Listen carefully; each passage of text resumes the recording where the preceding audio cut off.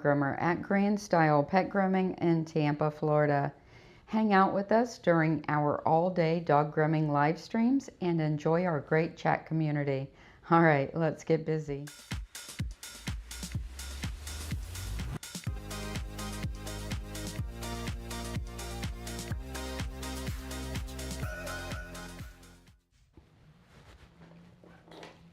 All right, we're going to go to the tub and mix shampoo real quick.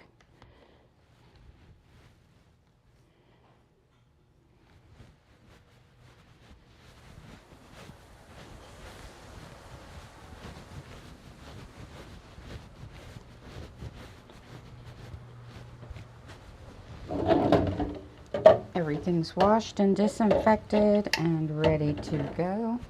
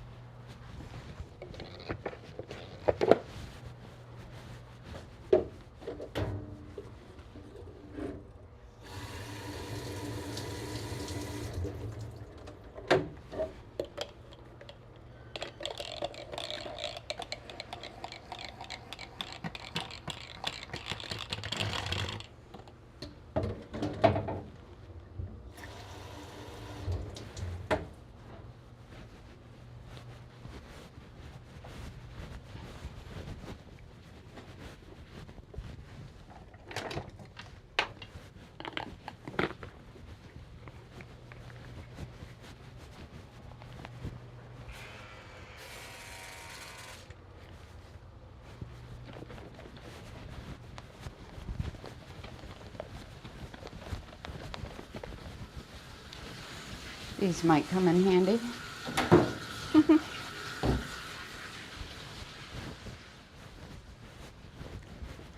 All right, now for mine.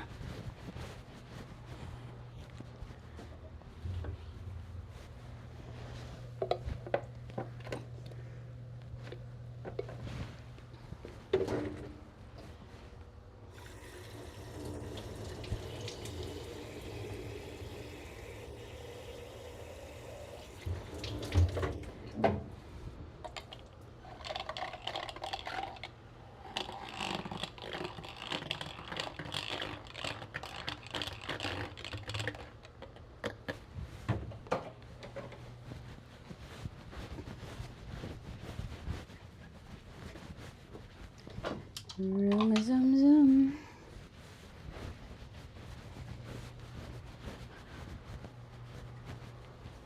I've been running since I got here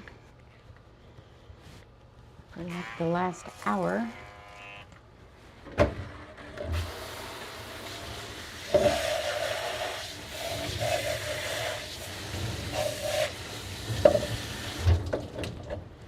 Everything is scrubbed and clean. Almost. Gotta take a second, do some laundry. Laundry.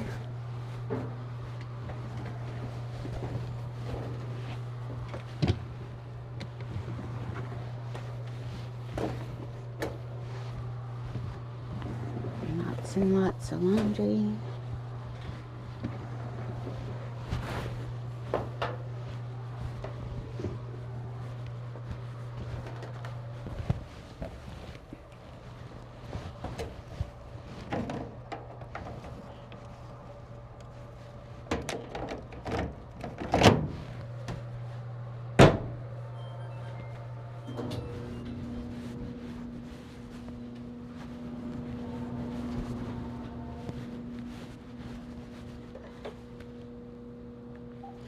Grande style dog grooming. This is Suzanne. May I help you? All right, just one moment.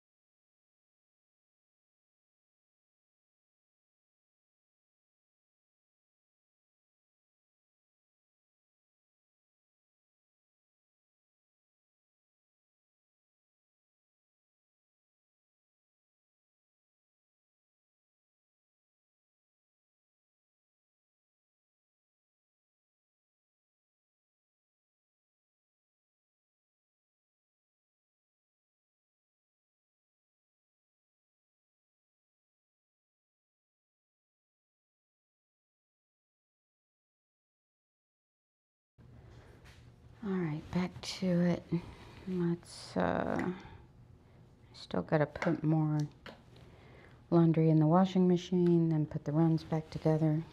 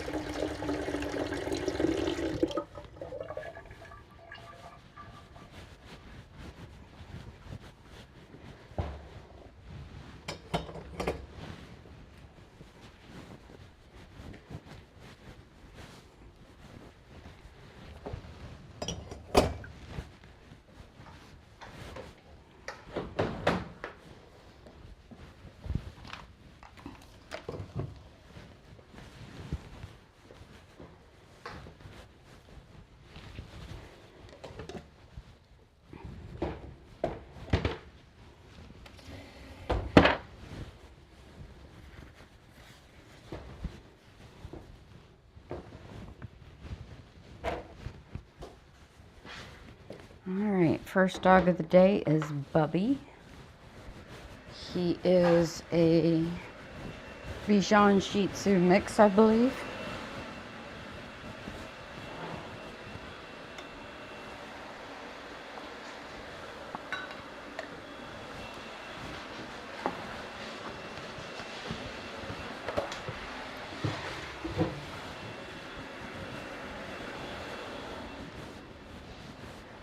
Gotta put a garbage bag in the kitchen garbage, and then we can get Bubby done.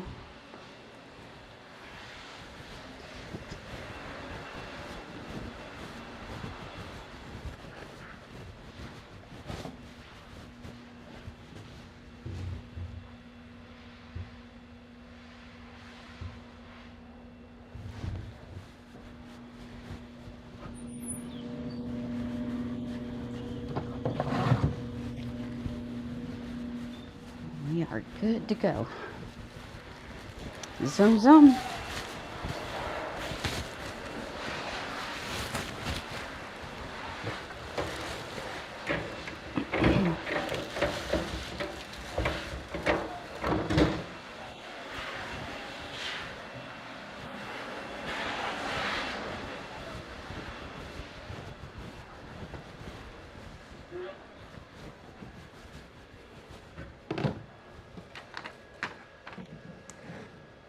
Oh, my phones are almost dead. Gotta charge them.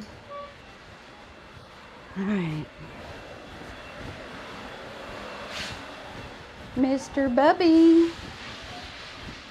Mr. Bubby, it's your turn. Come on, Bubba. Let's go, let's go. Come on, he's a good boy. Come here. Come here, Bubby.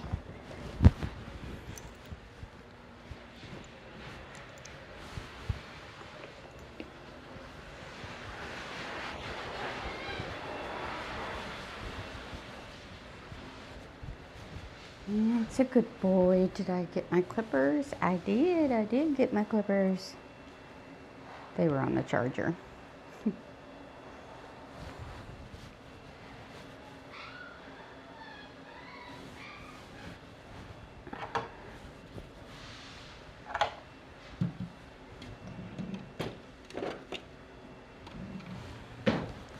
Bubby gets a short but not too short haircut.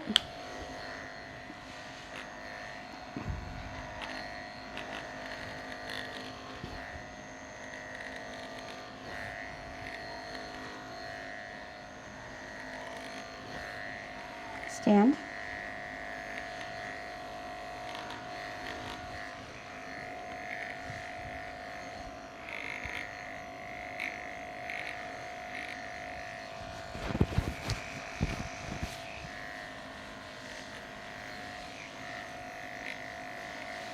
Stand.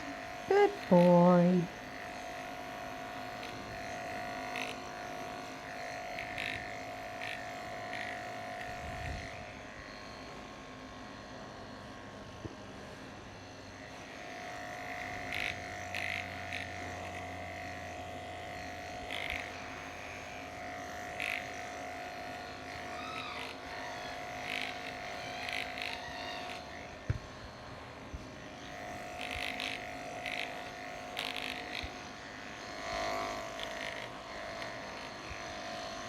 Stand.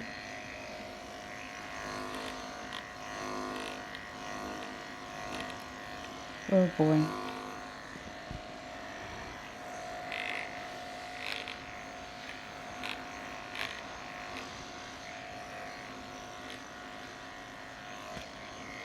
Up, up.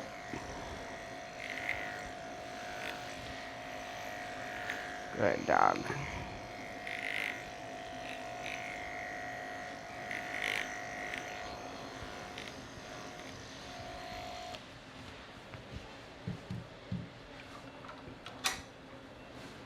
Alright, let me do your nails.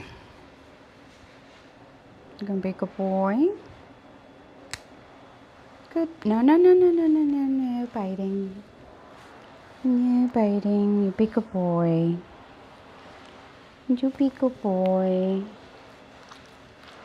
Be a good boy, Bubby. Good boy, Bubby. Good boy, Bubby. It's all right. Good boy. It's okay.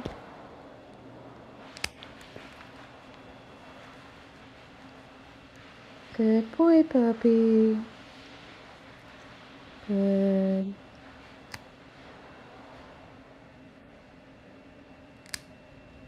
It's okay. It's okay. Good boy, Bubby.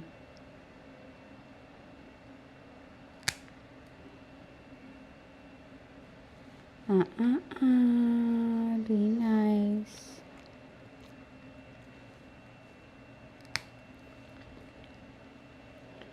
Be nice, Bubby. Good boy. It's a very good boy.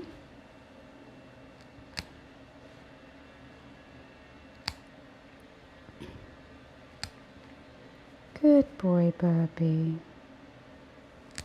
Oh, look at your nice puppy. Come here.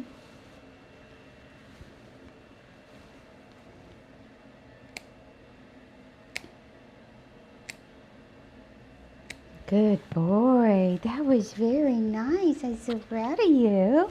Yes, I'm so proud of you for those toes. Yes. That's a sweet boy. Yeah. Puppy did good. Yes, Puppy did good.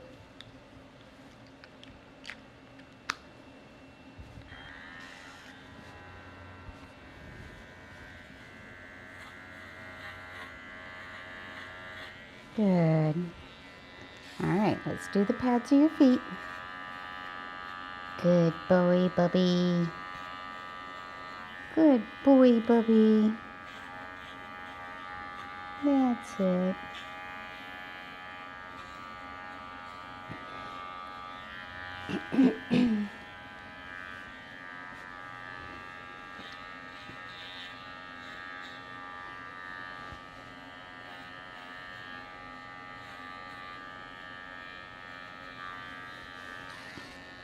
All right, to the tub.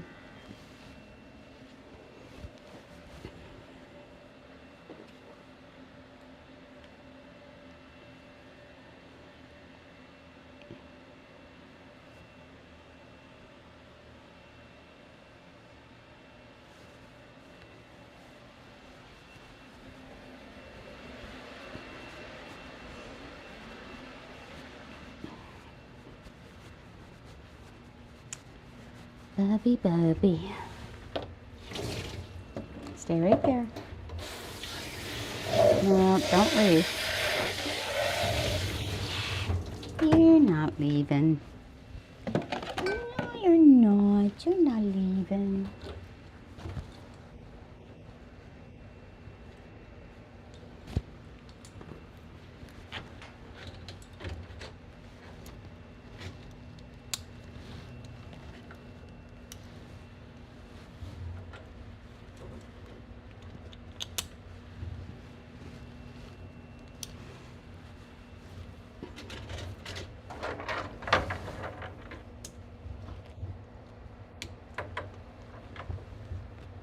That's a good boy.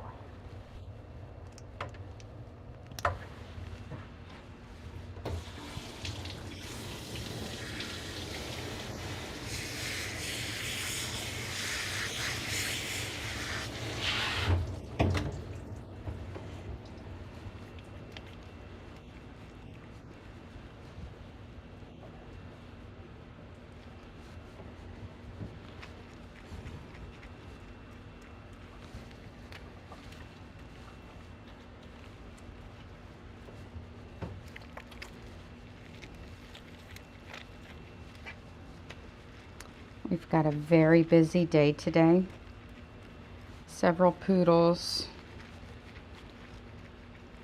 Cat's got 3 Pomeranians in a row.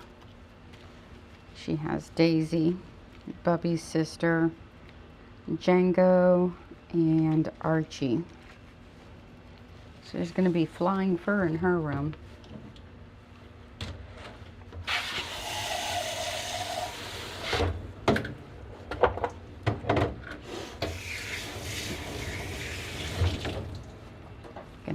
that dust mop out early. Cat does the prettiest Pomeranians.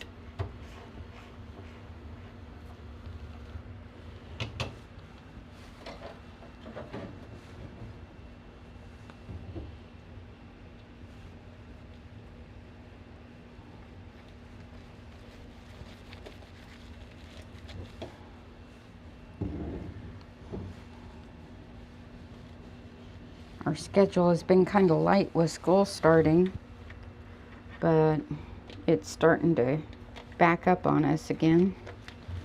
So clients who want appointments should plan ahead. Even though we've had some availability, that's going to end. Right now I'm booked out till after September 15th. I just filled the last one for September 15th. So I imagine I have a few the following week. I know Christmas week is fully booked for me. Cat has openings, but she's filling up pretty quick too. So I've got to plan ahead.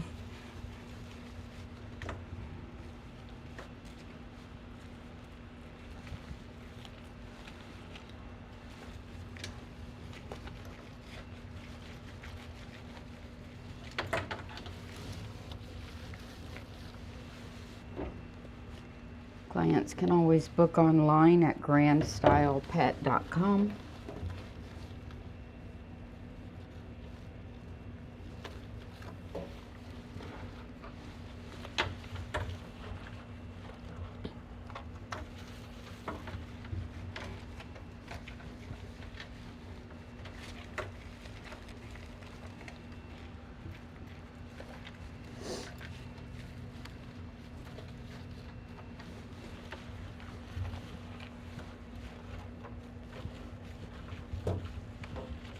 I was thinking of going to the International Dog Show and helping a couple clients out, but I got to make sure it's not my anniversary weekend.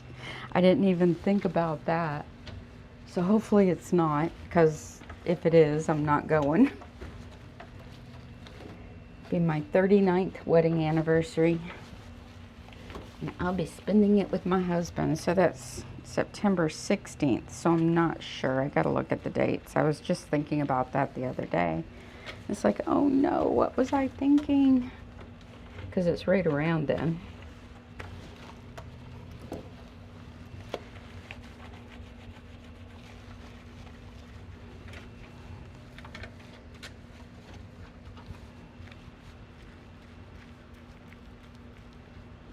The show is that, I mean.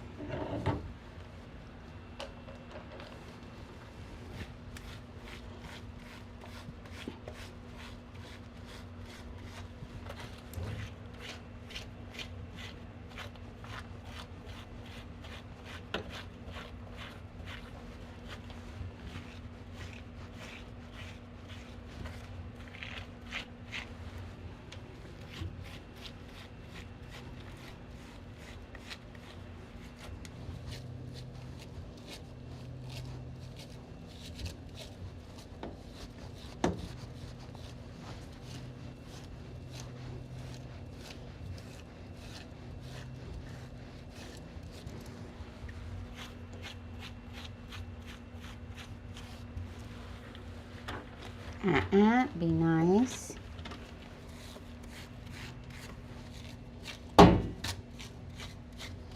Gotta be a good boy. Yes, you do. Be a good boy, Bubby.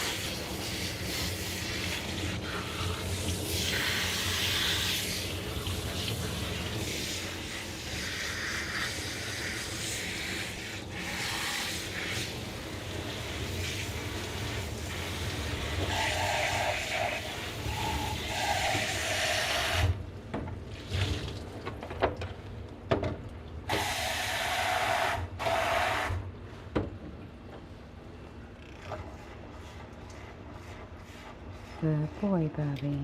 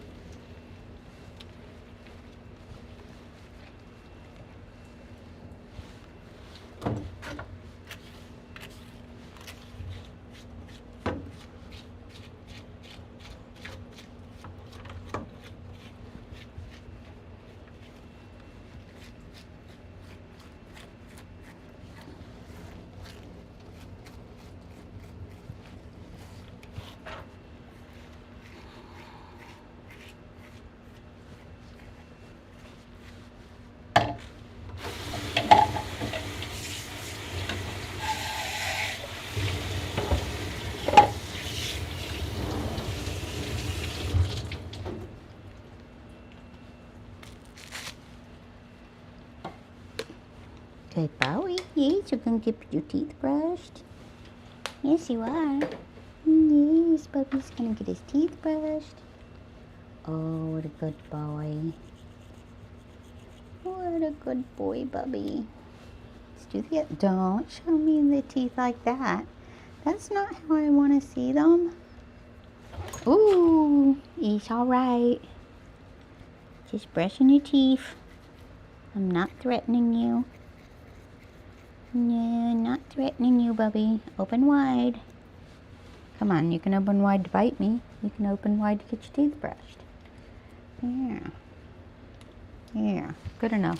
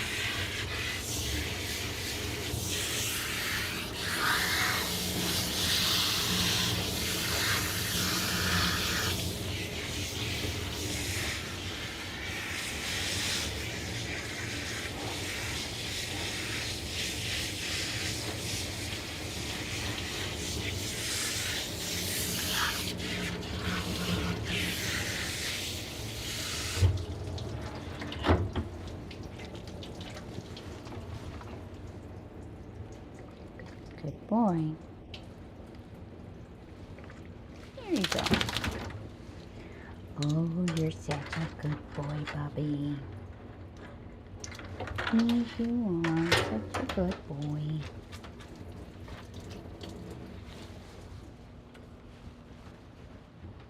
Such a good boy.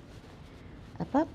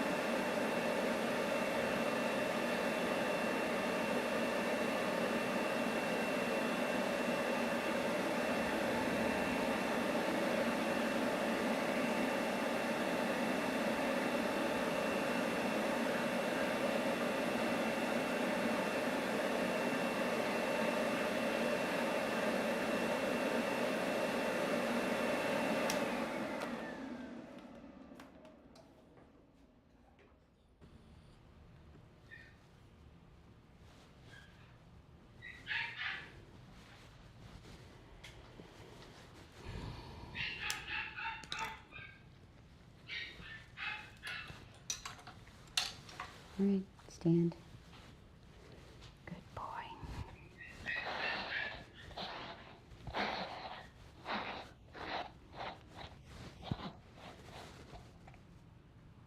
You're fine.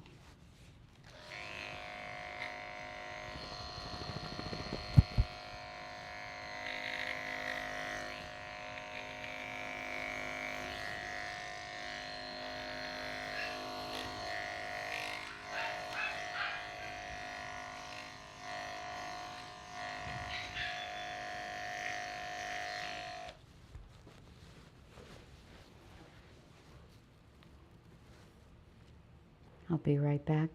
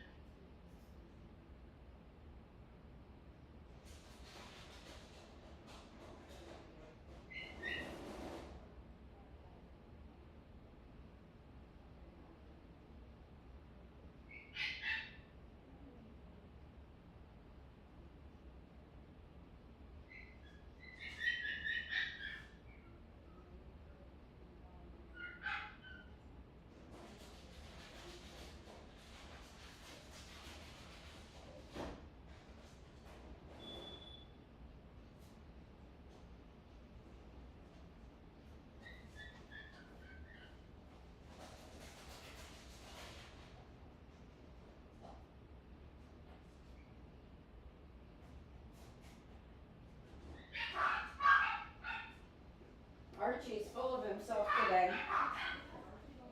Yes. He wants attention and he wants it now.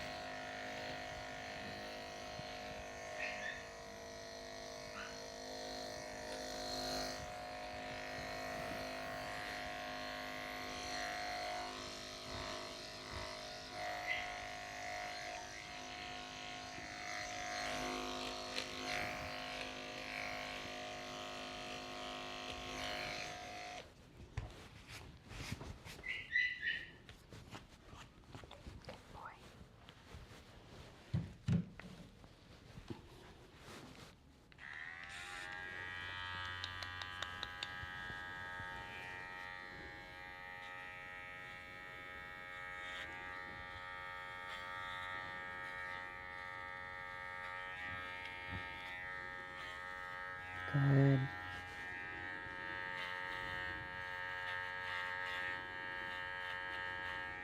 Good boy.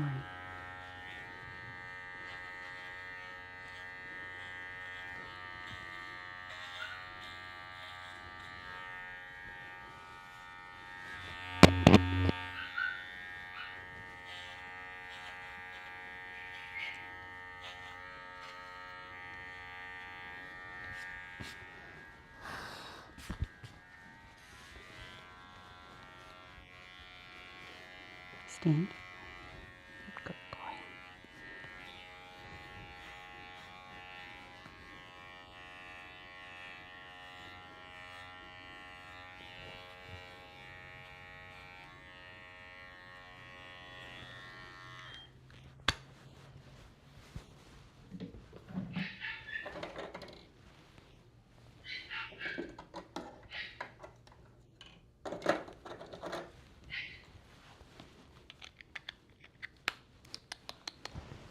This way.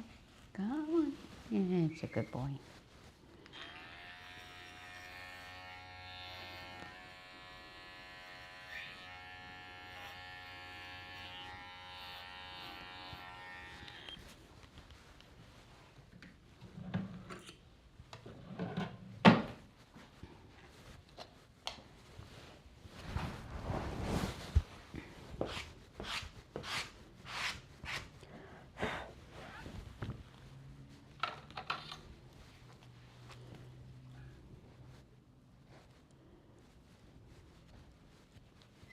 Be nice.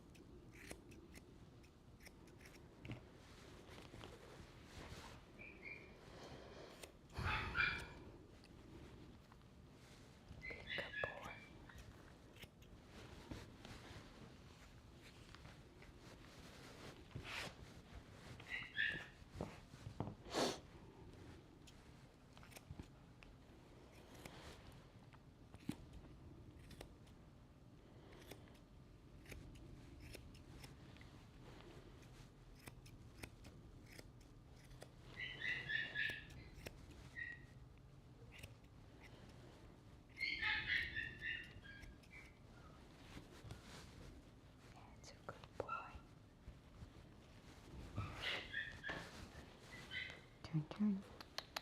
Stand. Stand. Thank you.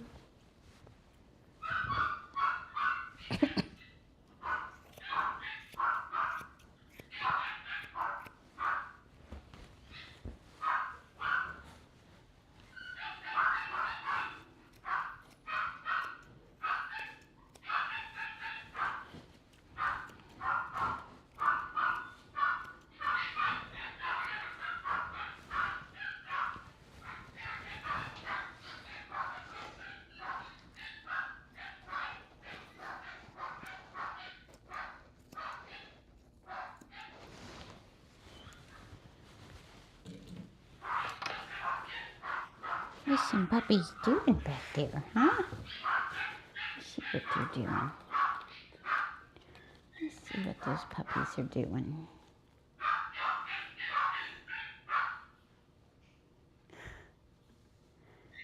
How's that for a bunch of cuties? I see Maxwell's made a mess, and so has Archie, so I'm going to go clean up. Oh my goodness. Are you guys screaming for the cleanup crew? Is that what's happening?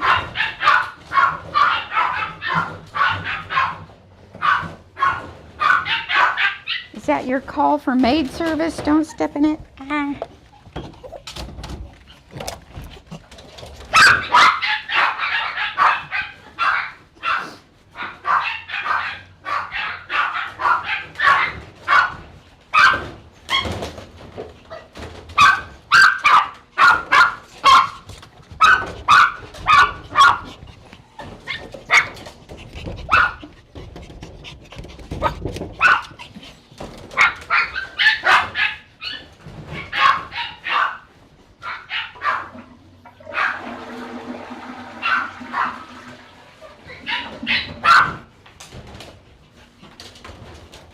Watch out, Django.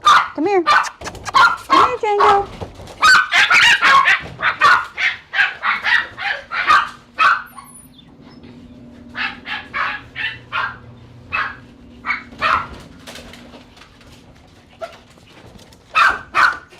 Back it up, back it up, back it up. Yeah, back up. Come here, Django.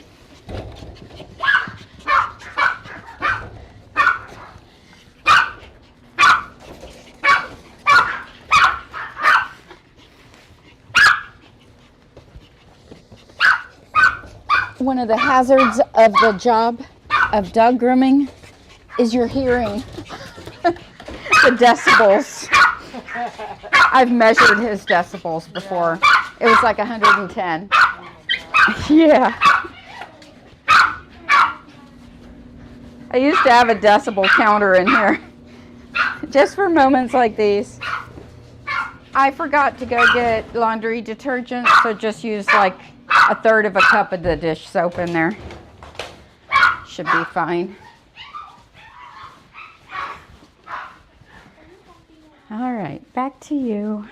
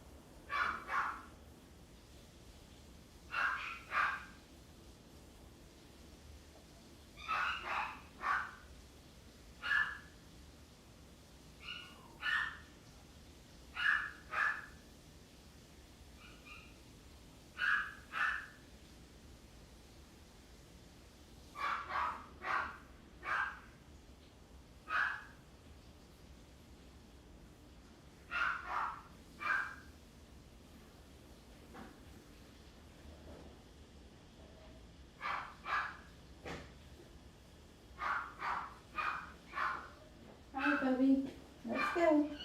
Good girl, come here. Come on.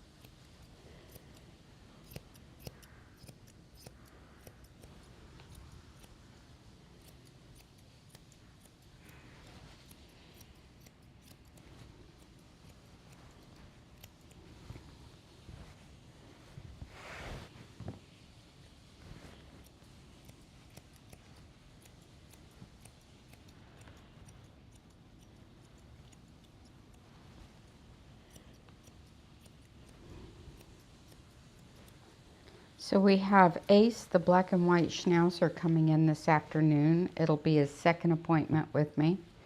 I'm kind of excited to do him, see how he's doing. He was very, very grouchy on his nails last time, but we made a lot of progress.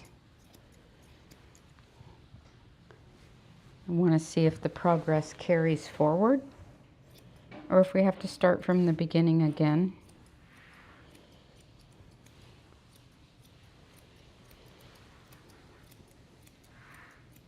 I'd imagine it'll carry forward and he'll do much better today, but we'll see.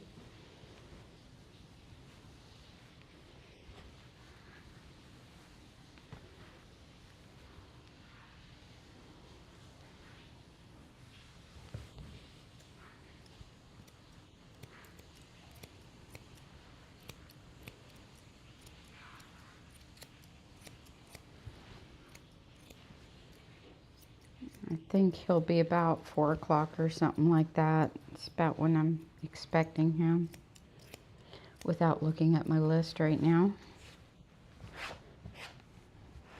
Good boy. He's your good boy.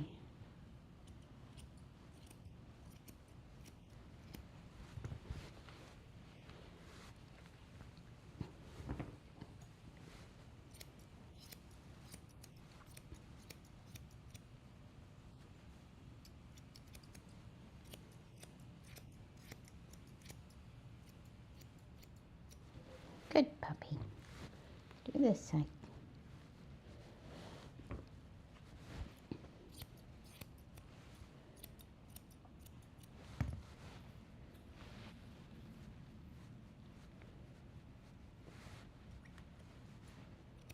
Good.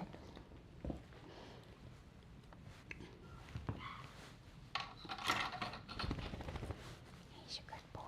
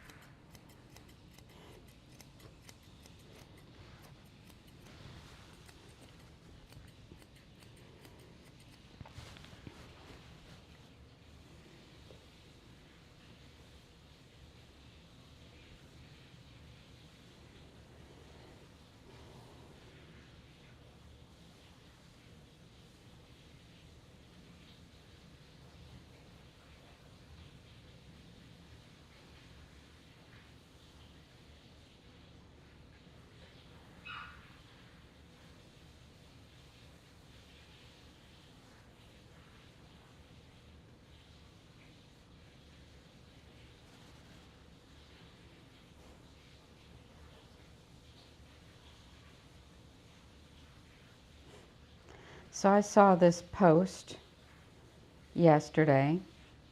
I mean, granted, the haircut's not the best in the world, but I'm going to share this with you guys. And I'm going to share my response, which was a little bit much, but so this dog went for, it's a puppy, went for his first haircut. Says we took our adorable puppy in for her first groom today and she came back like this. What's with the weird mustache and the super tight around the bridge of her nose and the eye thing they gave her? I've seen this on other doodles too, but I thought if I told them I wanted a rounded teddy bear face, we'd get something different. What should I be telling them? She looks like a balloon animal. So this is a puppy's first groom, right? Puppy's first grooms never come out that great. And my response was, I am so tired of seeing the doodle people complaining.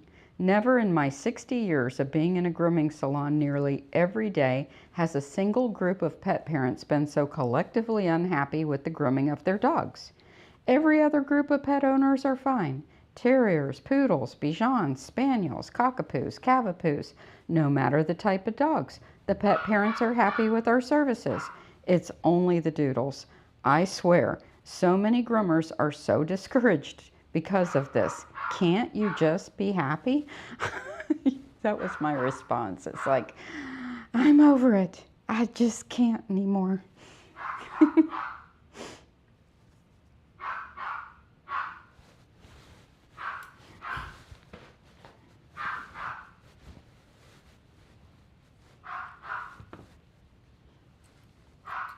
Everybody else is happy.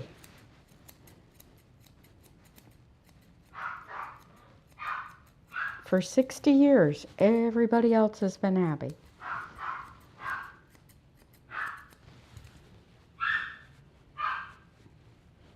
And a teddy bear cut is so subjective, right? So subjective. Like, it can mean so many different things. If you want a certain look, take a picture, bring it with you, and don't expect it on the puppy's first groom, please. Like, just don't. I'm over it. Over it. So tired of seeing the doodle people crying. We trim around the eyes because the dogs need the hair away from their eyes. It will grow back. Within 2 weeks, you'll have hair sticking straight up there. Don't worry.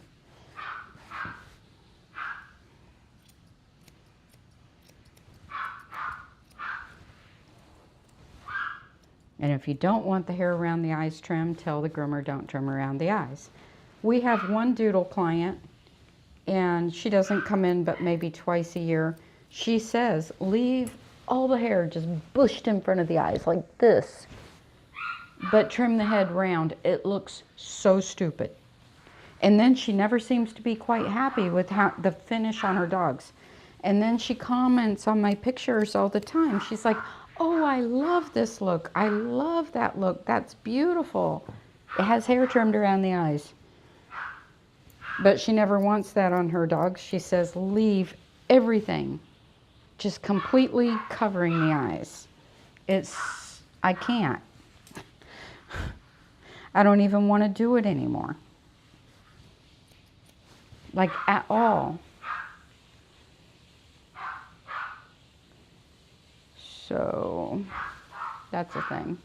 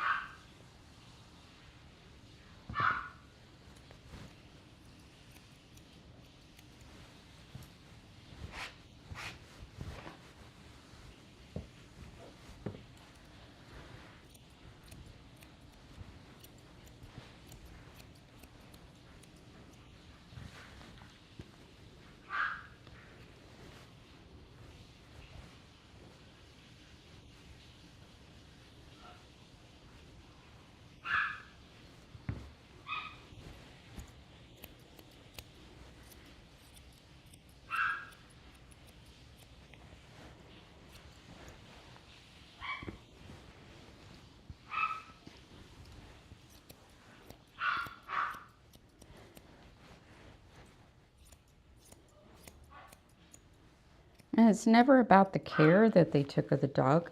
What if they took amazing care of her dog? What if the puppy's first grooming experience was a good one? That should count. But no, it's all about how they look.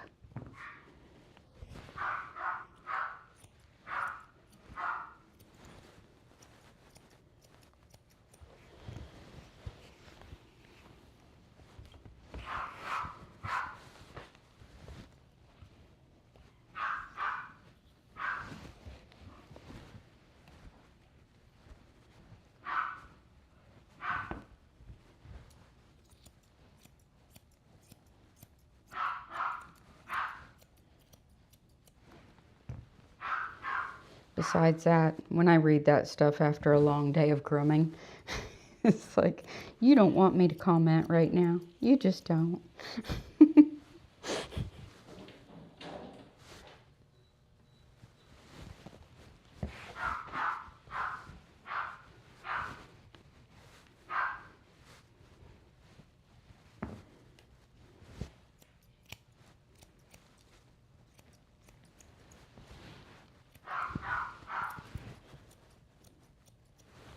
Because I'm not in the mood.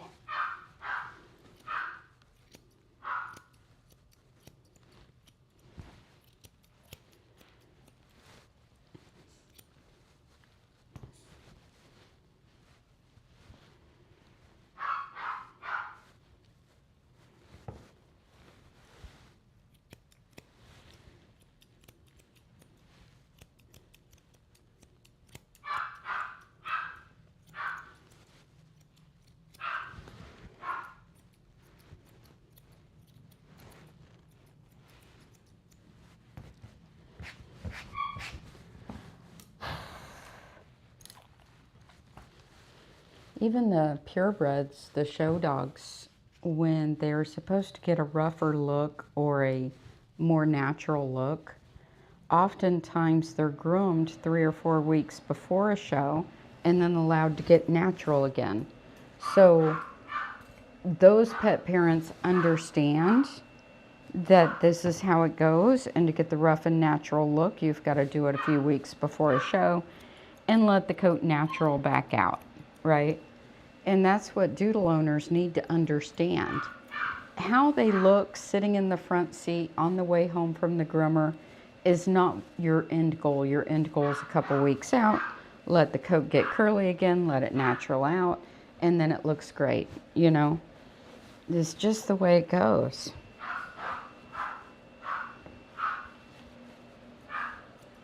Even breeds that say they get no trimming at all do, but they do it enough in advance, again, so it can grow out and get natural.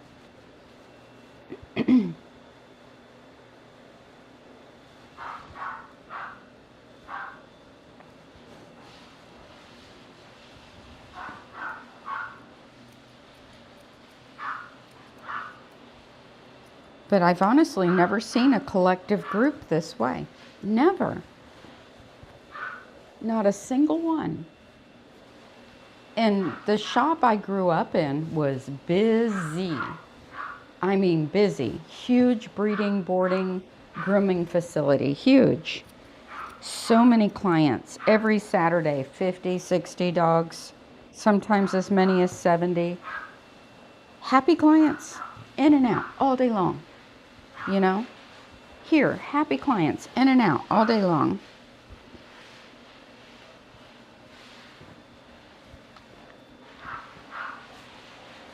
Except the doodles. Most of them. We had a couple good ones. But most of them, I'm horrified. I'm in tears. It's like, oh my gosh.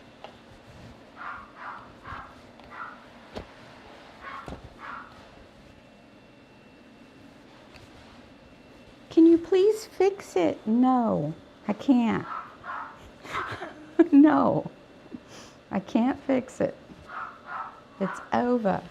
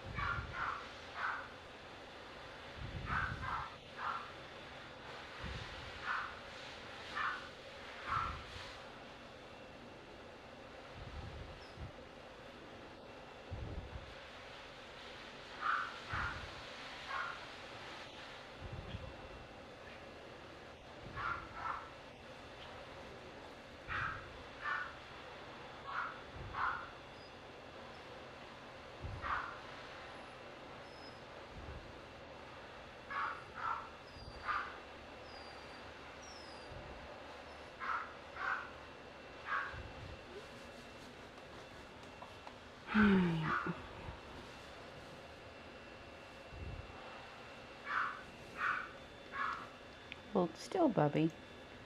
Gotta text your mommy.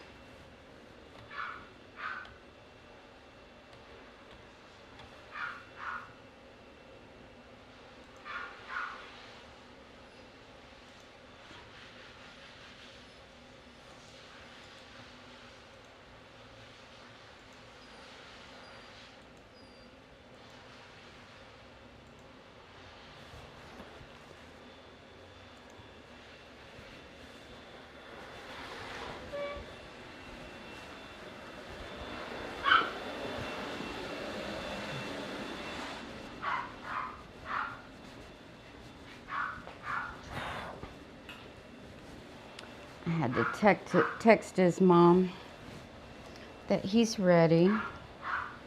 While I was up there, somebody left a message that they had booked an appointment for a Yorkie before they got the Yorkie, 7 months old, never had any shots, and is matted.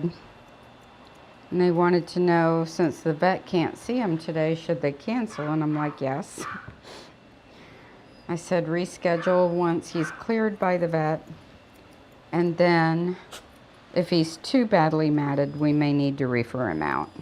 So we'll see what happens from there.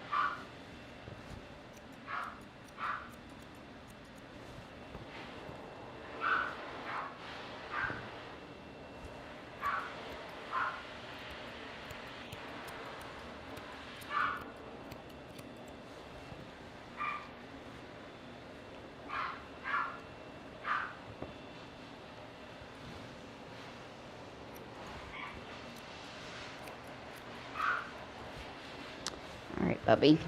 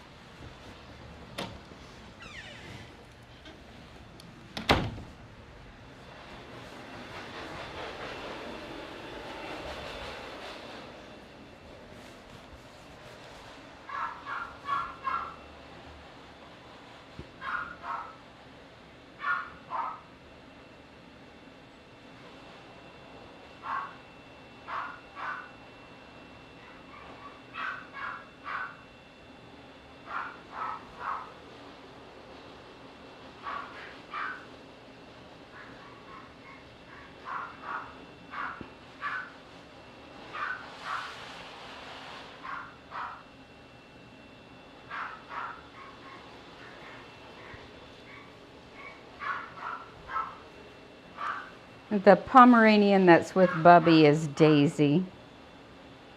They're best friends. They live together.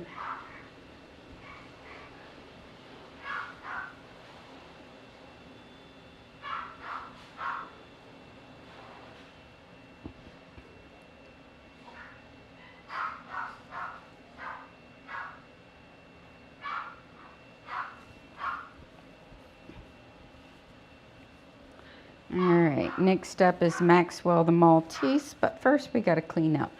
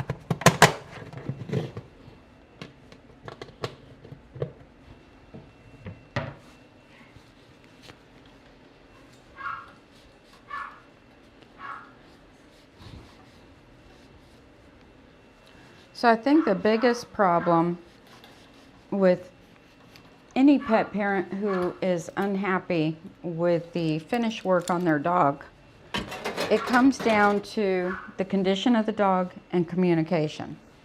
So teddy bear cut, puppy cut, short but not too short, summer cut. None of those things mean anything. It's so subjective. So when you say those things, you give us a free rein to do whatever we want. Honestly. The ones who learn to get what they want give specific instructions. I want the body 2 inches long on the trunk of the body. I want the legs a little longer so they look like columns. I want the ears tapered. I want a bit of a fan in front of the eyes. I don't want it, you know, shaved out, but I want him to be able to see, you know. I want the chin short so he's not dripping water.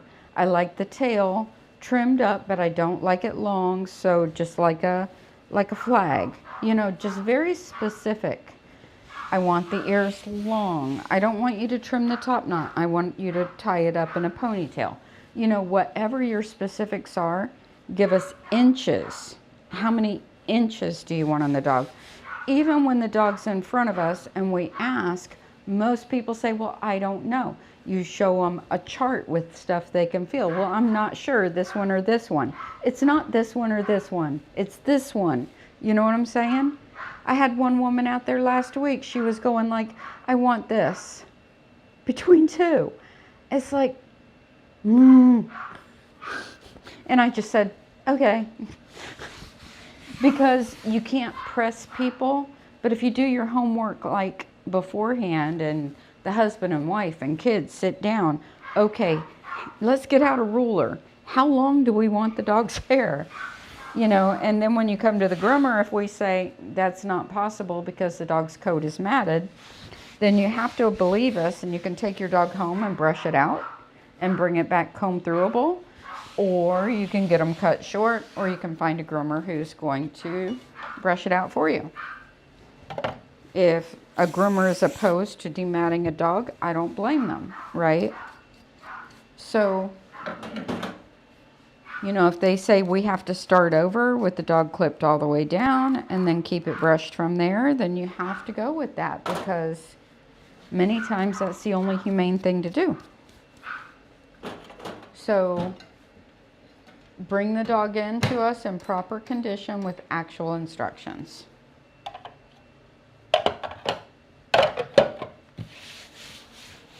And if you just want us to do whatever, you can't complain about it, because you just wanted us to do whatever. You know, yesterday, Daisy the Maltese said, I'm giving you free rein, do what you want, and let's go from there. And I'm like, great. And so I did, and she was happy.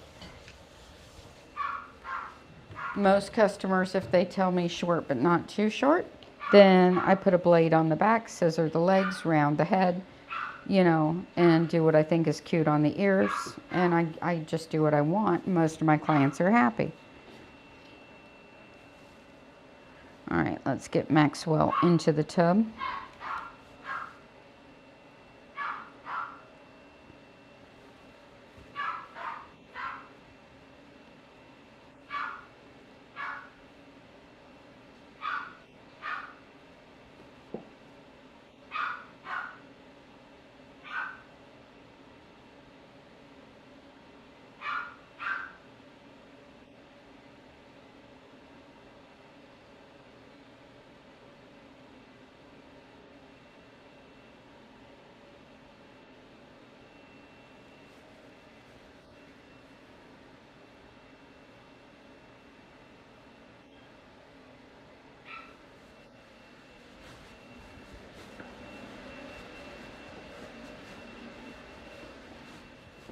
All right, Maxwell, it's your turn.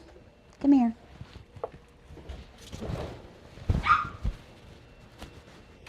Here's my boy.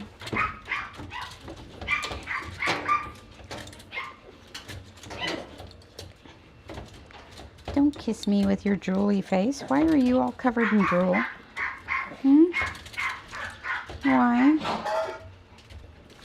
Daisy, did you just spill your water? You did. Let me get that before they get wet, because they're both already blow dried and finished. Back up, back up. Watch out, don't get yourself wet. Thank you. Stay. All right, come here. Good boy.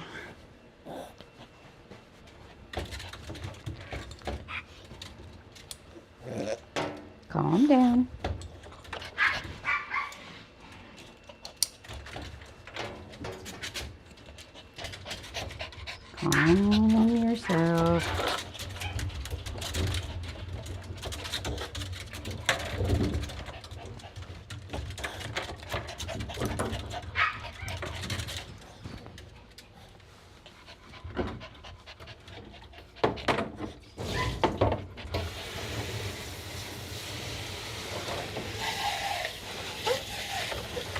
You're fine.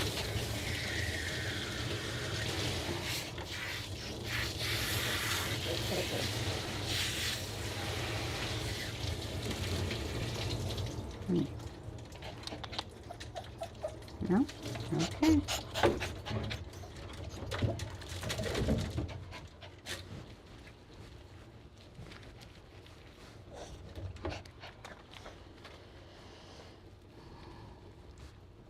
So I will be closed on Labor Day. I will not be streaming.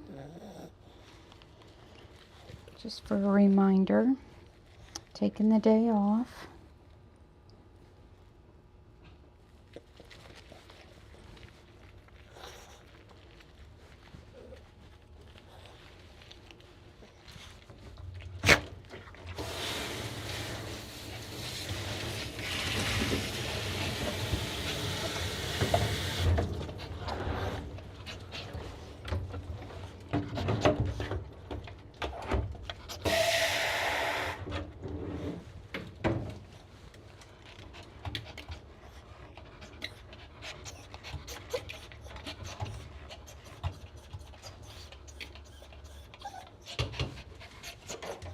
You're fine. Calm yourself, my man.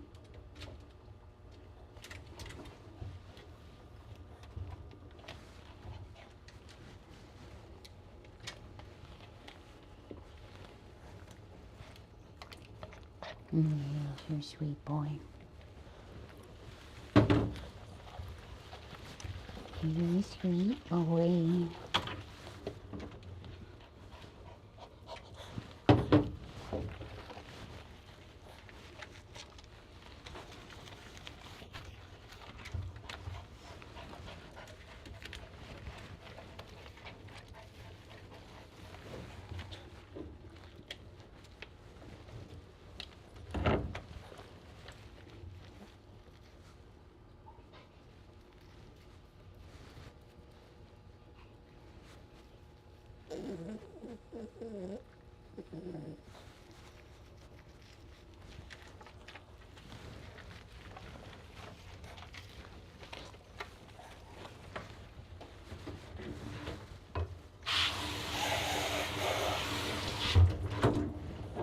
I've noticed another thing when I follow those groups in particular is that they don't understand basic dog behavior as a whole. Many of them are complaining about, you know, say puppies biting at things. Well, puppies do that. That's normal. But they're very offended by it. And, you know, just a lot of other behavioral things that they're, as a whole, not well versed in before they get the puppy. And I find that interesting that it's collective. Like, I don't know.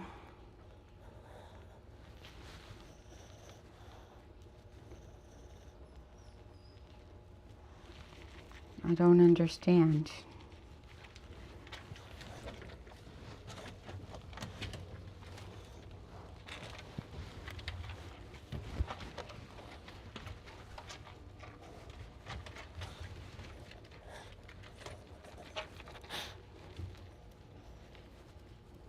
It's like, help, my 5-month-old puppy is biting on everything, including us. It's like, yeah, he's teething. That's a thing. They do that.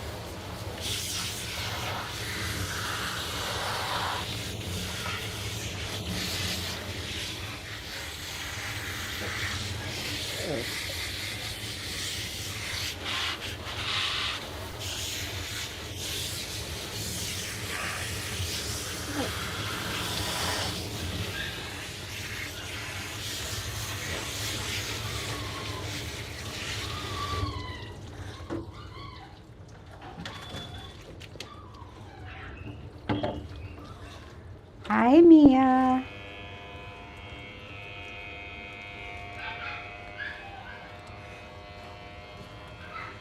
Little Miss Squealy Face.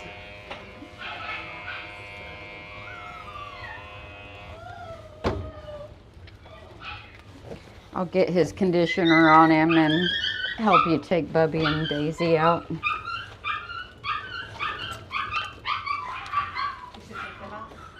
I'll get his conditioner on, then I'll help out with that.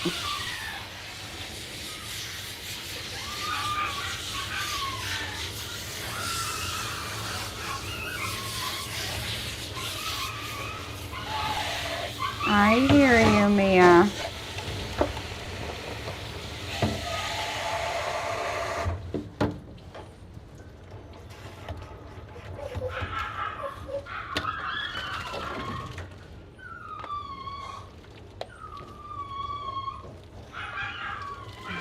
We're gonna put you up and let you soak for a minute. Come here. Come on. Slow down, my man.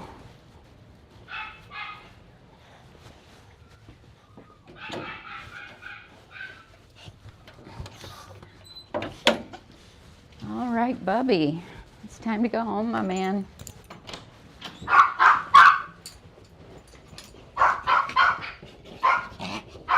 Come back here. We got a runaway Daisy. A runaway Daisy. Hold on, I want to put a collar on her. A runaway Daisy. Daisy says, I'm running away. She's doing circles just like Ginger. I know, we have two of them look just alike, and she does circles just like he does. Right? Come here. You guys are excited. Yes, they are. Here. Slow down, little lady. Yeah, she's like crazy lady. Aren't you a Daisy? You're a crazy lady. We love her just the way she is. Oh, actually, you know what? I'm going to use this on him because Okay. I think I forgot who's in the car. Come here, Bubby. Come here.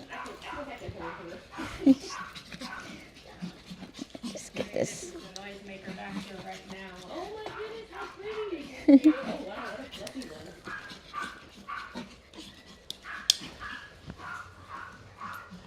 Come here.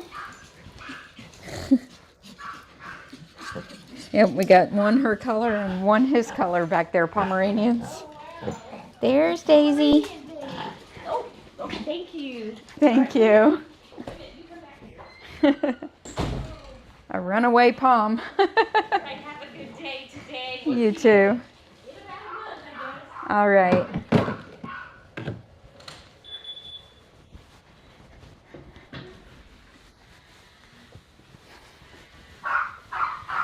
All right, Maxwell, I'm coming.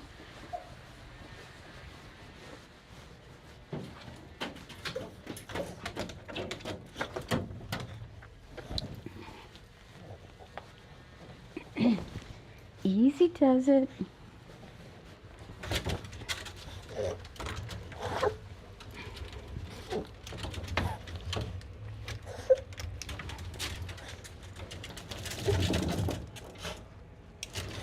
All right.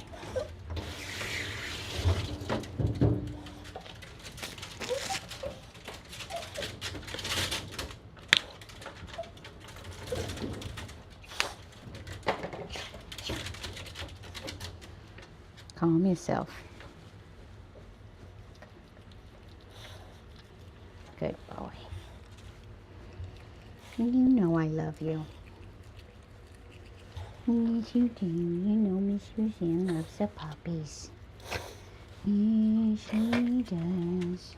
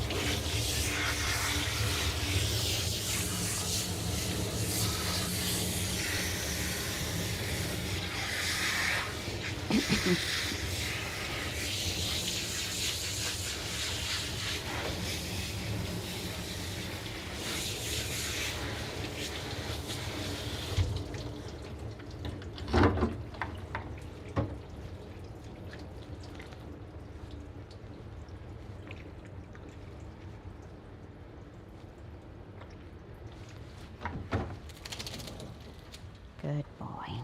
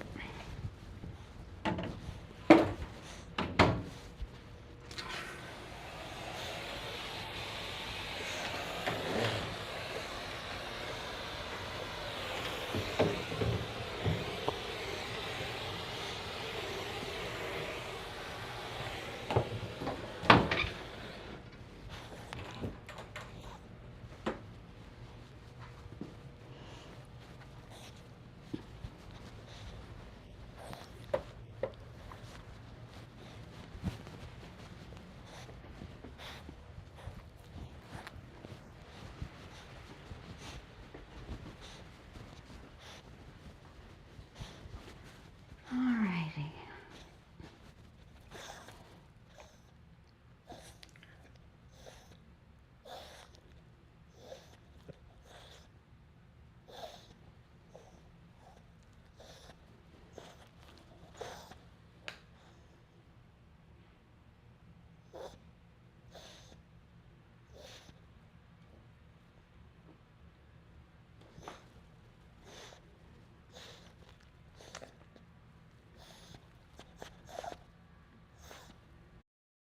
Maybe.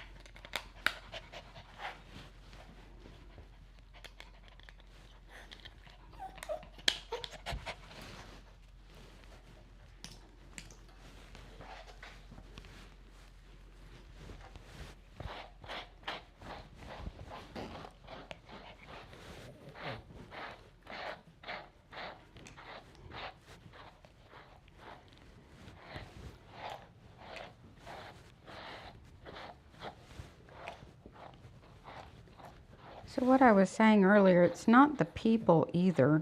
I'm not saying it is, but it's like I had this one client, or still have, but I don't do her doodle anymore. I did their cockapoo. I did their other Shih Tzu. I currently do another Shih Tzu of theirs. Never a single complaint in 20 years. They get a doodle, and the doodle was too big for me to groom for a while I was healing up from another injury. And so they were taking it to another groomer. And they weren't happy with the groomer, and when they found out I was trying to do big dogs again, they said, will you do the doodle? And I said, I will. And so they bring the doodle in, and the haircut that they explain is like a poodle town and country trim, shaved real tight on the body with poofy hips. And her poofy hips from the other groomer were lopsided. It looked awful on a doodle, and I really didn't want to do a poodle haircut on the body with a doodle face and doodle or poodle feet. I mean, they wanted round feet and not poodle feet.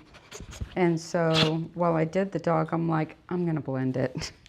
I'm just going to blend it. And so, she gets groomed like every 5 weeks. So I could tell she had quite a bit of hair on her legs, that they were used to fluffy legs. Did a really pretty doodle trim on her. Based on the amount of hair off on what she had grown out, and so on and so forth. Very next morning, I get crying face emojis saying the dog's going to have a heat stroke, and they needed to get the hair off because I took the body shorter than this, shorter than what I'm doing right now, and left the legs about this length, and they said the dog was going to have a heat stroke. And so they wanted her redone, so I stayed after hours the next day redoing a 50-pound dog with triple thick hair, having to shave her down. They wanted a shave down. Why not ask for a shave down? Right? So I underquoted the dog because of the type of doodle it was. I didn't think it would have hair like it did. So I'd underquoted them to begin with, but I really did a beautiful jam up job on that dog. Added the curl back in like you do with doodles. It looked beautiful. And yet I wake up to crying face emojis saying my dog's going to have a heat stroke. I'm like, 20 years with this client. Other breeds, never a complaint. And yet all of a sudden I got a redo on the doodle. It's like, really? And then they still didn't like the shave down. It wasn't really what they wanted, but at least the dog is happy now. And I'm like, and they didn't even tip, for the extra time of staying overtime the night after and working on their big dog. Needless to say, I'm not doing that dog anymore, because I'm not doing bigger dogs anymore. But nevertheless, I still do their Shih Tzu, and they're still happy. So, never a complaint on the Shih Tzu, ever.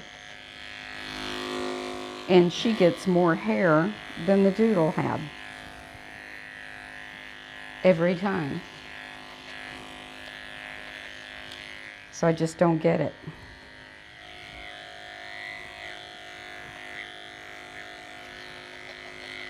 Doesn't make sense.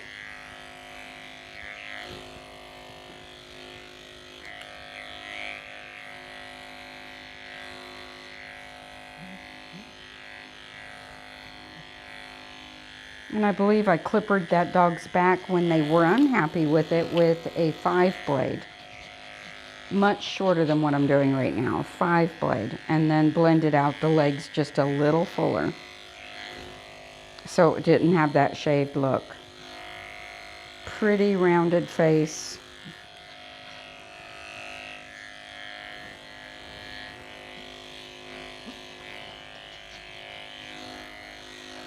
I must say I was quite pleased with myself.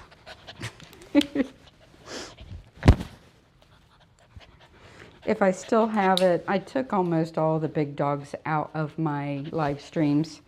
So, because I'm not doing big dogs anymore, and I didn't want it to look like I was advertising, but I might have forgot to take hers out. So if I can find it when I'm done with him, I'll see if I still have it. So you can see just how nice it looked, and that it wasn't that long that the dog would have a heat stroke, in my opinion.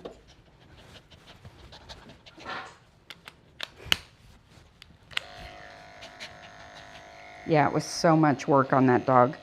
The first time I did it, the first groom before the redo, I spent much more time than I got paid for. And that's part of why I was upset. It's like, really?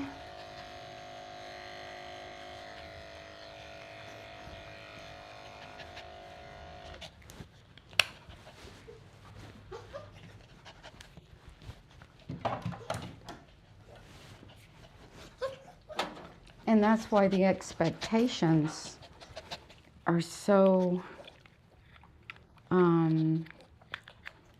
we don't know what you want. We just don't know what to do on those dogs.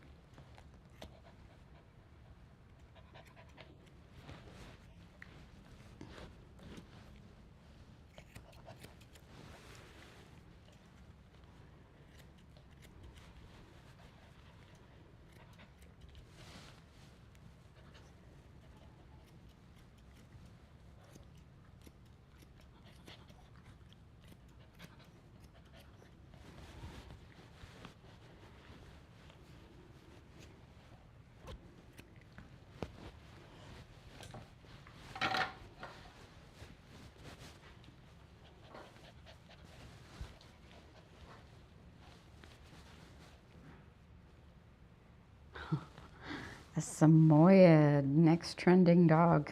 Oh, that'll be fun.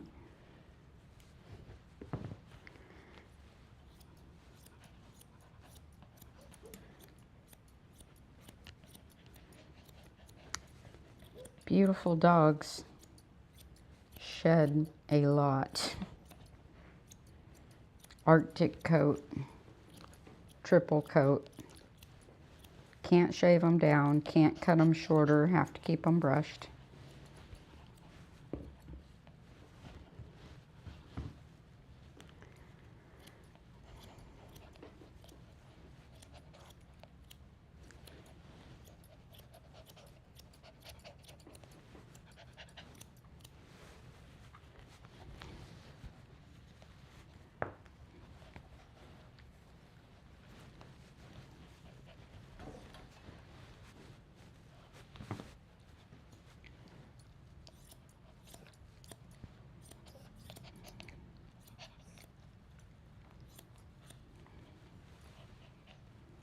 It's like a giant Pomeranian.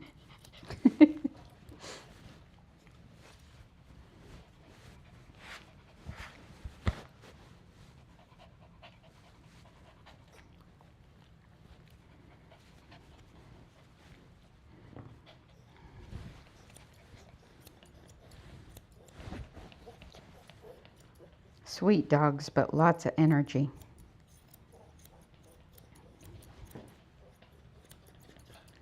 Not for an apartment.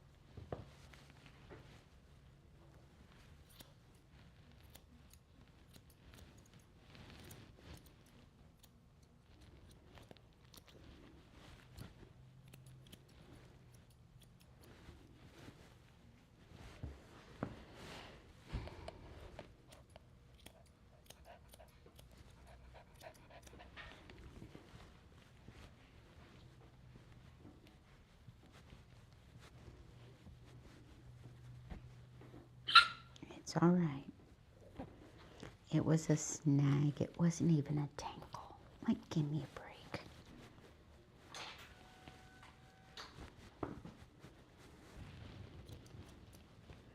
That was so funny last night when I moved my table and Cassie's like, I'm gonna die. Was that her name? No, Callie. She's like, hold me. The table moved. That was so adorable. Straight up into my arms.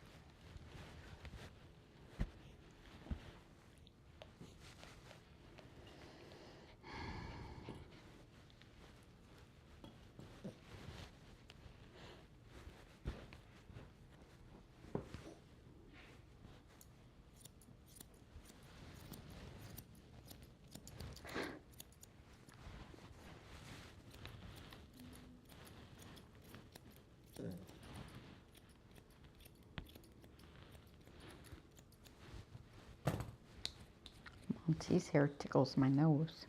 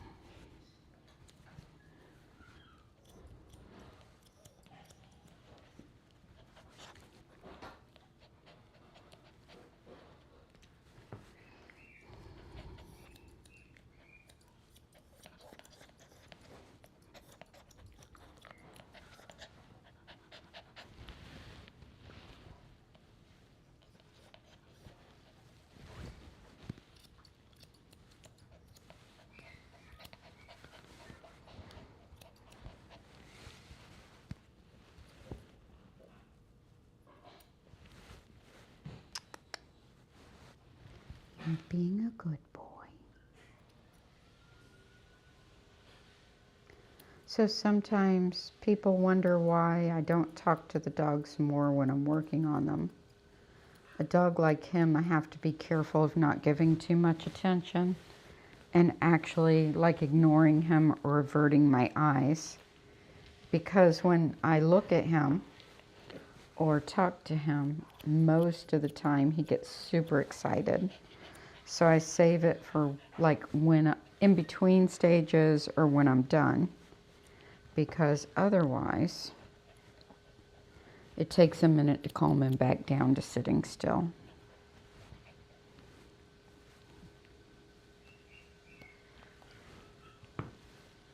So it just depends on the individual.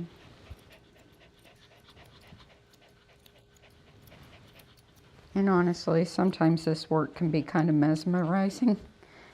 And so you just kind of get lost in your thoughts sometimes when you're doing it, because it's so relaxing. Especially on the blow dry.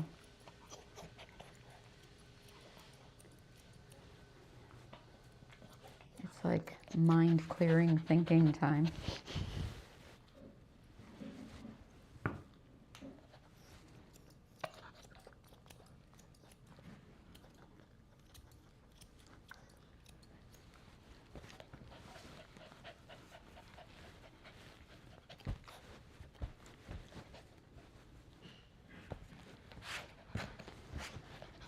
All right, Mr. Maxwell.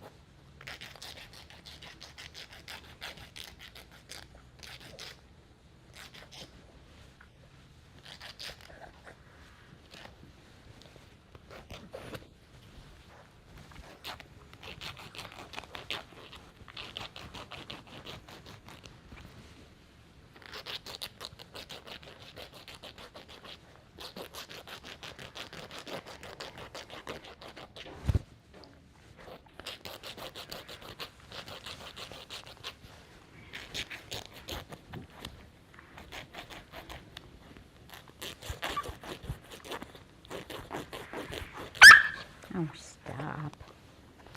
That does not hurt you. Not in the slightest. So give me a break. I don't want to hear it.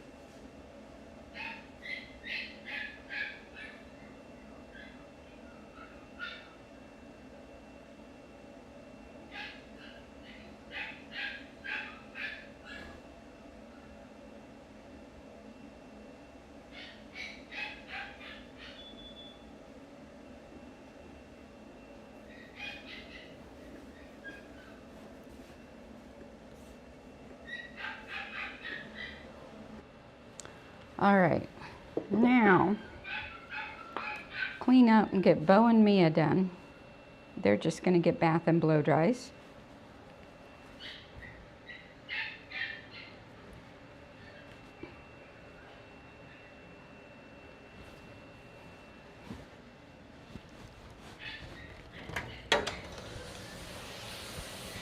Actually, before I clean up, I should wash Bo because he's got to soak in shampoo. So while he's soaking, we'll clean up.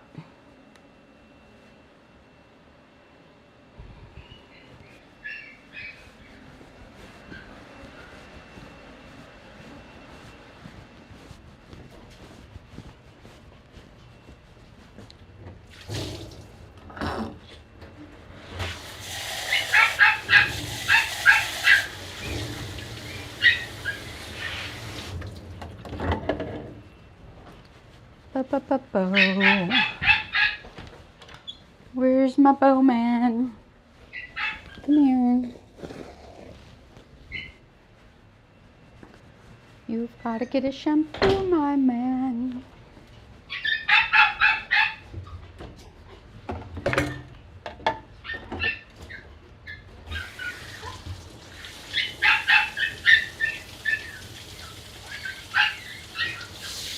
You're fine, Archie.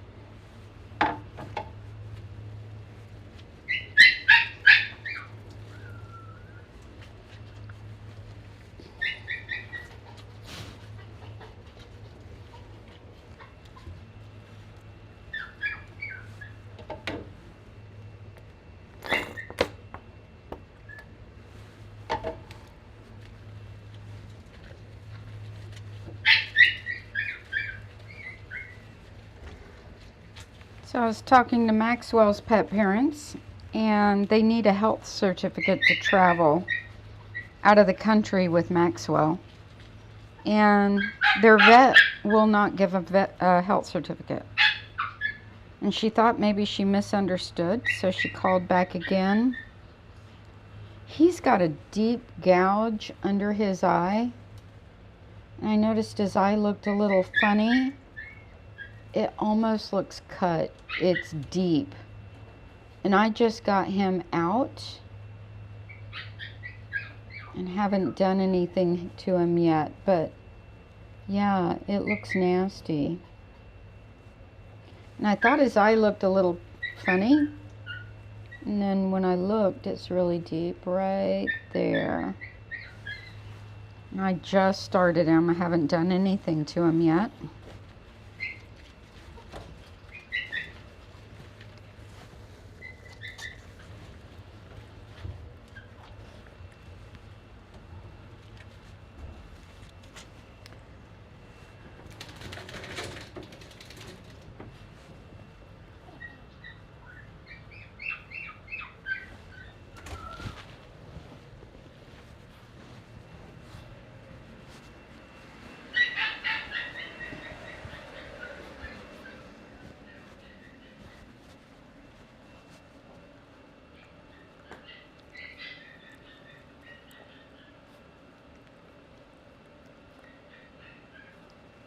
Let's see if I can get a close-up on it.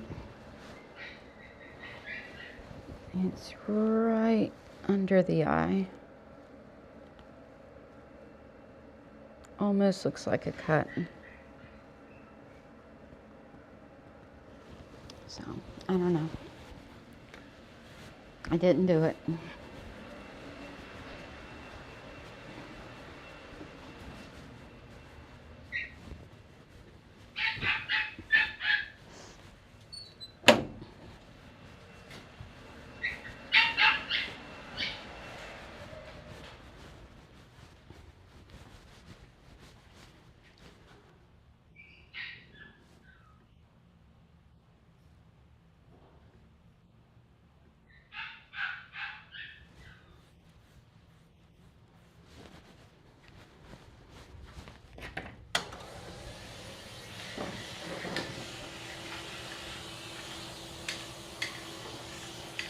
He might have scratched at it.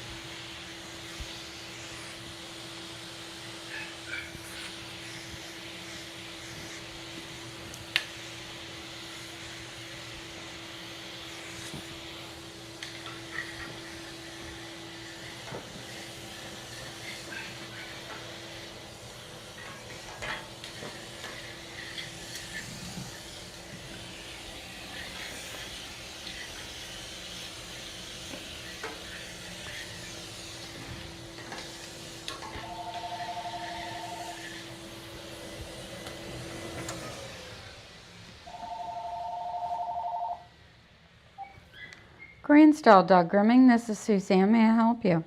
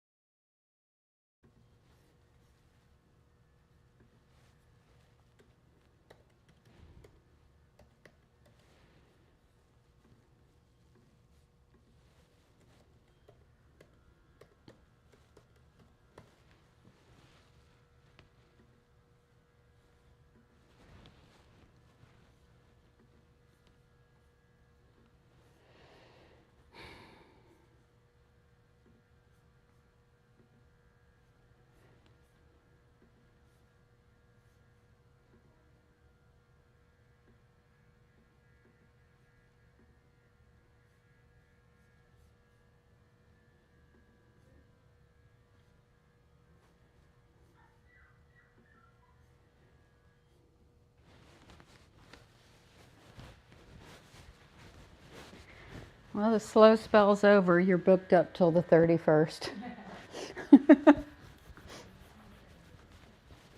It's feast or famine.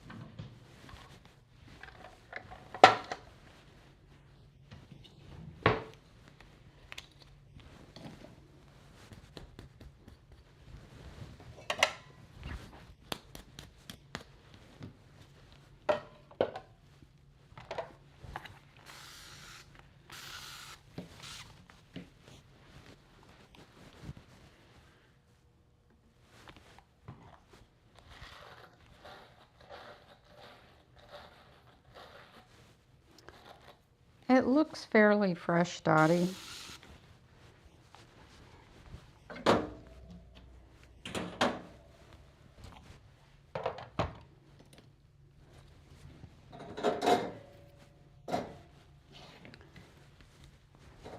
If I would have saw it before I wet him down, I might have not wanted to wet him down.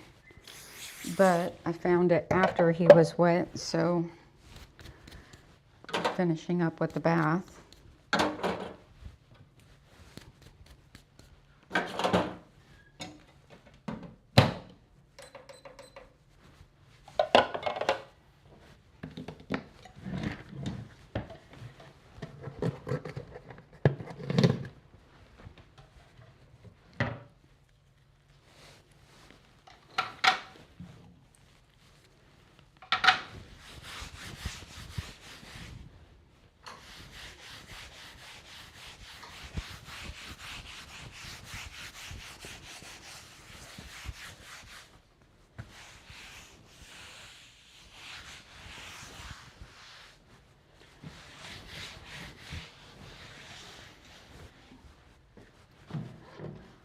Alrighty.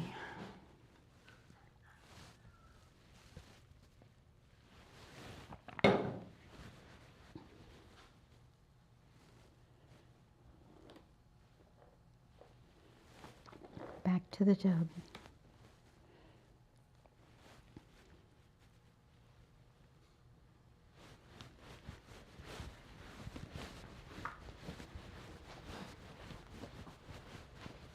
All right, Bo. Time to get rinsed.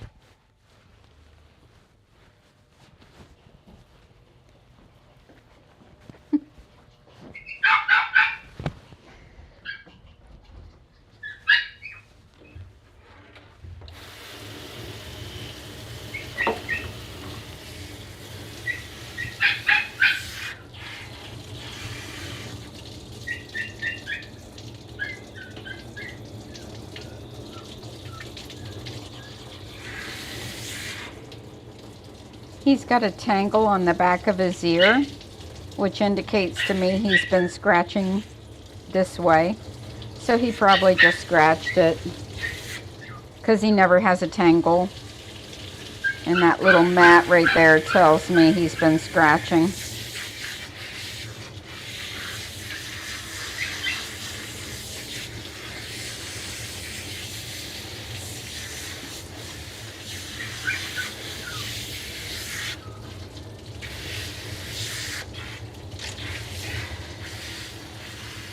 I'm used to him having crusts around his eyes. It's just that this looks different than his normal crusts.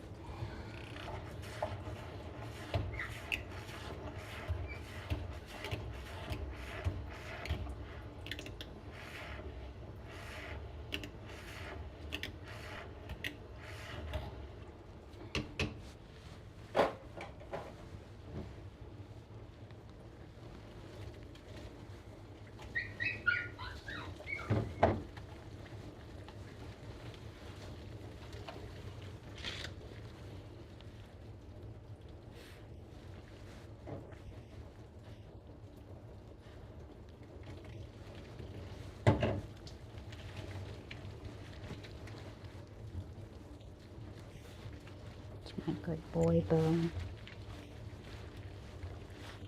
Yes, you are, you little baby.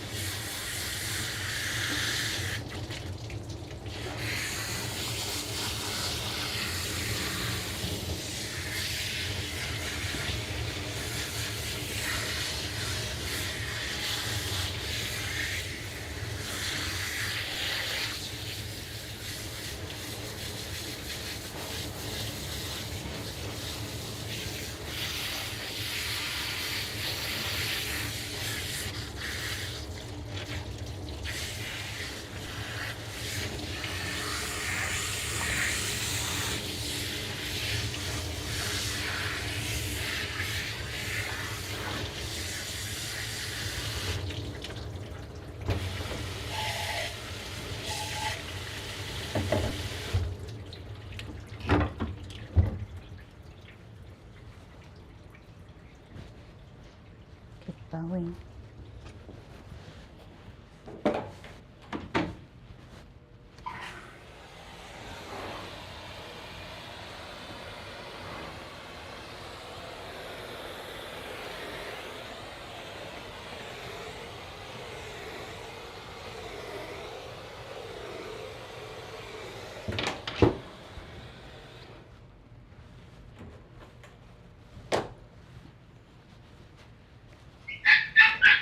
I know it, baby boy.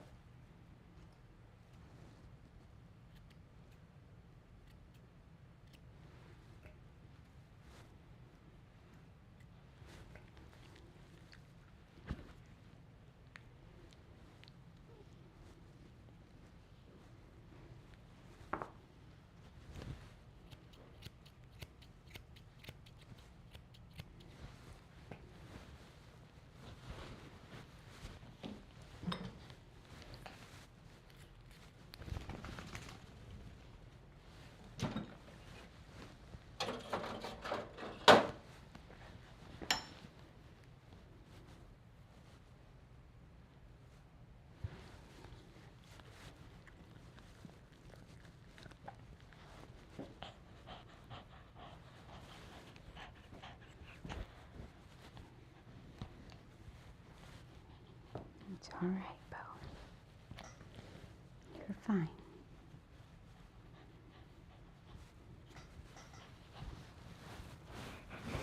I know it's a good boy.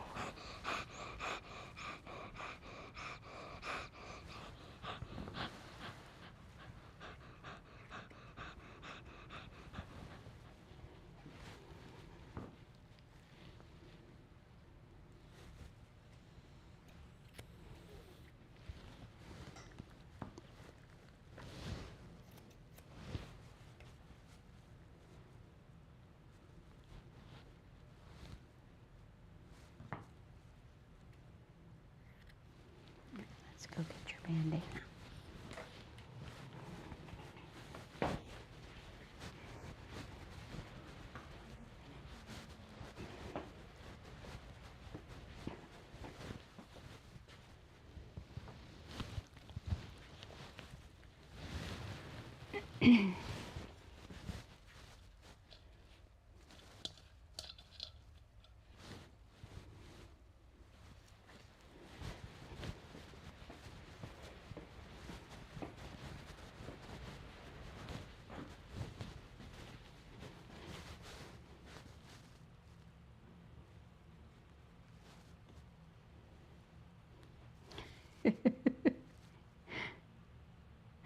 I'm reading up, so Mom's comment.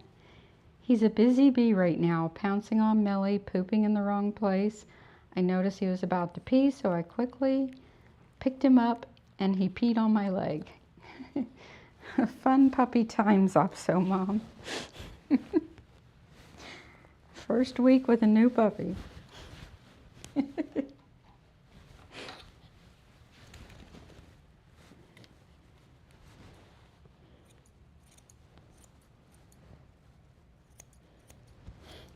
I can just picture the scene.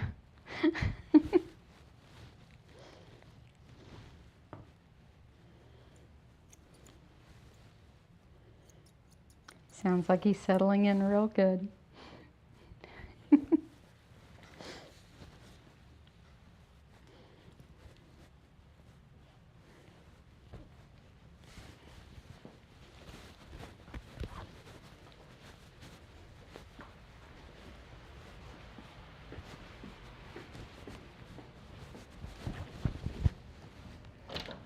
In you go.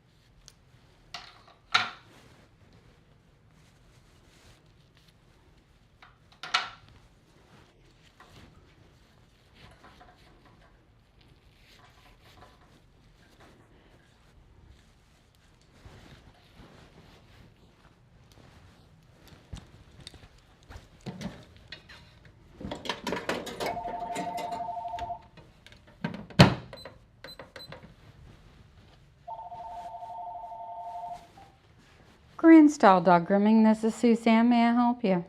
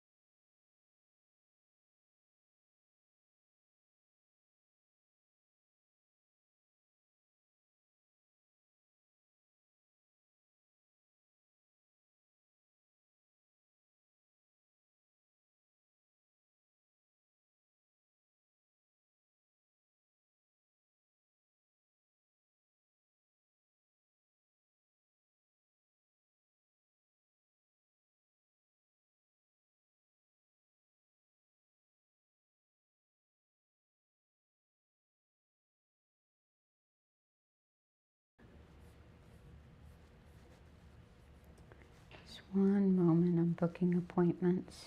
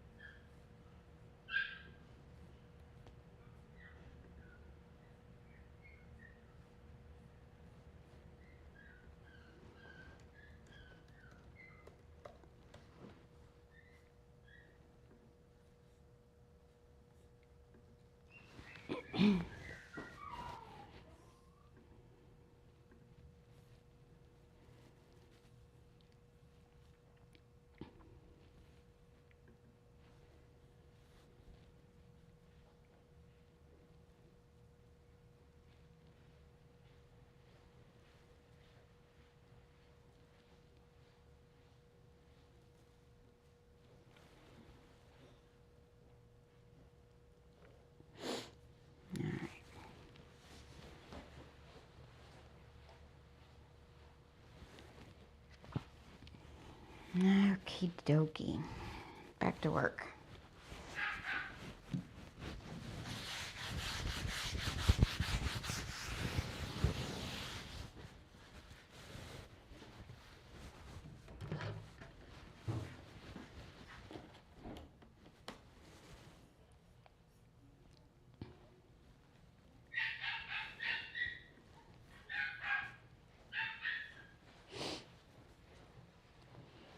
Next up is Mia, the toy poodle.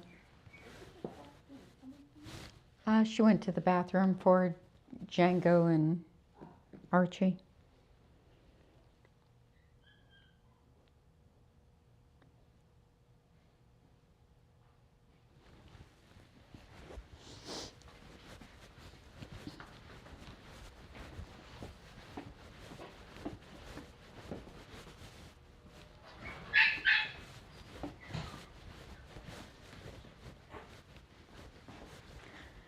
Archie's little feet are so cute, the way they're so black. But it's not just his pads, it's like he's got black feet, hair on his feet. It's so cute. He's adorable. He is. I told Simba's owner about their breeder. Oh, yeah. I'm like, please get another little black and white one. We need another black and white Pom. I used to do a little black and white Pom. She was the cutest thing. It was so long ago. What was her name? I can't think of it. I'll think of it in a minute. But she became diabetic and she had to get shots every day. And she would come to her owner and ask for her shots and put her head down and wait. Every day. She was the cutest little thing. My goodness.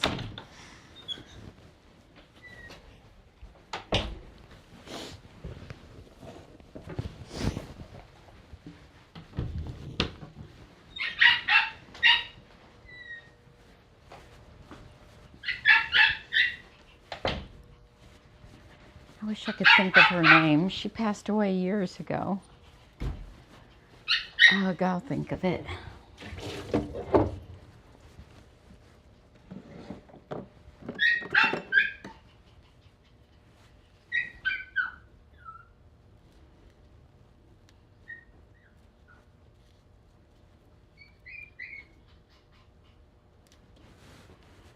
She used to get groomed every 3 weeks, like clockwork. I want to say Princess, but I know that wasn't it.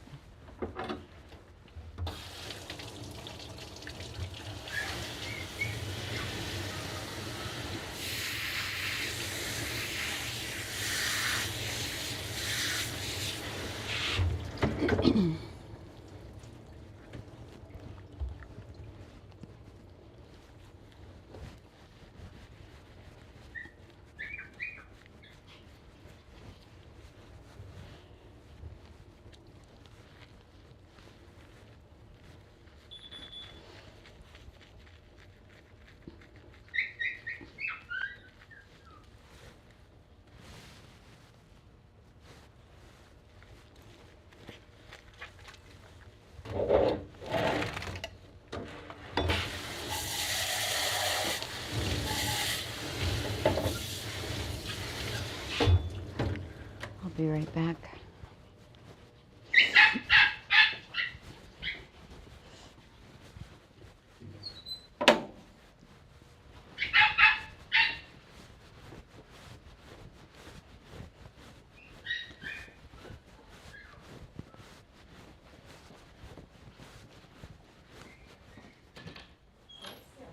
Hi. Are you ready, buddy? Yeah. Hey, buddy.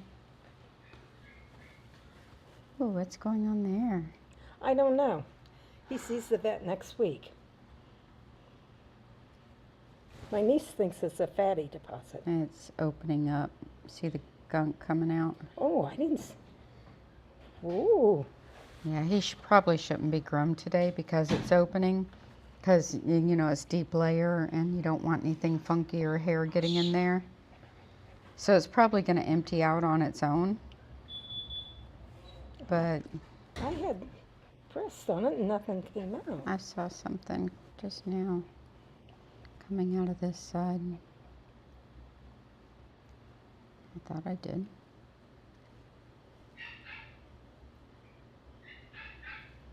Yeah, I'd wait until after you get it checked, make sure it's okay. Okay, well, let me pay you for today. No, I'm not going to do that. Just because it looked like it was oozing. I just don't want his hair is so coarse. I don't want like a coarse hair Yeah. sliding down in Okay. there and causing more of a problem. Okay. No, you're fine. Well, you're losing your appointment time. It's okay. You're fine. I'm sure it's nothing. It's probably like a sebaceous cyst kind of thing. Well, my niece But after Skippy, I'm like, no. well, yeah, his was bigger. Yeah, it's different. But my niece was looking, she said Toby had these, and they were like fatty Mm-hmm. things. Yeah.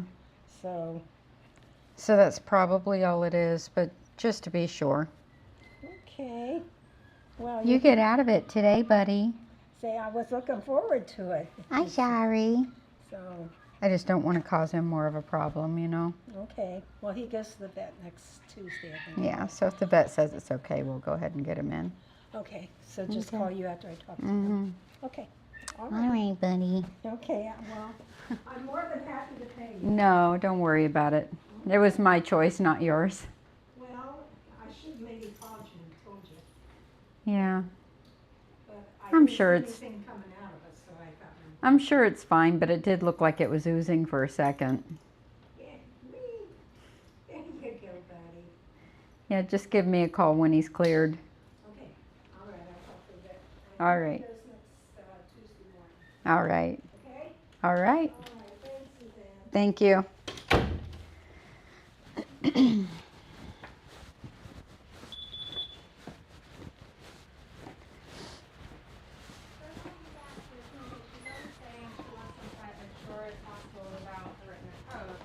He's gotten so big and fluffy, but I'm afraid of cutting into the coat on him and it getting frizzy, like, cause she always wants the back end short. Yeah. And like the back end where I started taking it real short feels like it's getting frizzy. And all this stuff that lays nice and shiny on his back, I'm afraid if we cut into that, that's gonna make it get frizzy like the back end. So, Yeah. so like I don't really wanna cut into it. That's always the toughest thing. I mean, we're already taking Django too short, and I he's know. getting the frizzies too. Right. He's been that way from the get-go, and he's had so much knots and stuff and the surgery chopped out Mhm. of him that Yeah. at this point it's, for him, it just seems better just to keep him Yeah. trimmed down like that. 'Cause She it's seems not happy gonna- with it. Her last one, she kept in it with a shaved down with a 4. Yeah. And he was a palm mix, but he had that kind of coat. But he came to me already shaved down. So, Yeah. but when they say take them as short as you can without damaging the coat, any trimming damages Right. the coat. Gives them that dotted line syndrome. Mm-hmm. Because like, and at one point one of the last, before he started having his leg problems and everything, and when she kept saying that, I kept feeling like I was trimming him more and more and more and more, and I was like, well, at this point, and I brought up to her that like if she wanted him to keep him like real short and manageable, suggesting doing something like how we do with the clip comb, like we do for Yeah. Coco or Tootsie, whichever one it Mhm. is that gets like that line cut. Yeah. But she said she didn't want it that short, so then I was like, okay, so I guess we'll stick with that. But so yeah, so for him, like his mane gets huge, and so I just keep bringing it back in to kind of be in line with the rest of him. But I'm afraid to trim anything off the rest of him and have his coat get all wacky because it looks nice the way it does now. Yeah. That's what I would do, is keep him where he's at and bring in the pants, the underline, and the chest where it's not going to be as damaged. Yeah. And then, I shouldn't say damaged, I should Right. say altered. Right. Because it's altered. I need to train myself not to say damaged, because that's not, unless it's a show dog, that's not the correct term. But, you know, Yeah. Because he only ever used to have like just like the strip down his back that wasn't frizzy looking like that. And, yeah, But he's all of business, so I'm like, I don't want to start cutting on it. No. It's funky. I wouldn't. The most I would do is, you know, like we do, not the really thick Simba that was in last week, but the other Simba, where we pull him up all around the edges. That's the most I would do. That's Yeah. as short as I feel we can go without altering the coat too much. Yeah. So, Okay. no, you're making the right call. And sometimes on those, I'll take like a 4 on the underside and get rid of that where it doesn't really show. But, Maybe I'll take their bellies tighter real quick then, just see if that fits the bill of shortness possible. Because with him, I already did. I took the guard comb on his back end Yeah. to shortcut it and make sure that it was real short. And I don't really want to do the same thing with him. I hear you. Because once you do it once, it's Then done stuck, forever. Yeah. Which is what's, you know. And he's got an easier coat. Right. It's That's kind of my- silkier. Well, yeah. So that's my fear. is And that she if you brings them start in often enough. cutting into it and it gets frizzier and where it's harder to comb out, then it just makes it more difficult for her Exactly. in the long run. Yeah. than having more hair that's easier to comb out. Yeah. So, I wouldn't do any more on him. yeah. That's exactly where I would, you know, when you say take them as short as you can without damaging the coat, that's it. Because like I already cut quite a bit off of the main area. Mhm. Because that was gotten really surprisingly long since the last time I saw them. Like, yeah, we just got he used to be such a little tiny puppy. I know, he grew.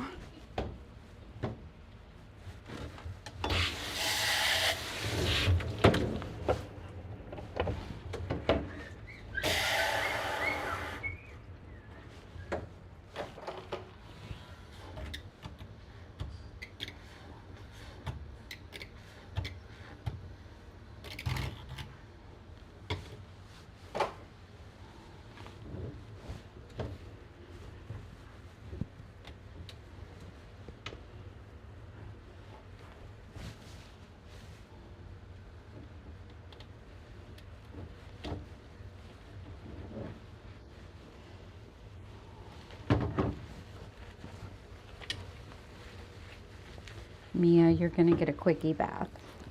Somehow we got behind schedule. Yes, you're gonna get it quickie.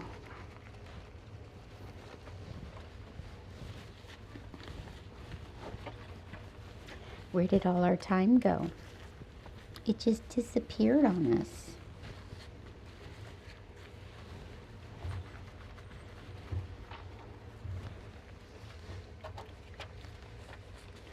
Oh, I know. I was talking to the other client. That's what happened. Oh, God.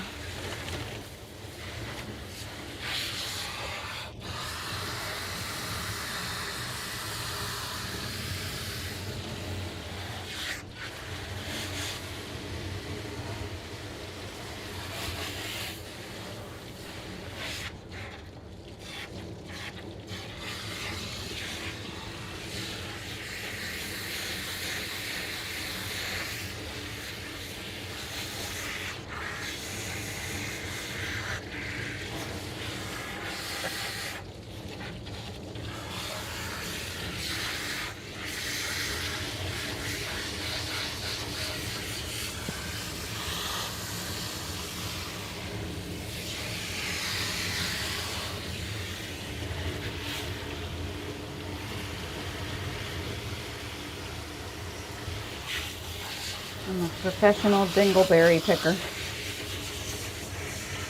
That's my job description.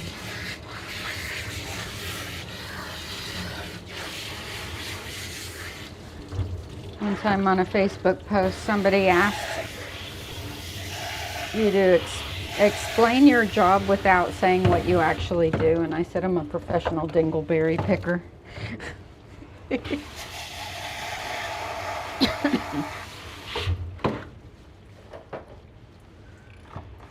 Not lying. Seems like that's what I do all day long. It's a dirty job, but somebody's got to do it.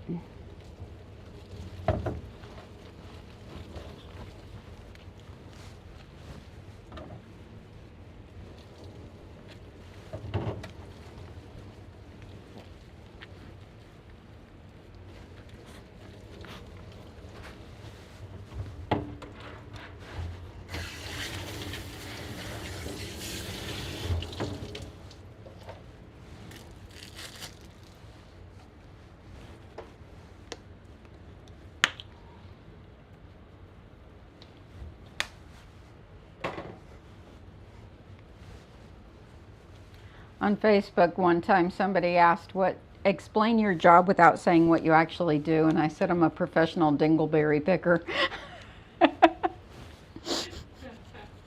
truth, right? Uh-huh. When my daughter was little and she was talking about becoming a groomer, and she said, well, I'm never going to do that. And I said, honey, you got to start from the bottom up.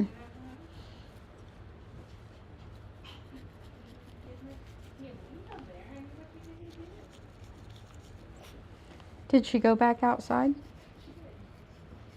She might not know they're ready.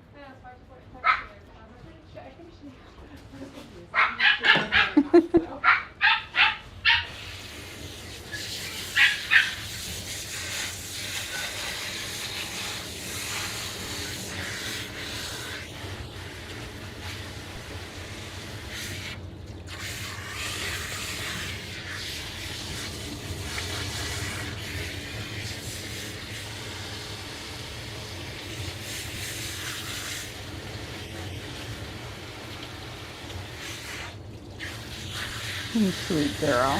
Yes, you are. Your back feel good. Yeah, that feels good, huh, honey?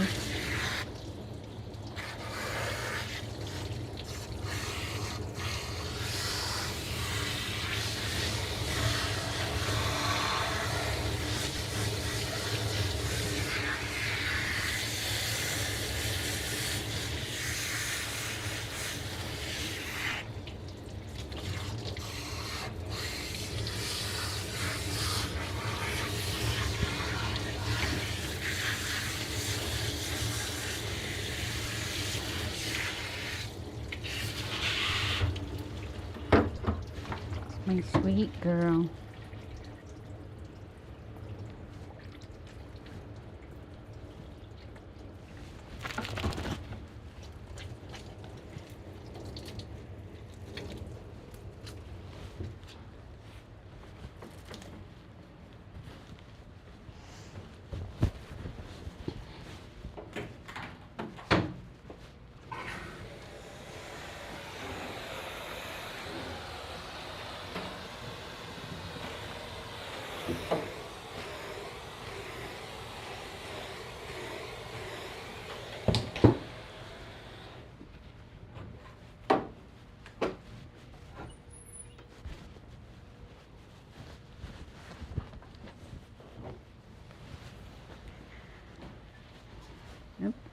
Excuse me. Put some more over here before I forget.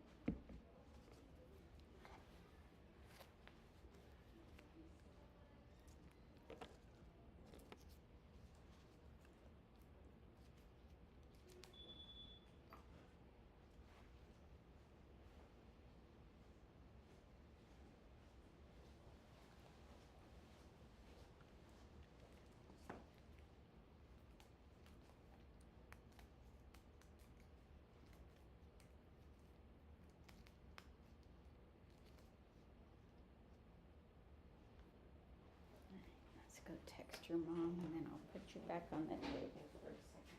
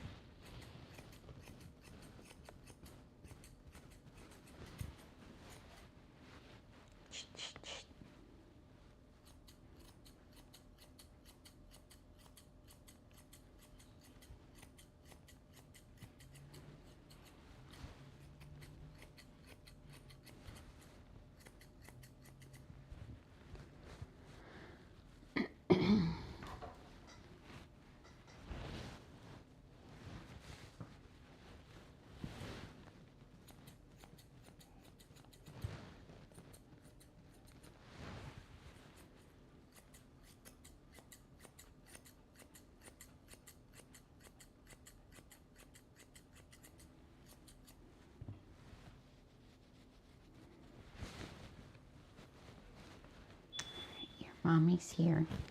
Say goodbye, Miss Mia. Is your beard crooked? Or is it just how you're holding your head? I think it's just how you're holding your head because you're tilting it. Can we look at it straight? Yeah, that's fine. All right, off you go.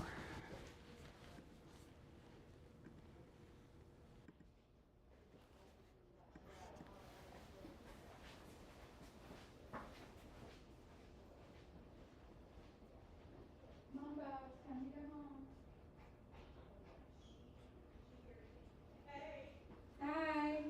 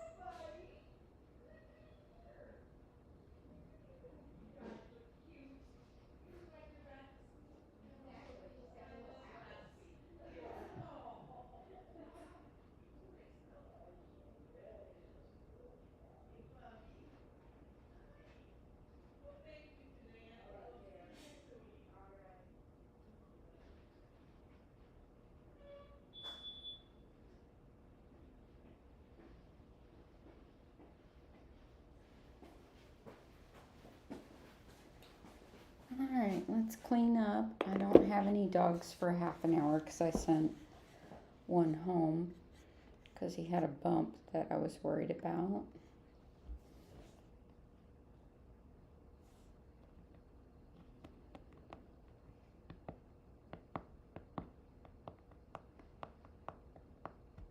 So, there's nothing to do.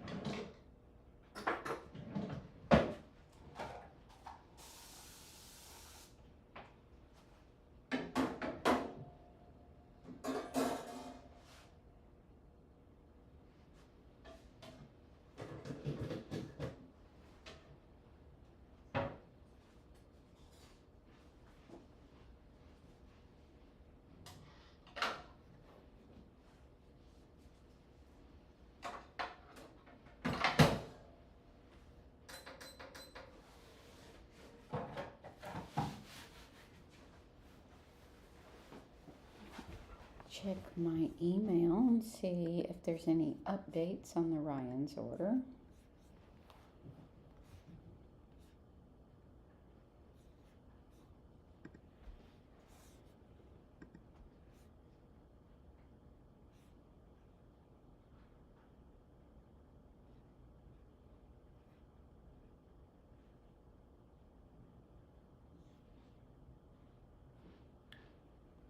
Nope, nothing yet. Bummer.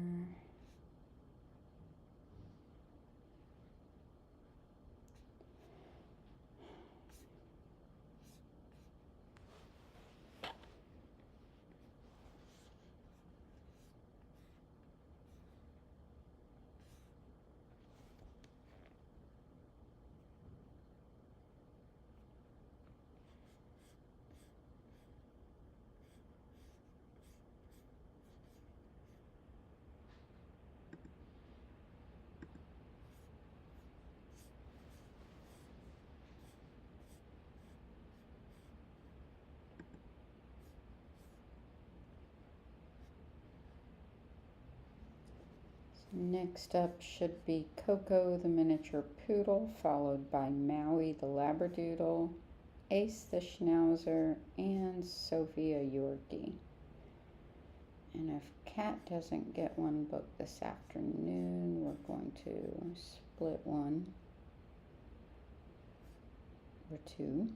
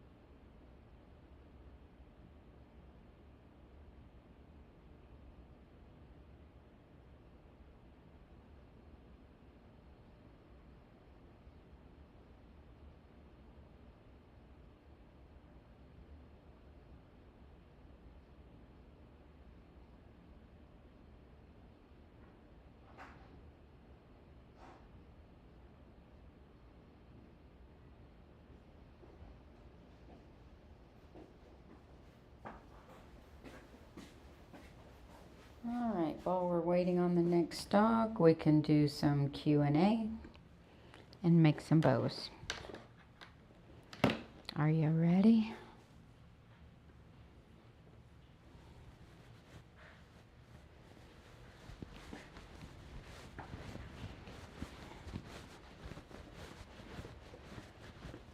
So we need bandanas for sure. Put these up.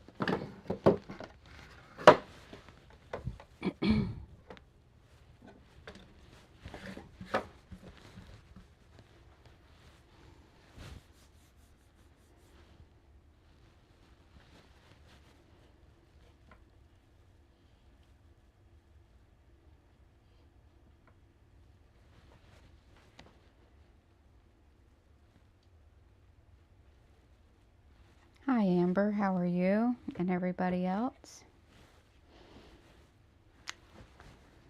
Got lots of people watching.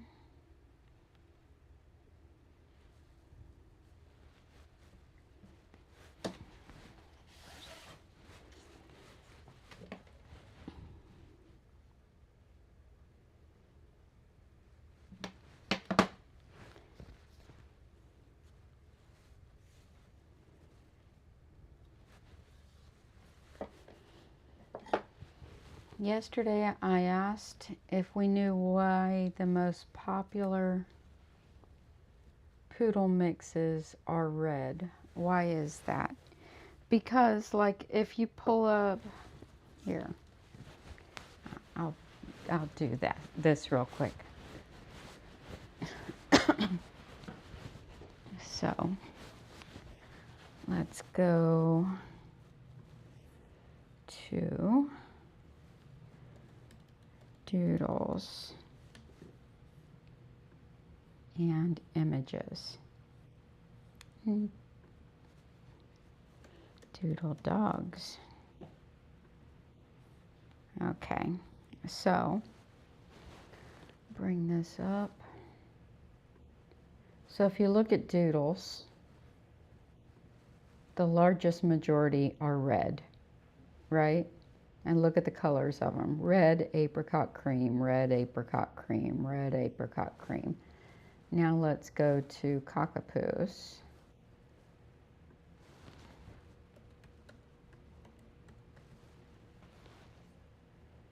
And images. Look at cockapoos. Red, apricot cream, red, apricot cream, red, apricot cream. Now let's go to cavapoos.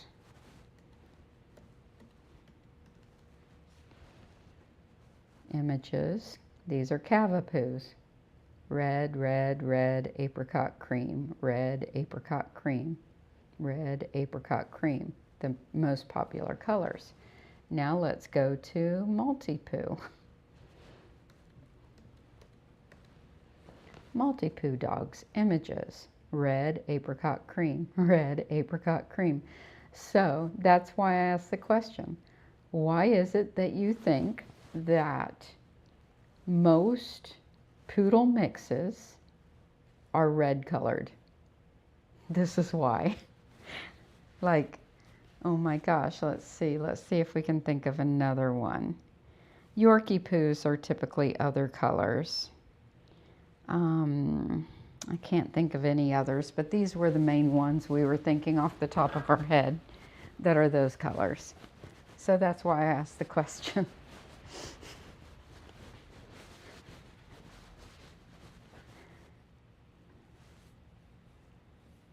Go back to the camera.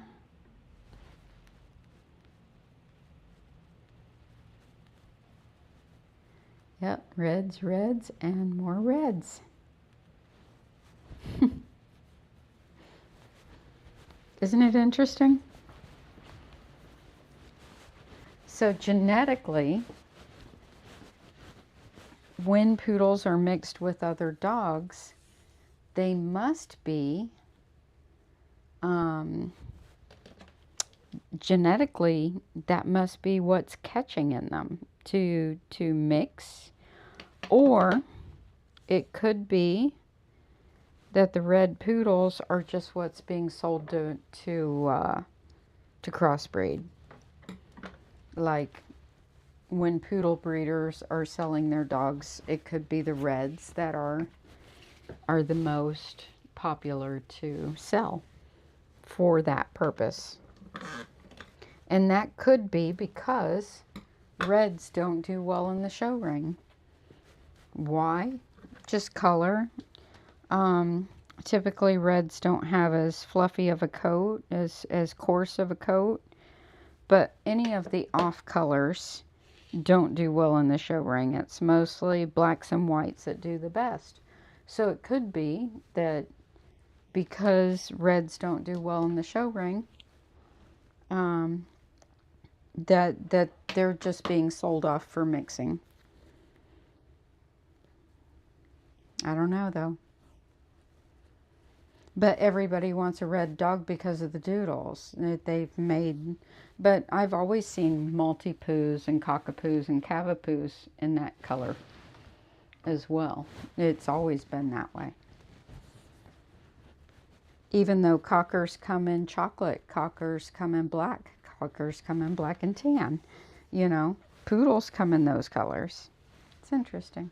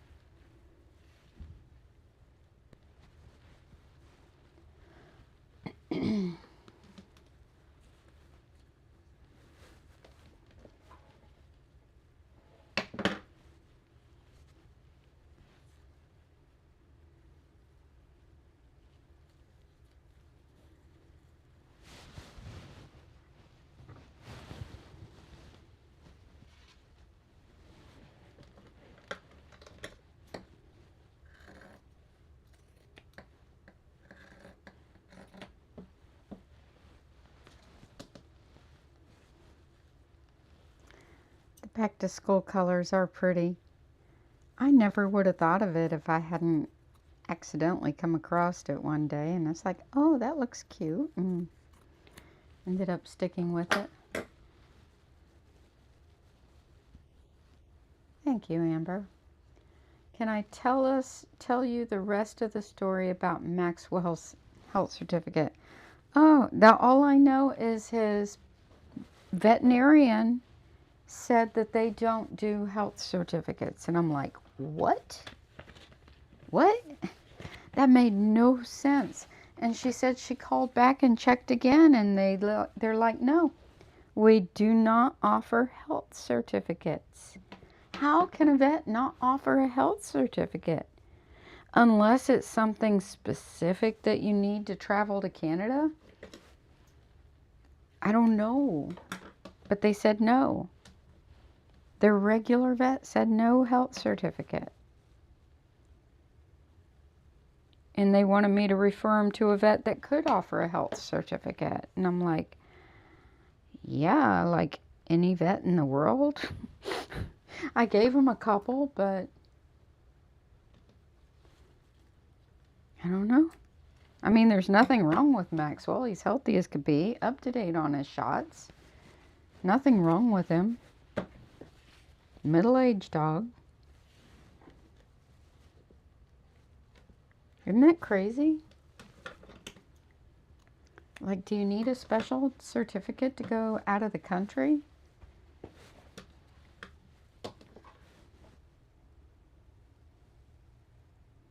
I know Canada won't allow in any horses from Texas right now. Maybe there's something going on with dogs too, that they won't let them in, but that doesn't make sense still on a health certificate.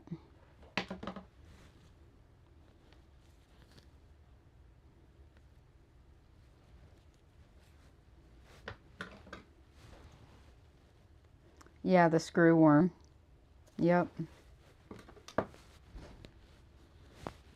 It's like a horse has to be out of Texas for 31 days, I think, before they're allowed to travel to Canada.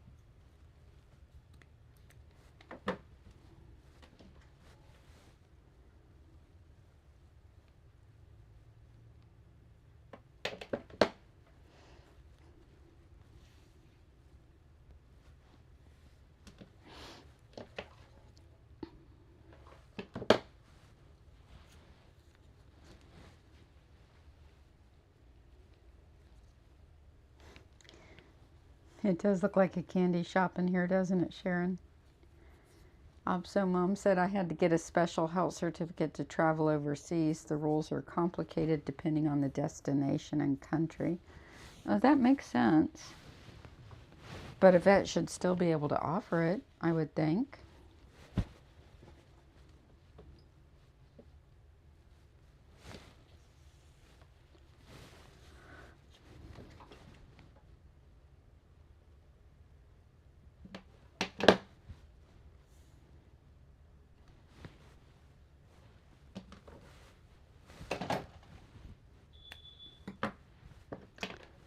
Somebody's here.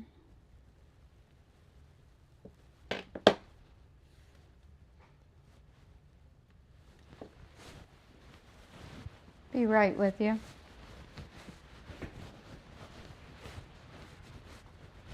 It's Cocoa Bean.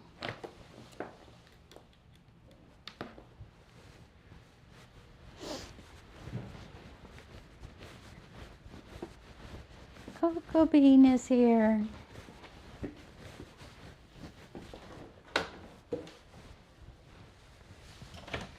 Cocoa Bean is here. Hi, Cocoa Bean. Okay. Oh, he loves you. He goes inside himself. See, you went right in. Oh, you know that. Good boy. Good boy, Cocoa Bean. Yes, you're a good boy, Cocoa Bean. Hello.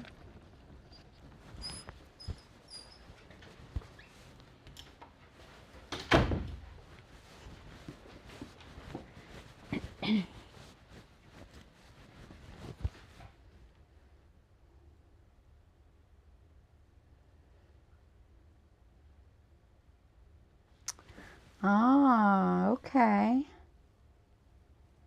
Interesting.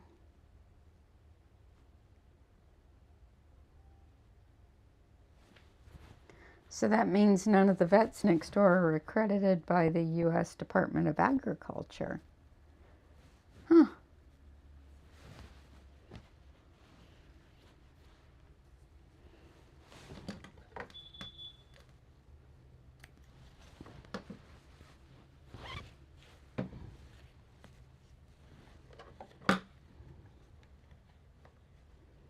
Be right with you.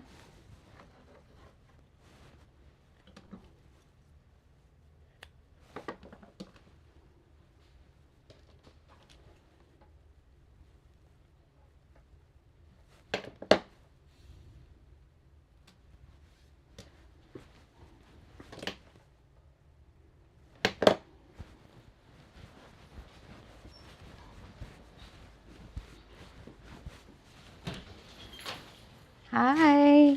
Hey, buddy. Are you smiling? Are you smiling over here? All right. I had a question on his left. Oh, you're so cute. I had his left ear. He's been scratching it, so I really was looking at it today, and it was like had stuff in there. I cleaned it out as best I could, but I don't have drops. Should I be putting some drops of some kind? I noticed you've got something over there too. We have ear wash, but I don't know if I can recommend it, because if there's like an inner ear problem or the eardrum's affected, you shouldn't put ear wash in. Yes, yeah. So only the vet could really tell you that and Yeah, tell you the okay. best thing to put in there. Yeah, yeah. Like the ear wash is good for a healthy ear, but if they're scratching at it, it may not be healthy. Yeah, yeah, okay, so that's what I wasn't too sure about. Yeah. And there was another thing too about, I read about pulling hair out of the ears. Yeah, we don't do that. No, I know, but do you think it's, I thought maybe Kat could look at his ear and go, Yeah. he probably has an excess amount, we need to get that, taken Well, and do it, or yeah, not. I don't usually know. we just trim any that's away in the opening of the ear. Yeah, If there's any, I didn't think we he find really that their had a hair lot, is though. their ears are healthier if you don't pluck them, we found. okay. But, Okay. but if, He's just been scratching. it looks like his lately eyes with are that really one ear, watery the left too. ear, so I told my husband, I said, maybe we're going to take him to the vet, and I just noticed you had ear Yeah. washy stuff over there, so Yeah, if the ears look healthy, the ear wash is fine, but if Okay. not, then it's better to have the vet prescribe I just something. did it with the pet wipe thingy, Yeah. for his ear, so. He's so cute. Okay. Let's go. All right, normal. But it's probably just allergy stuff, because you can see his eyes are His leaky eye, too, so it's I probably tried just all the seasonal. Aloe and blah, blah, blah, all that Yeah. stuff, and it doesn't seem to do anything. All right, thank you. Thank you. All right, Cocoa Bean. It's your turn.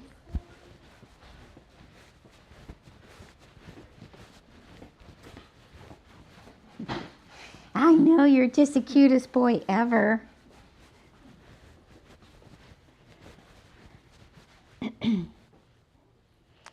All right, Q&A is over.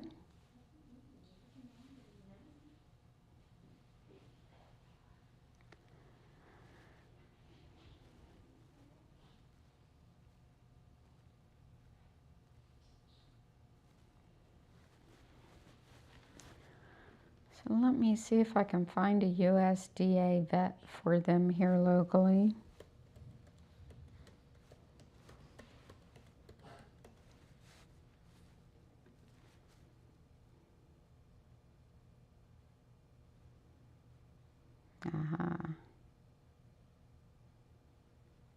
There's only 4. So let me text them real quick and let them know where they can go. There's someone in the area.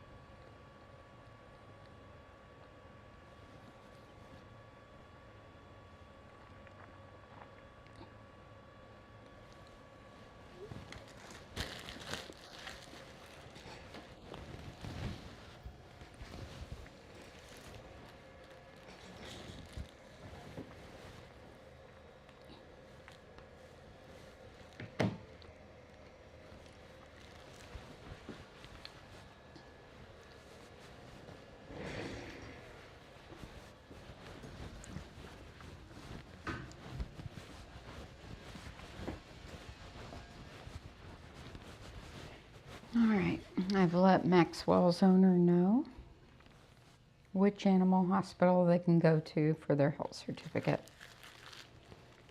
Thank you, Debbie, for looking that up.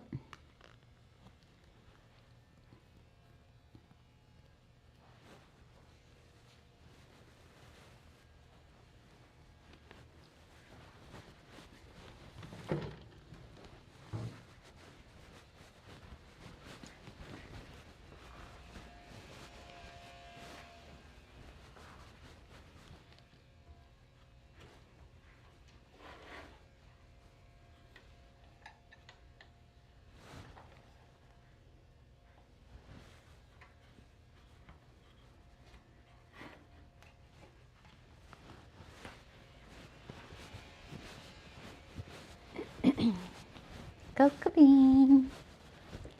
Cocoa Bean, it's time to go.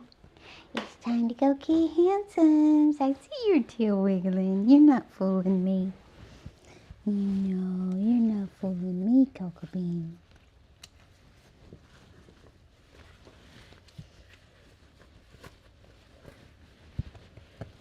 Good boy. Come on.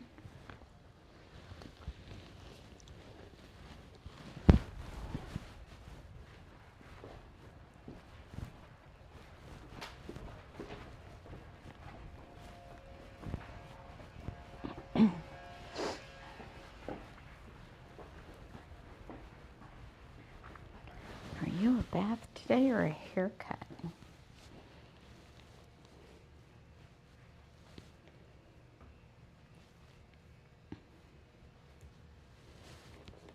Let's look at the list.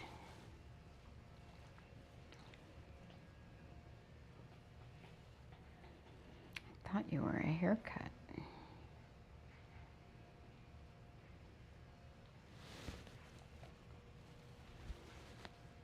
Nope, you're a bath only. I thought you looked awful short.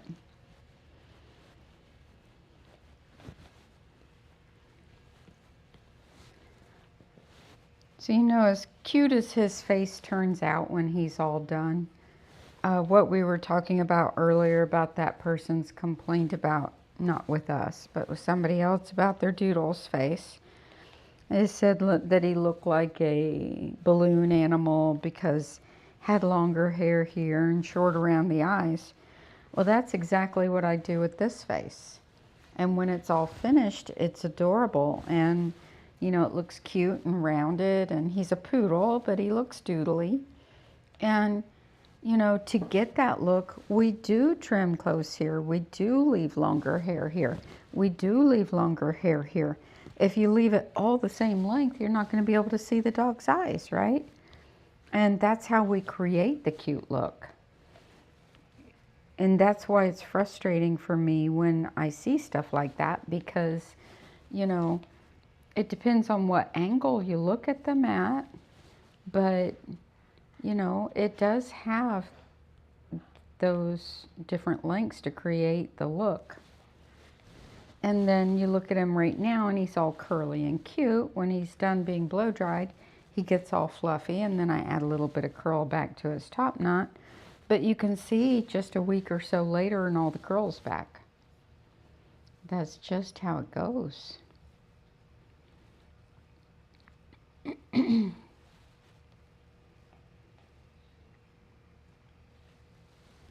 All right, to the tub.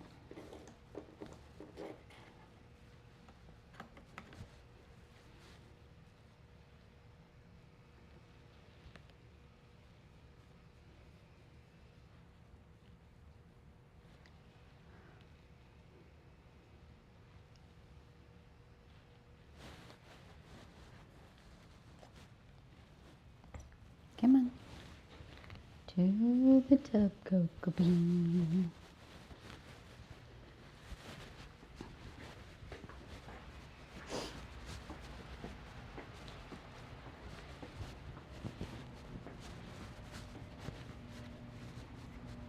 Upsy daisy.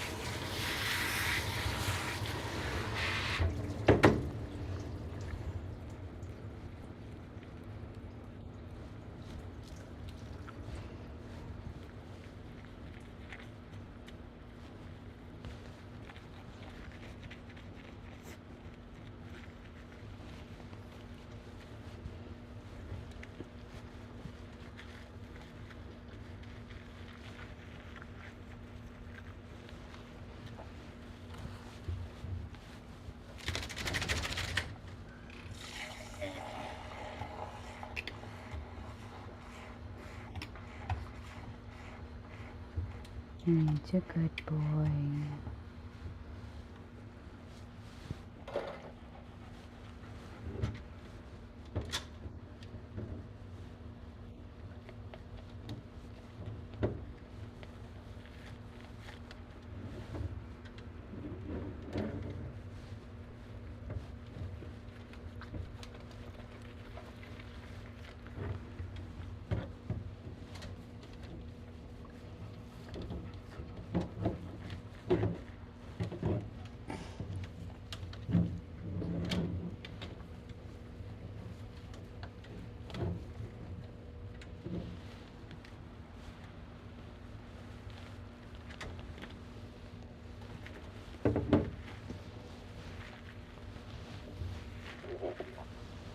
Excuse you. Excuse you, Cocoa Bean.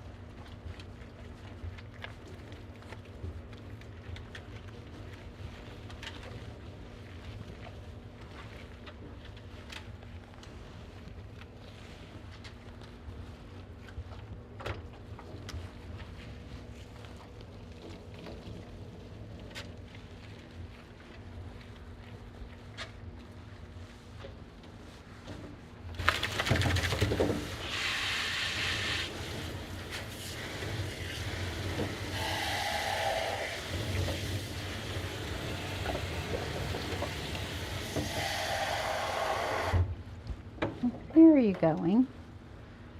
You gotta inspect everything? Hmm? You gotta inspect everything, Coco? Yeah. He's a good boy.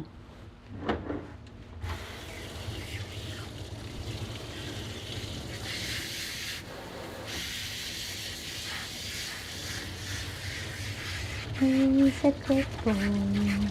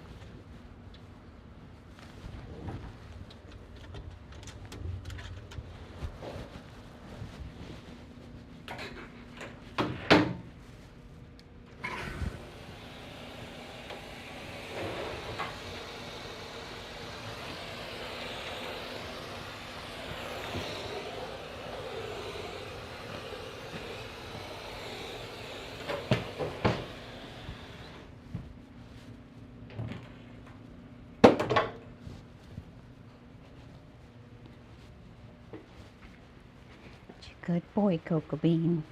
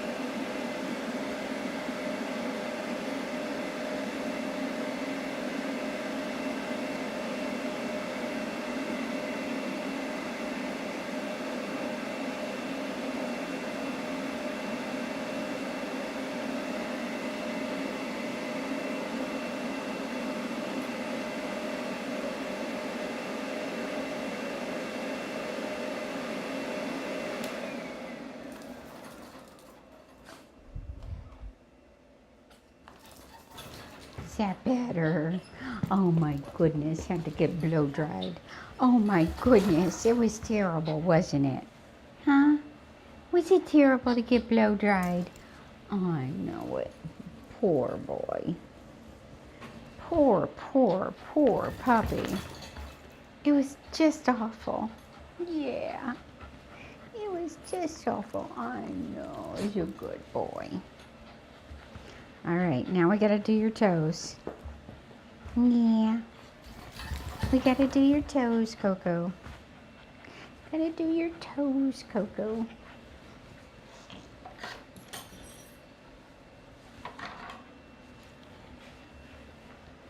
Are you ready for it?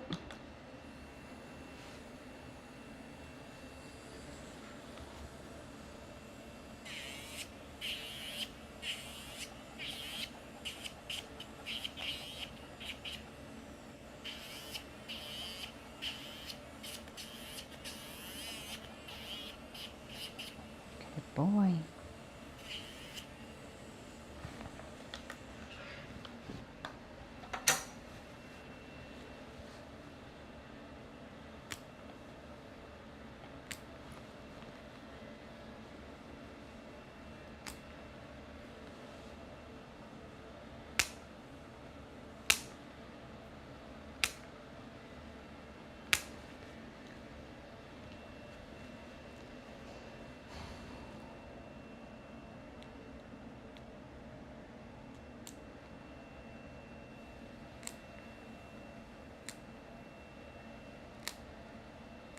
All right, turn.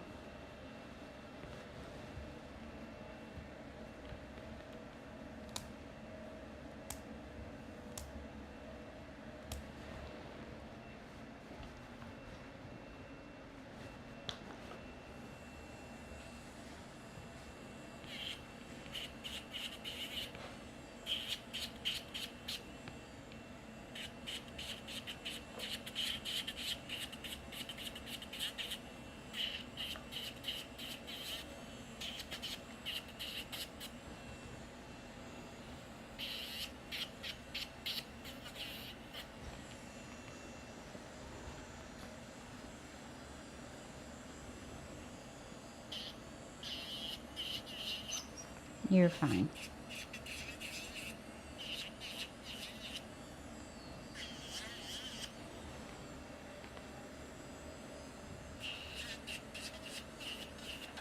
You're fine. There's absolutely nothing wrong with you, Coco.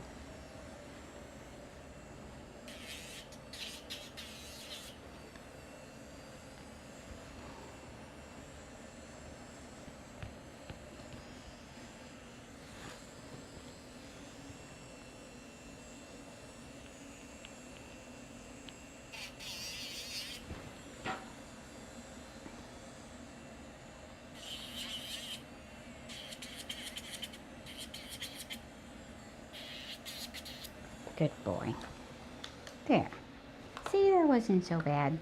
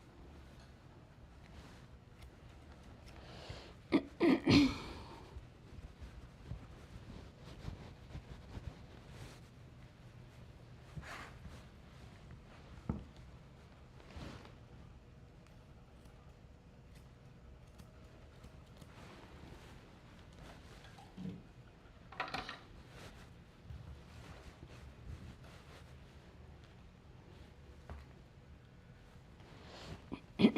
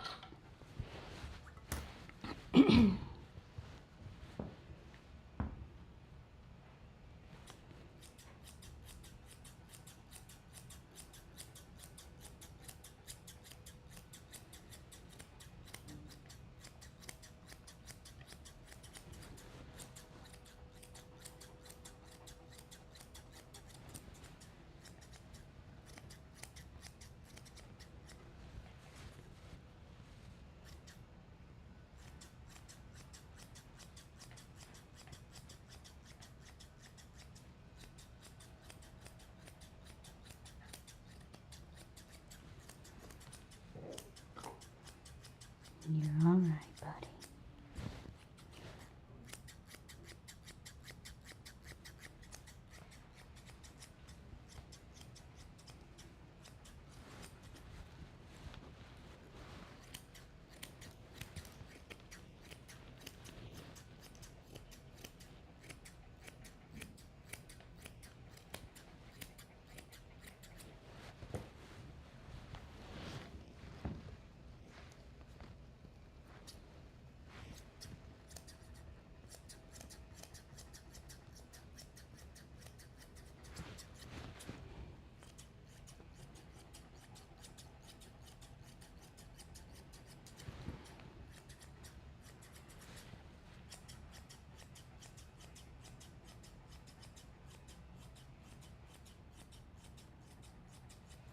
Good boy.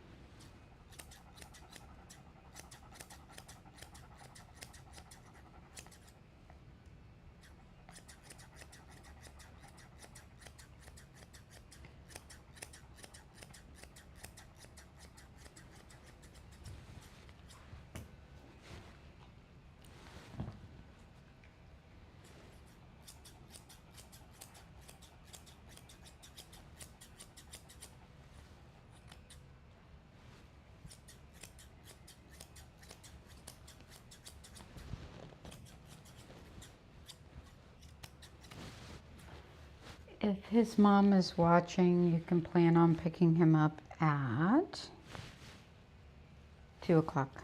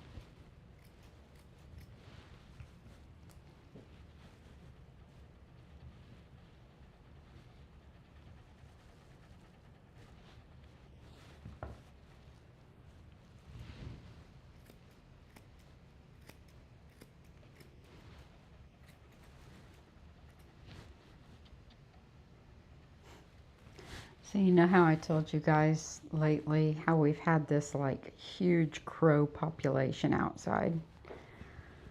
Well, the other day I happened across a video and it was talking about research on crows and how they're using AI to decipher the crows' language that they use with each other, and how intelligent crows are and how they're known as the chimpanzees of the bird world and all this stuff. And I think this video was a little out there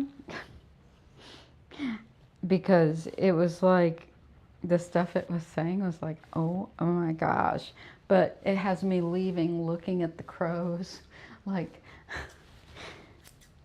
because it was saying that it was saying a lot of weird stuff about how crows have their own language and they can communicate with each other, and that they can identify humans' faces and remember the humans' faces, whether they're friends or foes. And if there's a threat, they can pass on the threat from generation to generation. Like, say, there's this university that's doing a big study on the crows, and they use this mask so that the crows couldn't see their face. And whenever the crows see the mask, they come out and attack and swoop down and dive bomb. But 5 years later, after all those crows had died and passed away, the next generation of crows knew to dive bomb the person wearing the mask. And then after that, and the next generation down, the crows knew to dive bomb the person wearing the mask. So it was like the threat assessment was being passed on generation to generation.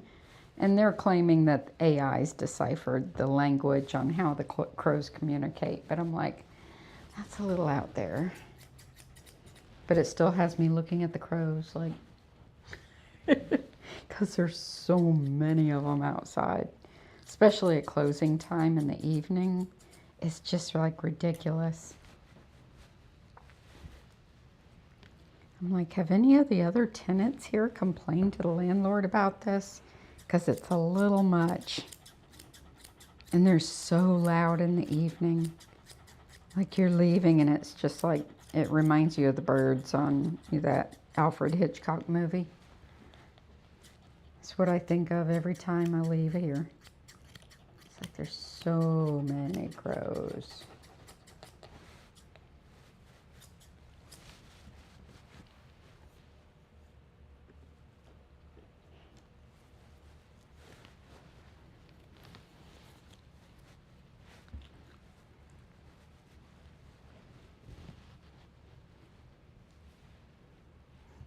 You ever listen to some of this stuff online though, and it's like, yeah, that's a little out there.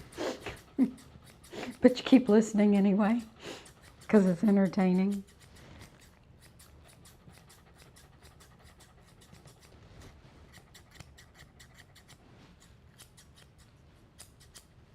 Kind of like the dogs who talk through those buttons, you know? And it's like, that's out there, but are they really doing that?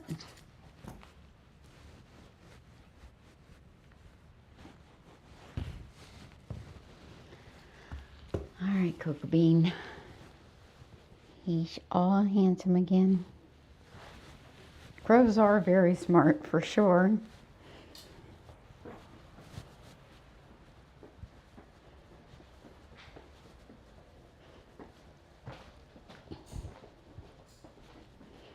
In you go.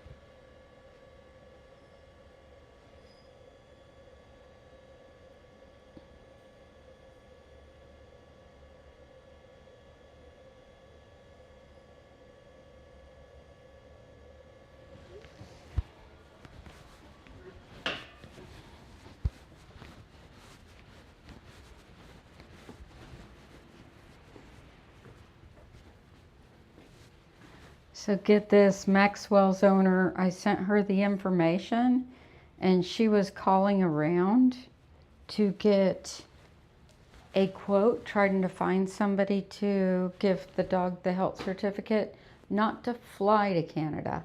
They're going to drive to Canada and Maxwell's going to be in the car, right? Guess how much they got quoted for a health certificate on a healthy middle-aged dog who is vaccinated? Can anybody take a guess? I'm going to do a poll. I'm going to do a poll because this is freaking crazy. Okay, we're going to start a poll. How much do you think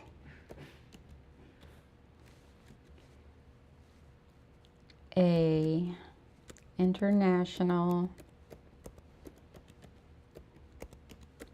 health certificate cost was quoted for a pet traveling to Canada?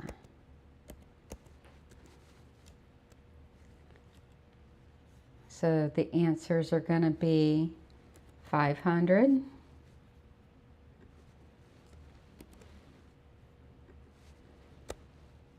1,000, oops,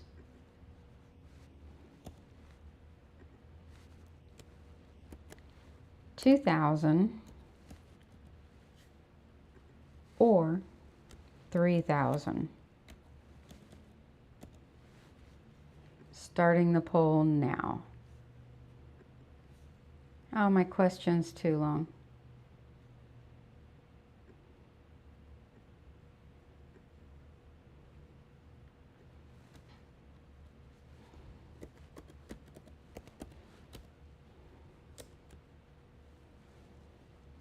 So I changed the question because it was too long. So the question's, how much do you think an international health certificate cost was quoted for a pet? That's not right. Traveling, it's probably going to be too long. If I take off the question mark, it'll work. Okay, how much do you think an international health certificate cost was quoted for a pet traveling by car? Let's see what y'all say and if you get it right.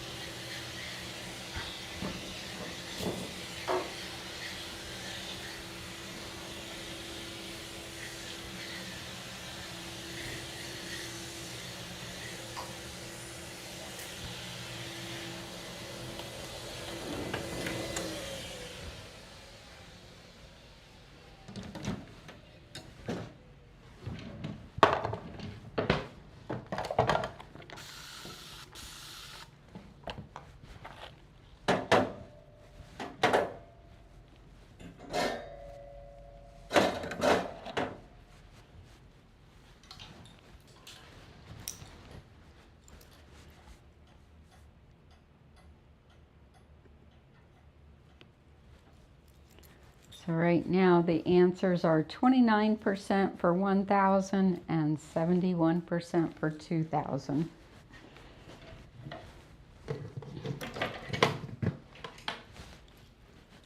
I'll end the poll at 2 o'clock so I can give you an answer.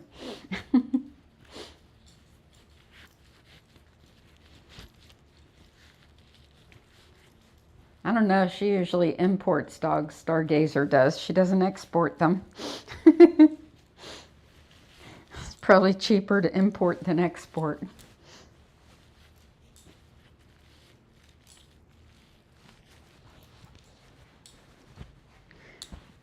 I guess no American champion dogs are going to go to Canada to get their championships, I can tell you that.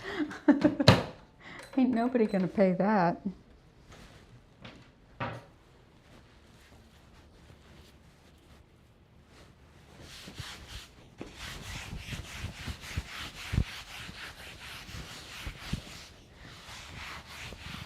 I'll wait till Maui gets here to end the poll.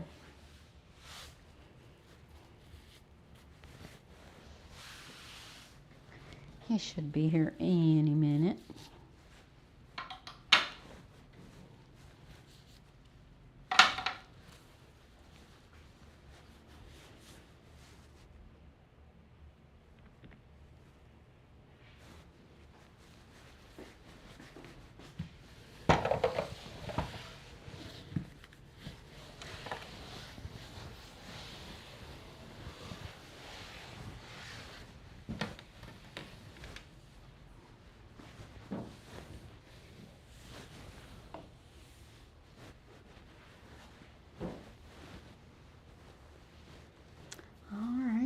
Ready for our next pupper. While I have a minute, I can change my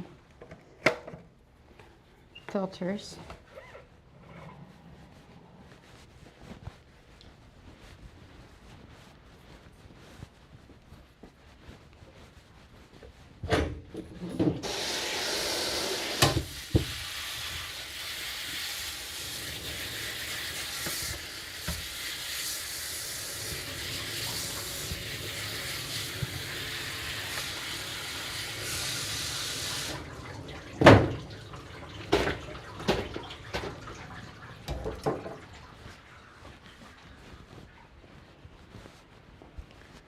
Replacement filters, so I can wash one and let it be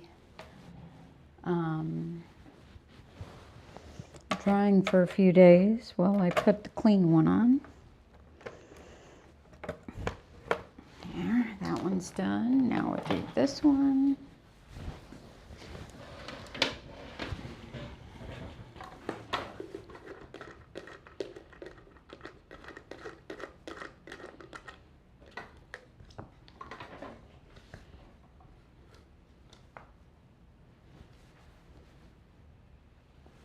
Have you cleaned your filter today?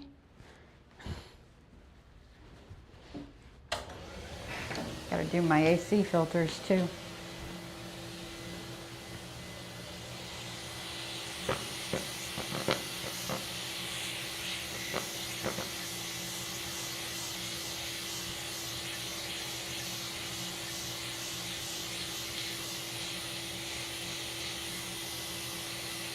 This is why I wash them, because even after vacuuming you can see the spots still on them.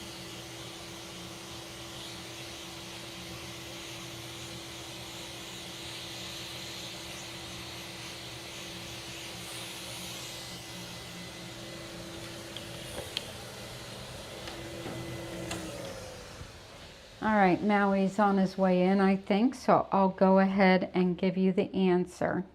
Nobody got it. The answer that she was just quoted for an international health certificate on a healthy dog was $3,000 for a health certificate.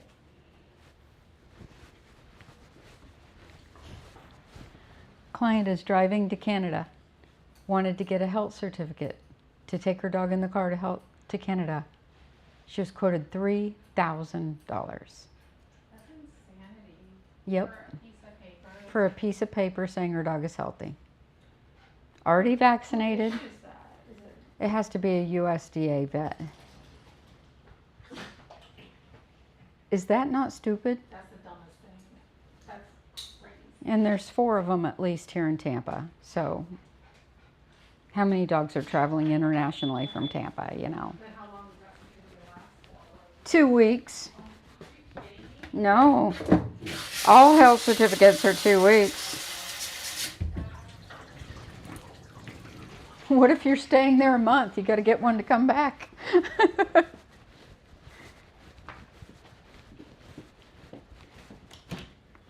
Hi. Hi, Suzanne. How are you?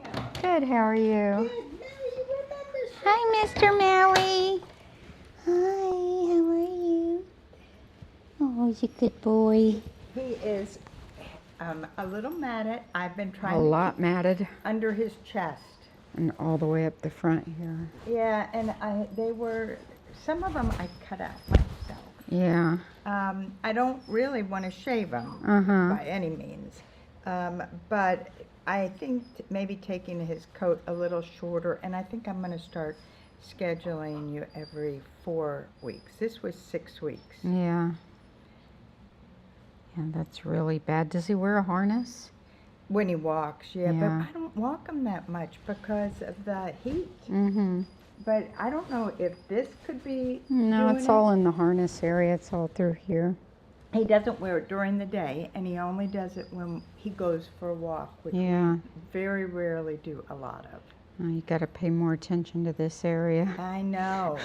Well, and if you have to take that a lot shorter there, then that's fine if you have to do it under there. But I think it's from the rain.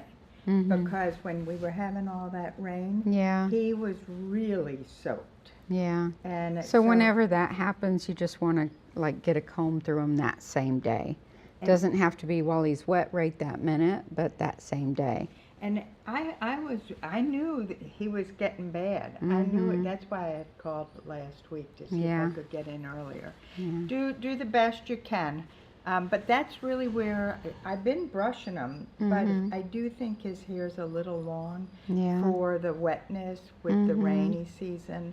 So, I don't want to get him too short by any means, but you're the professional. You'll figure out what to do. All right, Mr. Maui, you ready? What do you think about when I cut those out?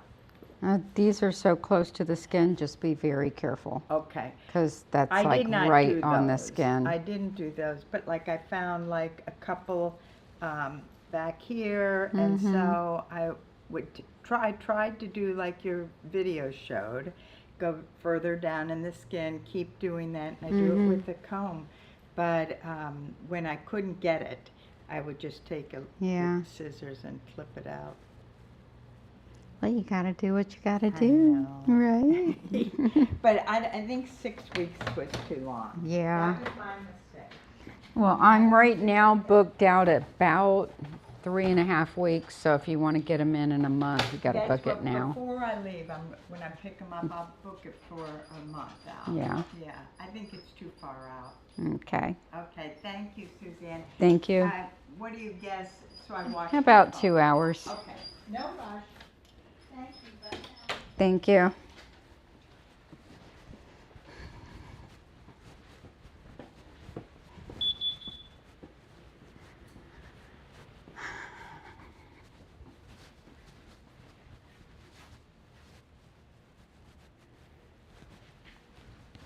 Here, you go in here. Don't jump out. I'll be right back.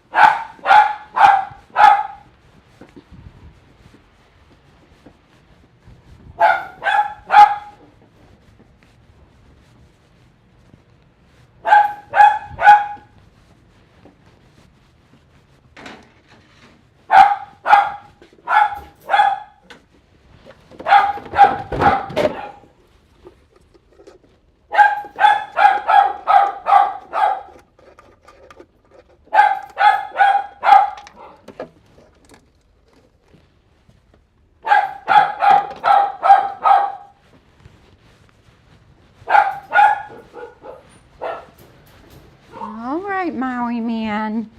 Just 1 minute. I've never traveled internationally with dogs. Like, do they have to have that, or is it? If you get caught. Right, that's what I'm saying. It's like a fire safe just in case. Yeah.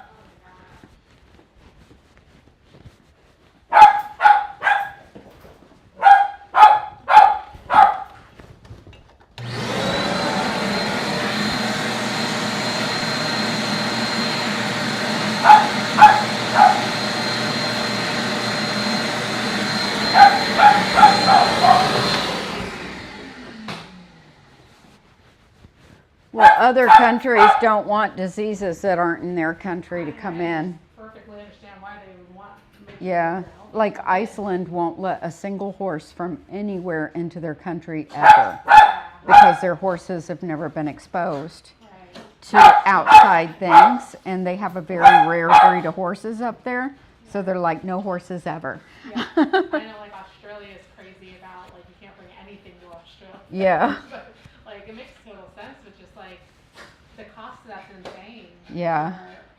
Like, you're saying, Maxwell's got separation anxiety. They don't want to board him, you know? like, how hard is it to just be like, yes, certify that this pet has all its vaccines and no diseases. And he's healthy. Yeah. Crazy.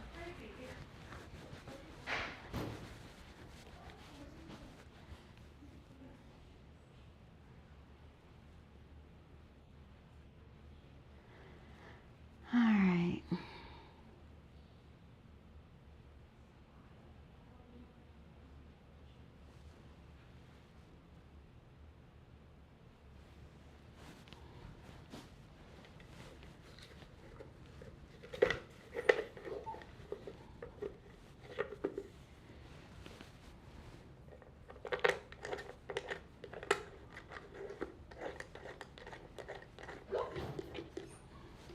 All right, Maui.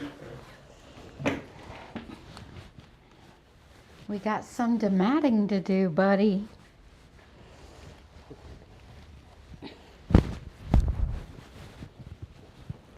Feel his chest.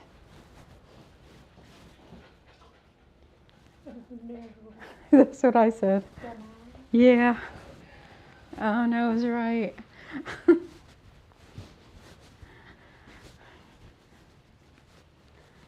All right, Mr. Maui.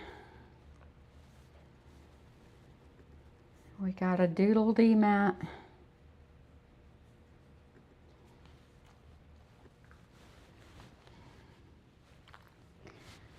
So looking at him, you can't tell he's matted, can you? But he is. You can't even find skin. Like if you part it, you can't find skin. So, yeah. He's matted.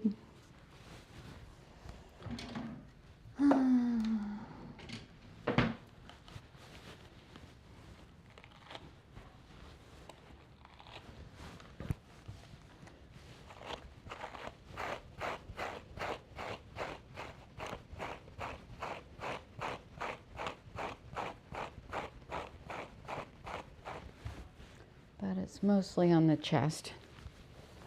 And he typically demats pretty easily.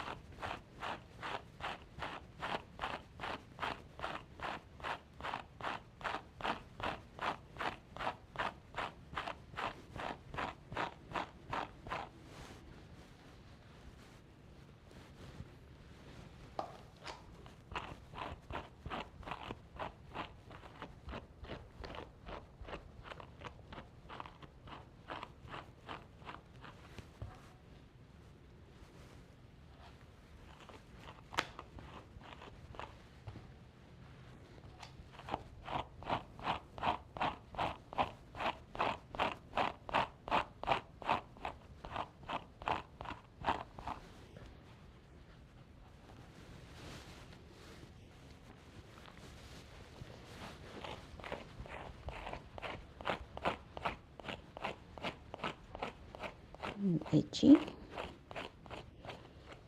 Itchy under there.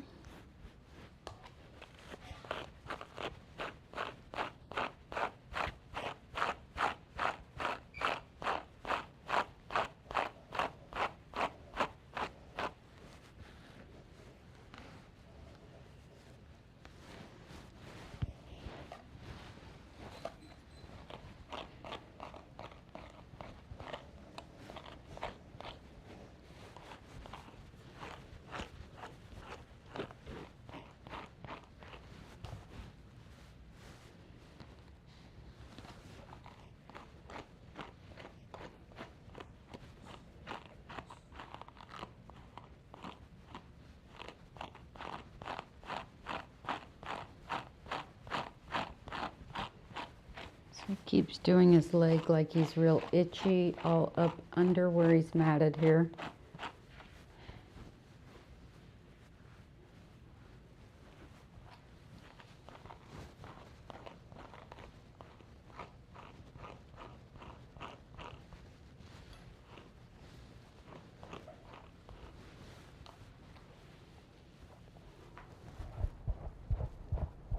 That's a good boy.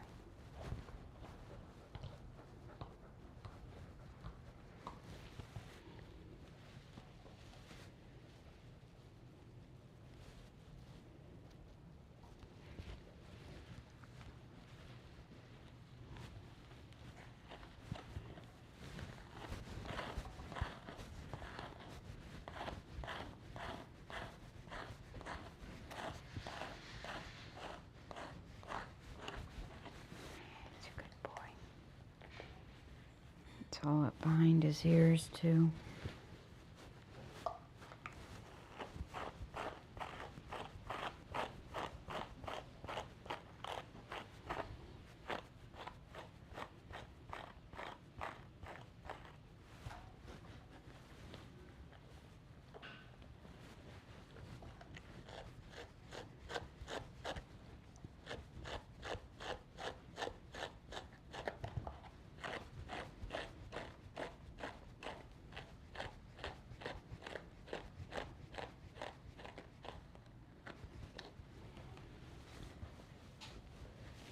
Good boy.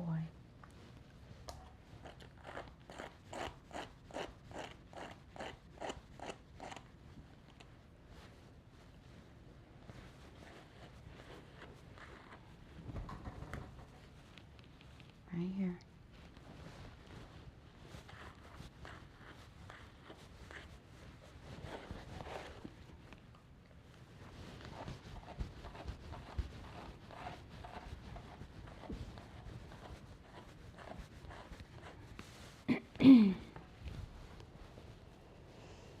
All right, that's good enough to get you in the tub, I think. Well, no, let's get this spot.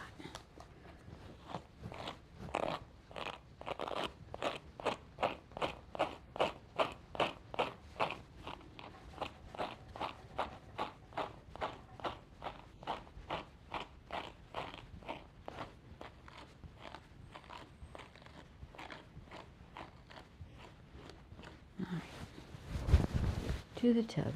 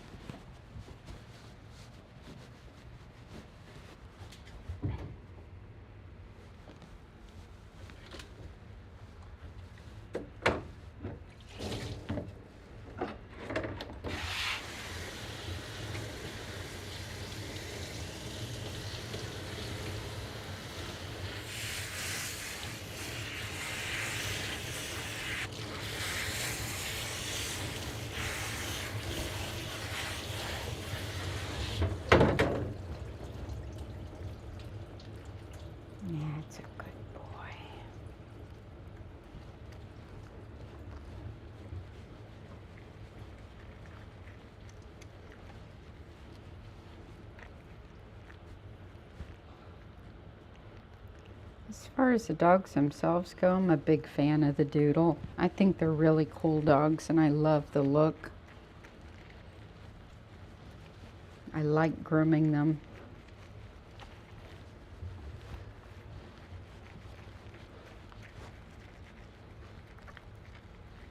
Clients like this one are fabulous.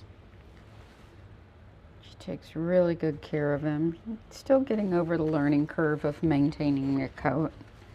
And it's definitely a learning curve. He's a puppy. But she bought a table, she bought the groomer's harness, she's got the tools, and overall, aside from right here and a few behind the ears, it feels like he's in really good shape. And she's usually happy with what we do on him. Or so far, always happy. So that's definitely a plus. We like happy clients.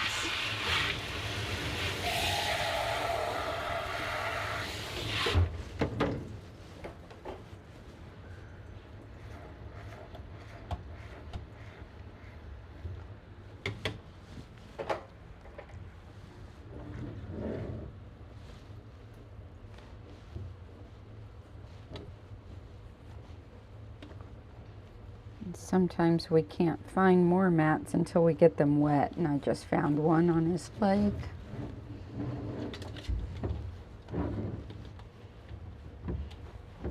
But she's smart. She's figuring out the balance of the amount of time to go between haircuts and baths. So he was doing a bath at the 3-week mark and then a haircut at the 6-week mark. So it looks like he'll be going 4 and 2. With a bit shorter of a haircut. And that might be the happy balance we're looking for.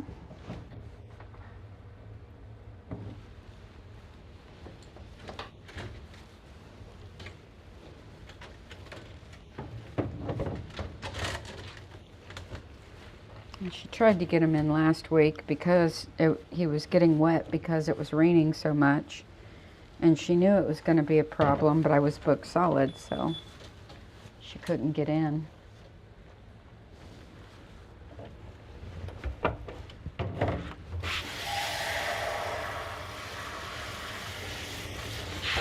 It wasn't for lack of trying.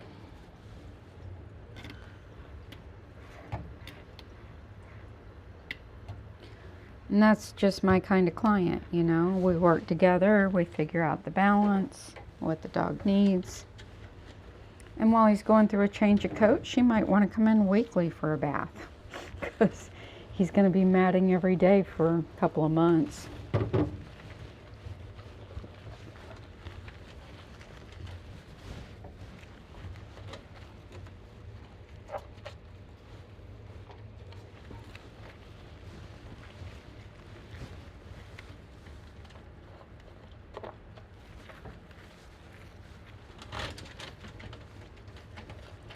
She started bringing him for grooming as soon as she got him. When he was a little baby, which helped to train him. Plus she's taken him to obedience classes at the Dog Training Club of Tampa. And his breeder had him trained quite a bit before he came to her. So, you know, he's had a really good start. And it's really showing now.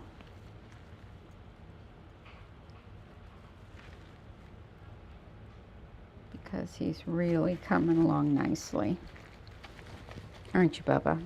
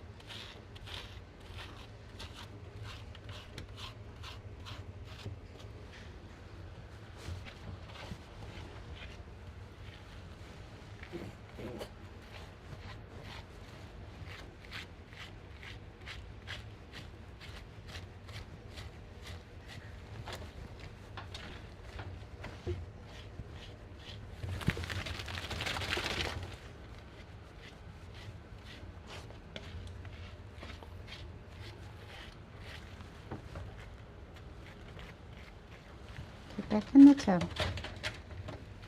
I don't need wet hugs. No wet hugs.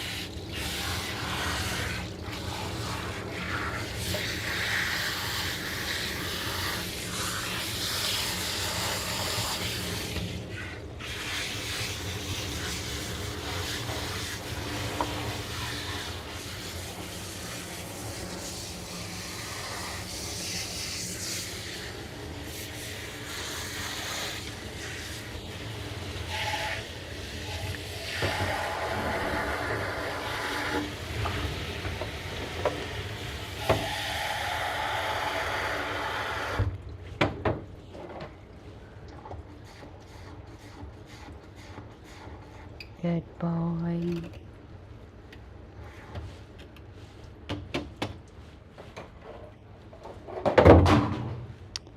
Don't tell me I broke another one. Please don't let me have broken it. I dropped one yesterday and it broke. I did break another one. Ah! You can't drop these things. Oh my gosh. Wait a minute. Did it straighten out? No, it didn't.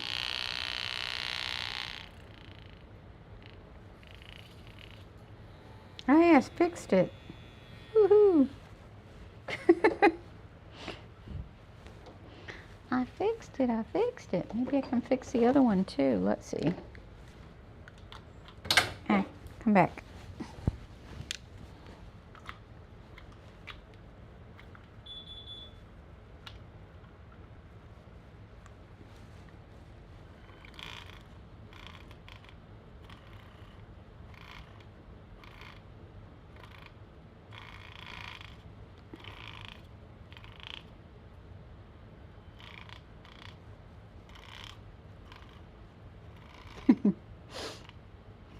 I did it. I fixed it. Woohoo! Now they both work.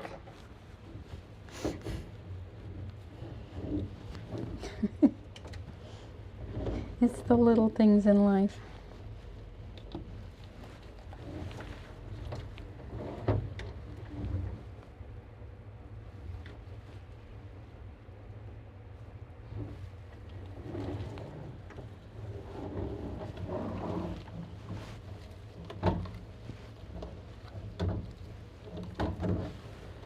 Come here, Bubba.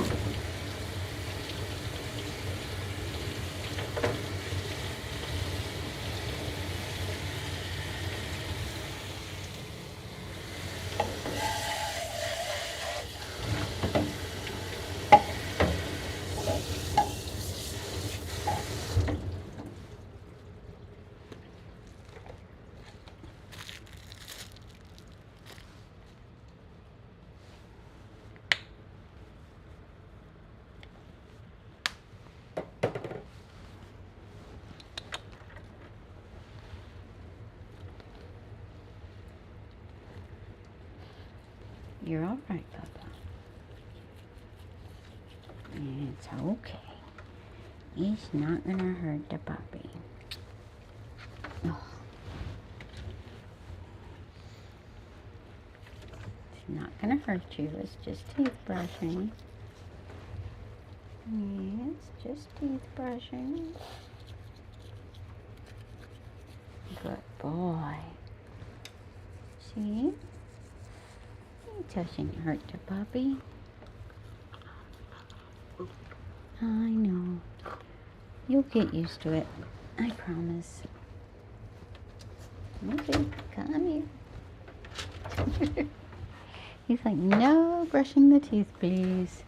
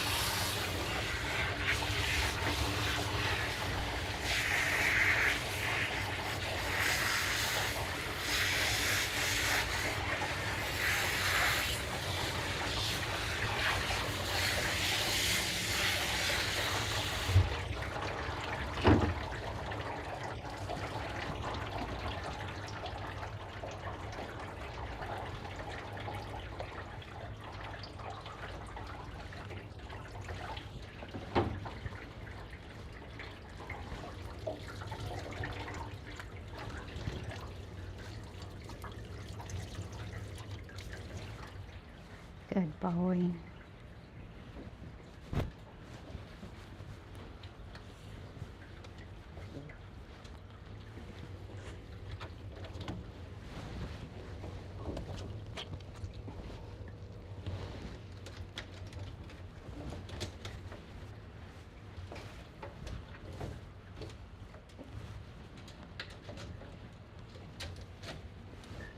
Don't feel like you got to hang out at all today, Kat. I was gonna ask if you wanted me to hang around to help get started on your 3:30 if it's gonna be a lot of work for you. I already got the mats out and I'm just going to use a clip comb. I should be done with him on time. The 330's Ace, the black and white schnauzer that had been tranquilized. He did real good last time though. Well, you did part of him and I did part of him, but I think he's going to be okay. Be careful, it's slippery over here. But I think I'll be all right. I think I have enough time for everybody.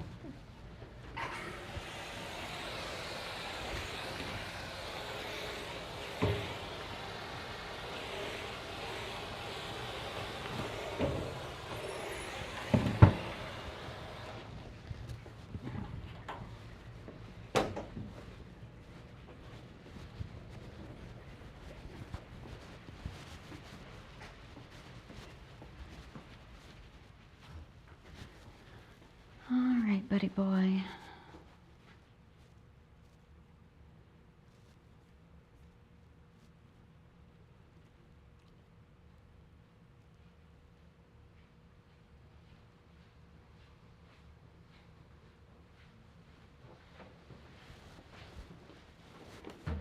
There's the text on the phone up front for when you get a chance later. It looks like somebody you were talking to about vaccines and stuff. Yeah, she just adopted a Yorkie yesterday. 7 months old, matted, didn't have any vaccines at all. And she's taking him today for his first set of shots. I said after he gets cleared by the vet. But we're both booked up till like after the first anyway. There were just a couple of cancellations for the 20-something, but Yeah. I know there's nothing for, the message was asking about tomorrow. I know there's nothing for tomorrow, but. I think an hour is cutting it tight on him. So we're going to have to look for like at least an hour and 15. Probably an hour and a half for me. And then maybe a little extra time for you. So if you want to respond, just look for something. Yeah, because first time matted, Yeah. new home, it's not going to be pretty. Yeah, I had something canceled at the end of, on the 27th, this week, in kind of a big spot, so I could probably put her in there, but. Yeah.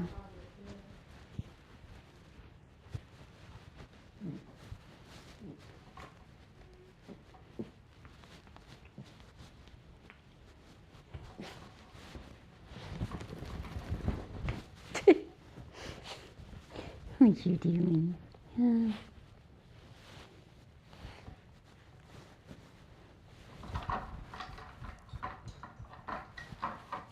He's a good boy. Easy does it, biggin'.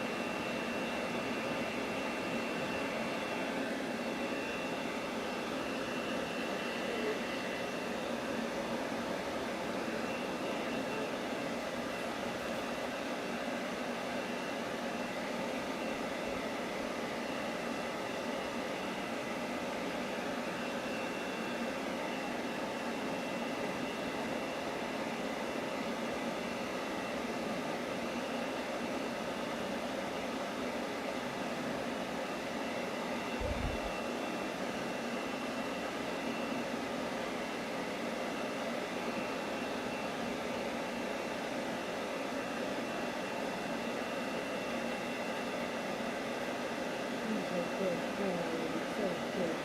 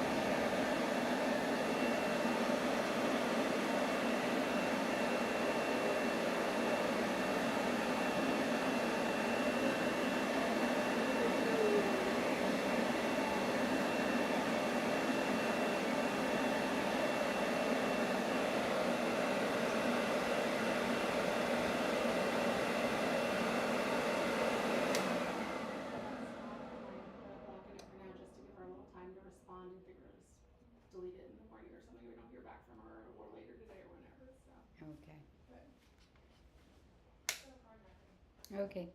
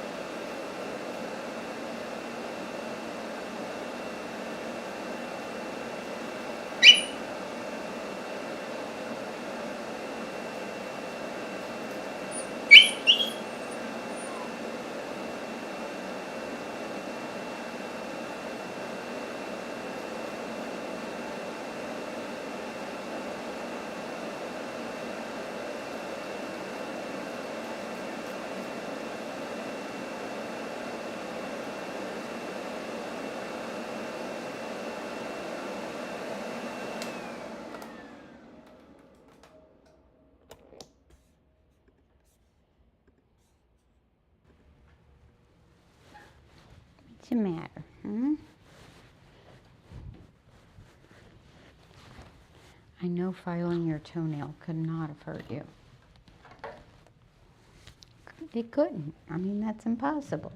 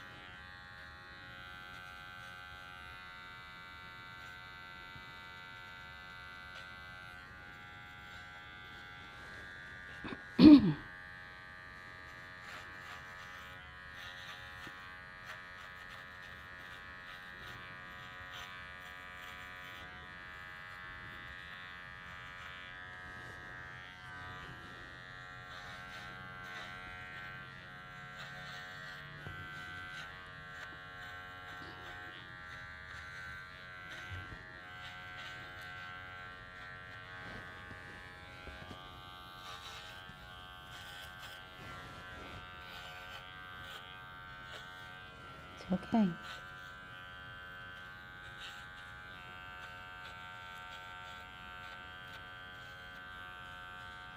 Good boy.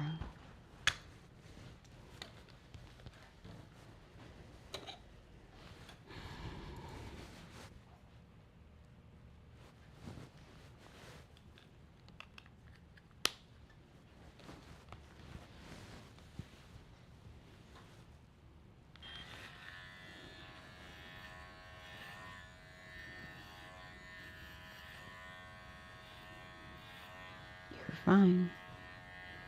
You're fine. It's not gonna hurt you. You're such a sensitive boy, you are. Yeah. You're a sensitive boy, Maui. Easy.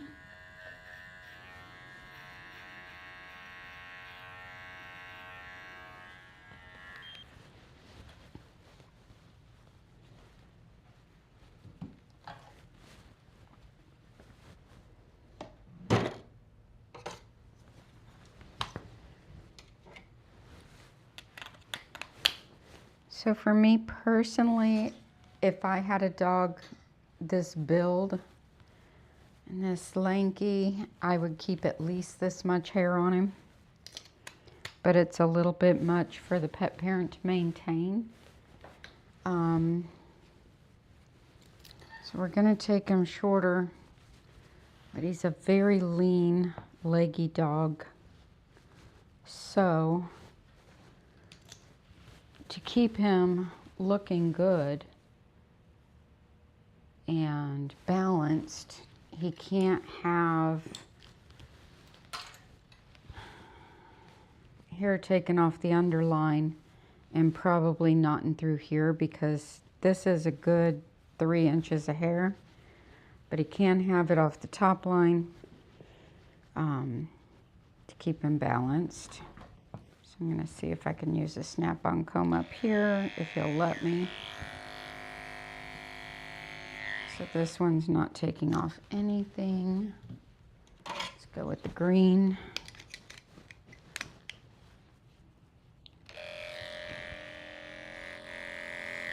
It's taking off a little.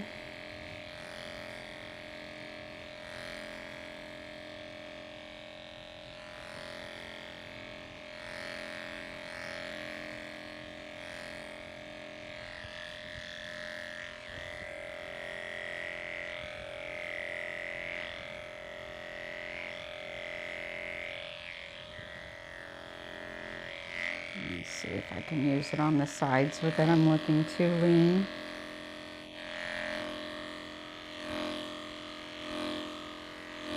Yeah, I think we can do it. It might be okay, just don't want to go too much in the underline.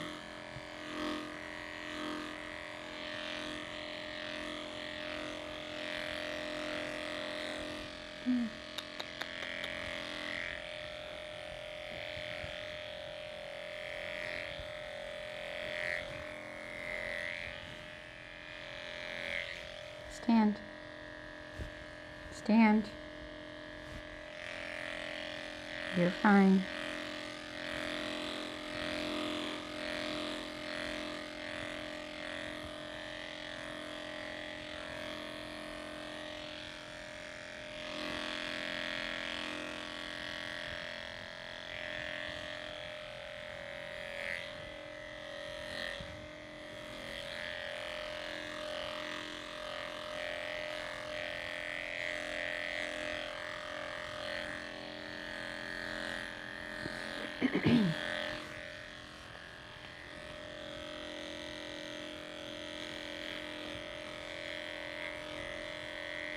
So a lot of these doodles are very leggy, lanky, lean dogs.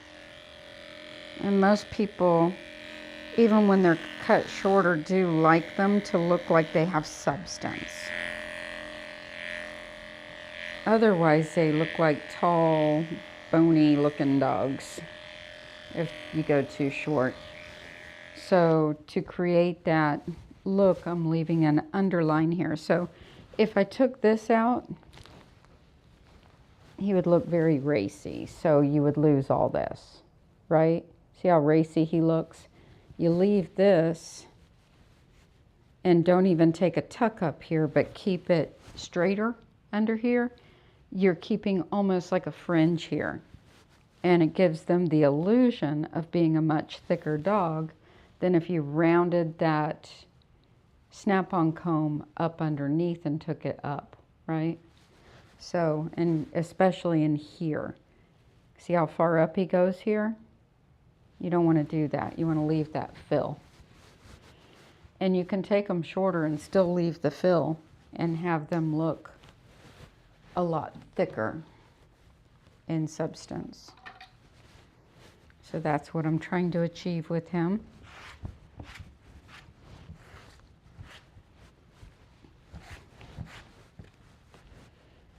It's all right.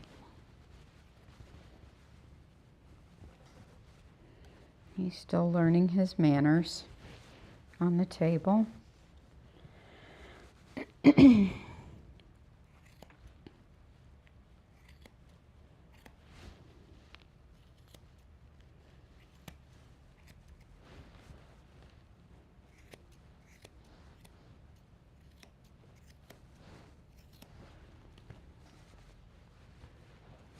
And he got neutered, so he's got this shorter area here. We're going to have to match that in today. So, and then his legs can fill out a little more.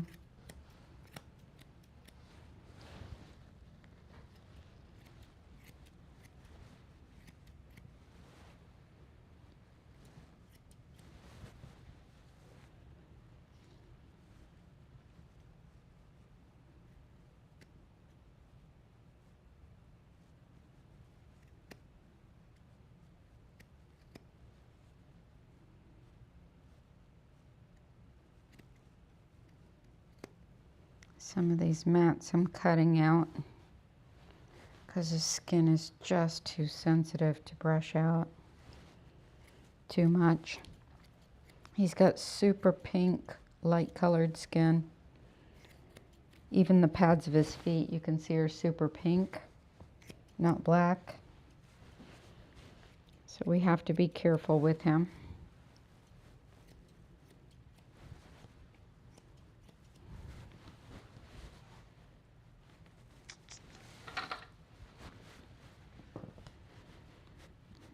Blend in this leg where he's trimmed out. Match it up.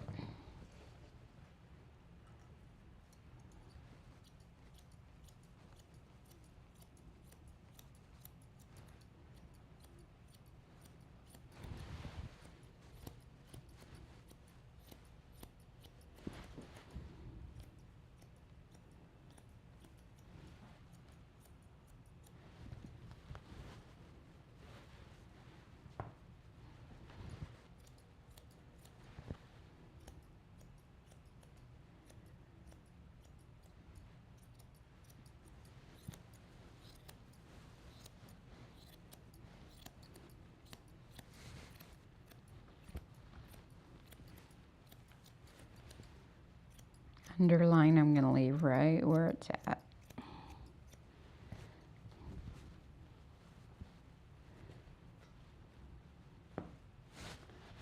How is my microphone's good for now?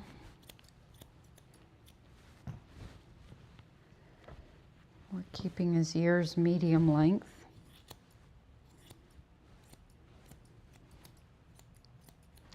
Stand. You're a young fella. You can stand up for a while.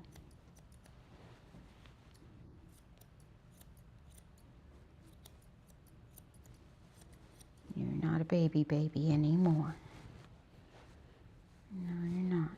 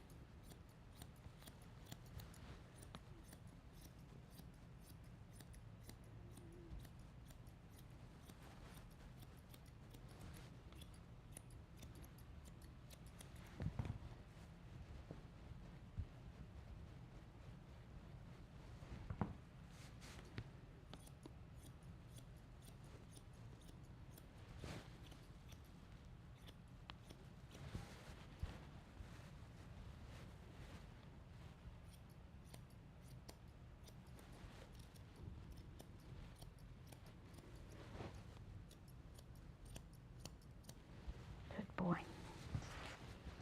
right, let's work on the other side.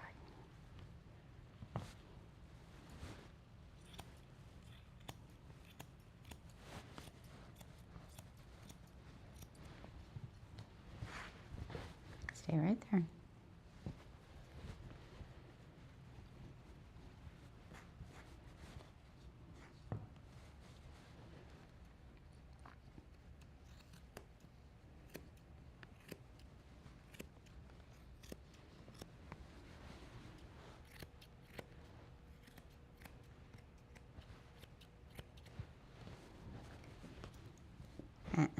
Stay right there.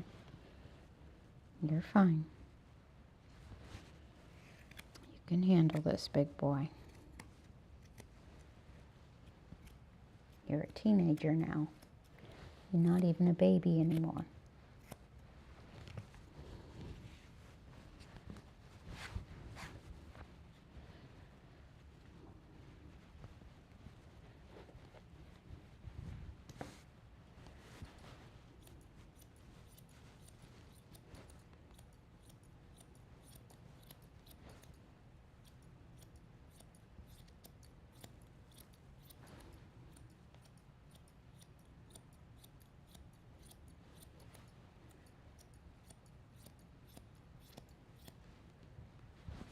Good dog.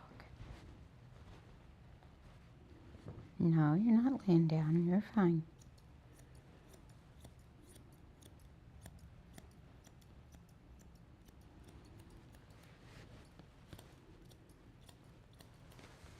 So basically, I'm just trying to outline him and get the basic shape. Then I'll go back and tighten it up. Normally I'll leave the front legs fuller. Again, just cutting it down to match up that IV spot for now.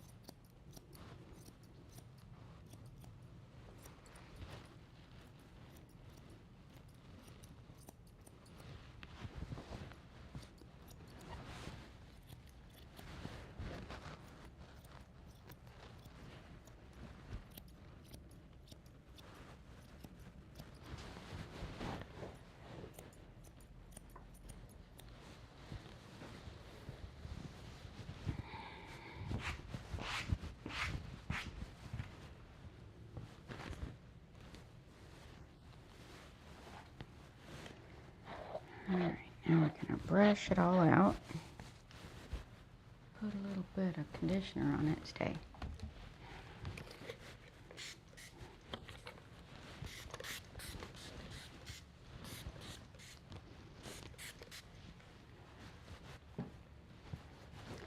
I saw a post in one of the grooming groups yesterday about somebody with a champion low chin, and she's looking to put him, she's had him in a pet trim, she's looking to change up his style and was asking for people's input, and there's a bunch of people giving different ideas. She's thinking about putting him in a Kerry blue trim, which would be interesting.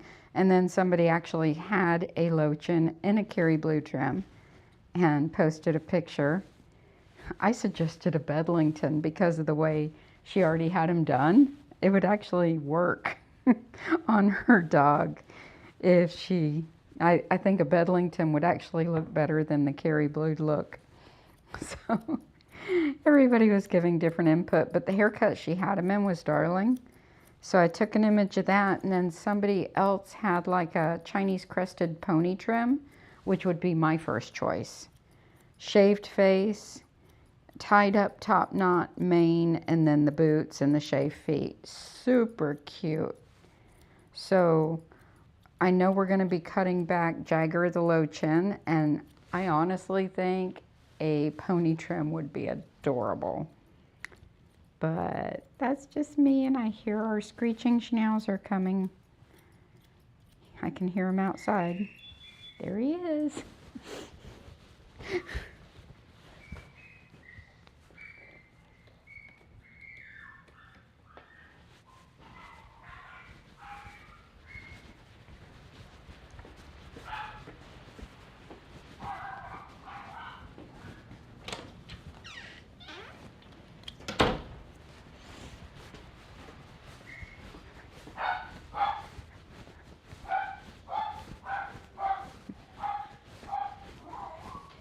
Hi, Ace.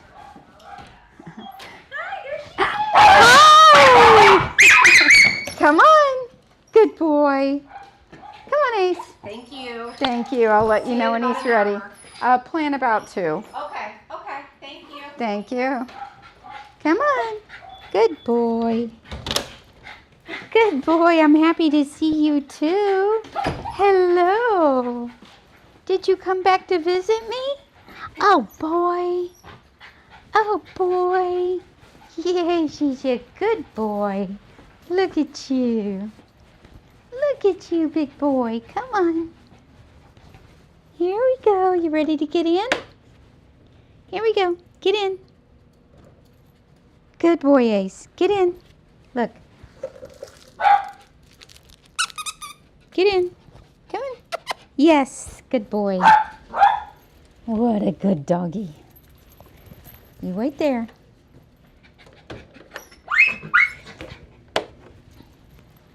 Look. Hello. Hello. You stay there.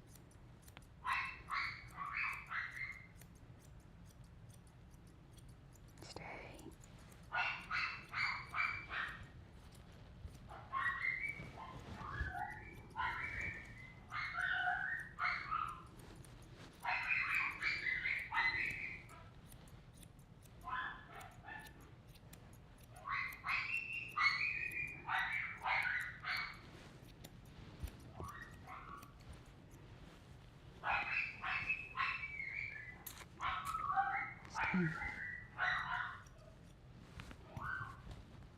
Stay. Stay.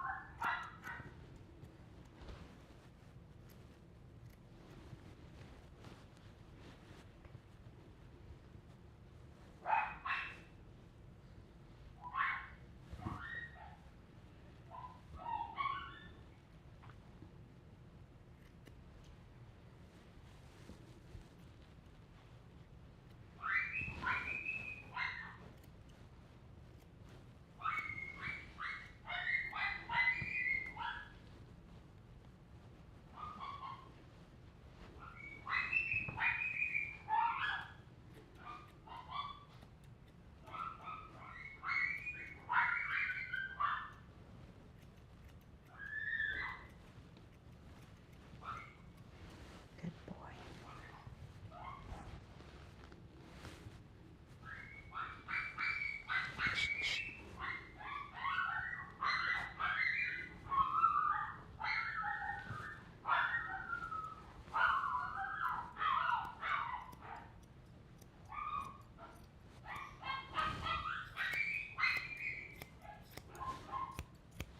So last time Ace was here, the very same client that we were talking about earlier today, that I've groomed 2 Shih Tzus and a Cockapoo for her over the years, and never got a complaint until I did her doodle, and then I had to redo the doodle because she wasn't happy with that. The last time she was here, she watched Ace on a video and she was very upset that the dog was making that noise, and he was doing it while he was being worked on too. And she suggested that I not take dogs that do that because it's very upsetting. And I'm like, what? It's very upsetting.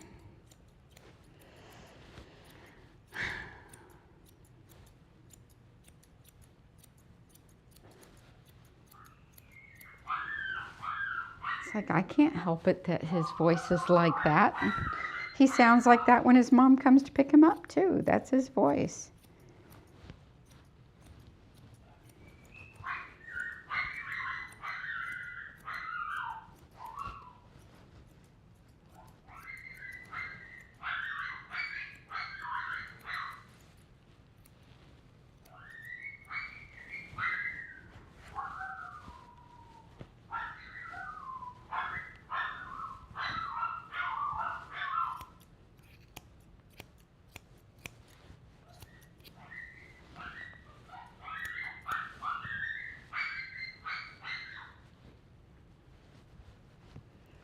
Sometimes I just don't understand.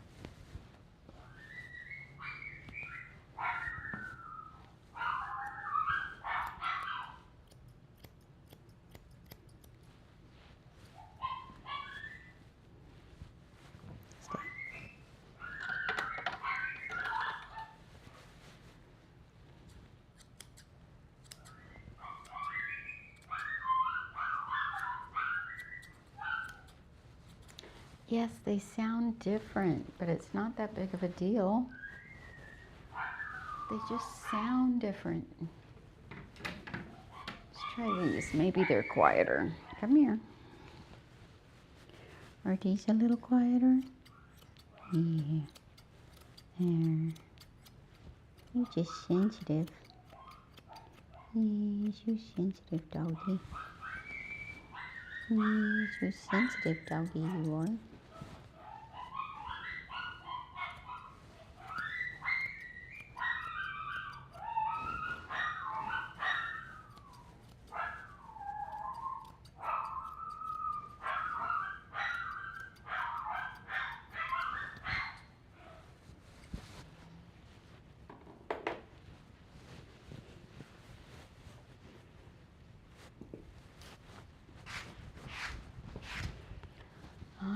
One more go around for you. We should shorten your tail too.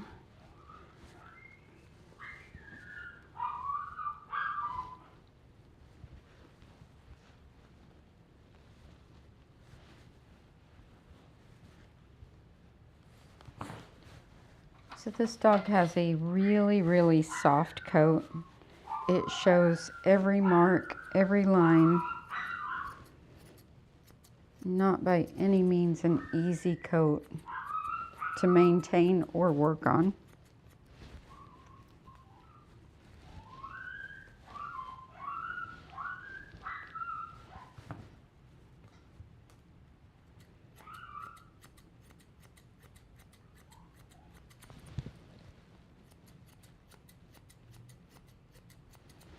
And that's why instead of just combing it out, I actually brush it out, then comb again between each section of work. And even then, it can still look kind of funky.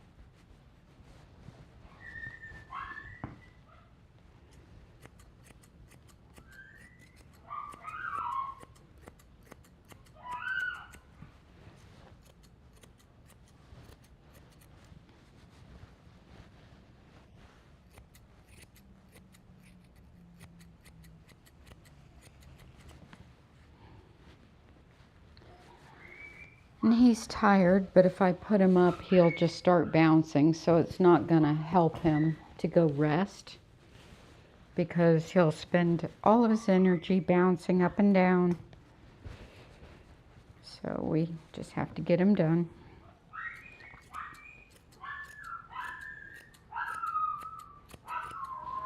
So he can go home and sleep.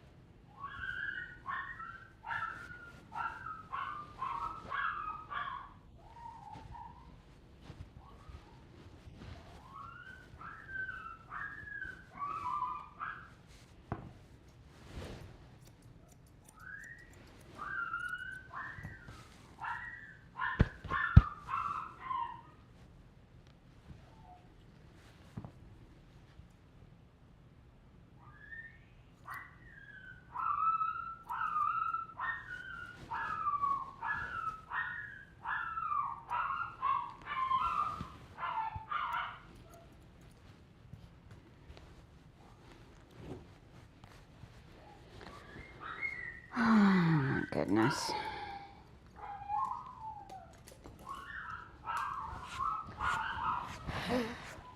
Up, down, round and round.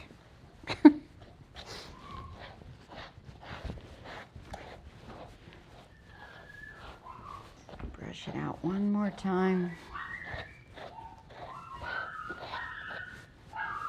See what's all uneven this time.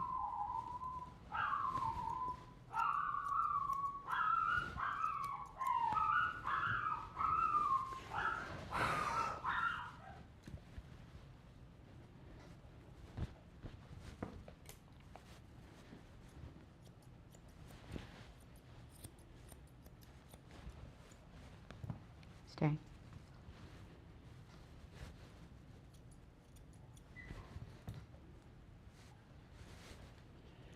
Trying to decide if I should taper his ears or leave them like they are.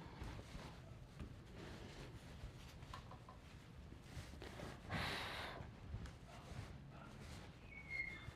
think I'll leave him like they are. He's kind of cute like that.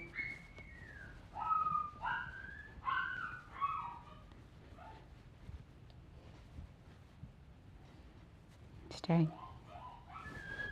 Stay.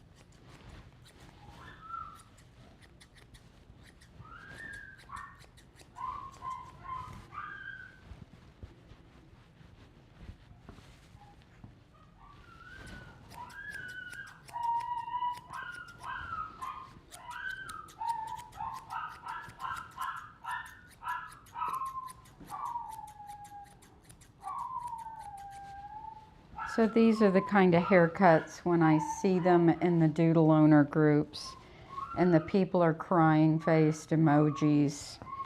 You know, my dog's hair is fluffy. Will it ever curl again? Why did they trim around the eyes? Why does it look like that? Why is every hair not even? Why is it short here and long here? What is this? It's cut short under the ears. Look, it's chopped. You know, it's like when I see those posts, I'm like, I'm red-faced emojis. Because it's a lot of work. And, you know, this is how it's done, so.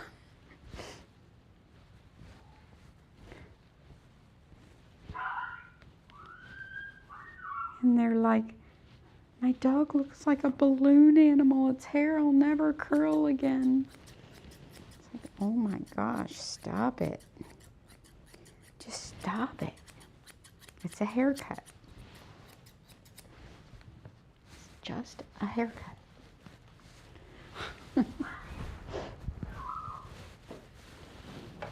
Yes, I think he was cute all shaggy. If he were mine, I would keep him all shaggy.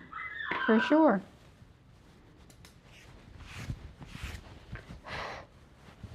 But that doesn't always work out. Sometimes they need a haircut. Right? Put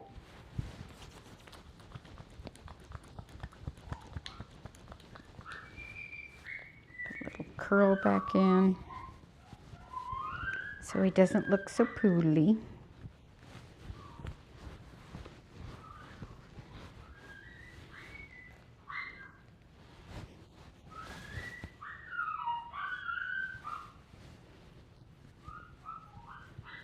But sometimes I look at those posts and I'm like, well, that's if you gave me those instructions, that's exactly what I would have done for your dog. If you say a teddy bear cut, you're going to get something like this.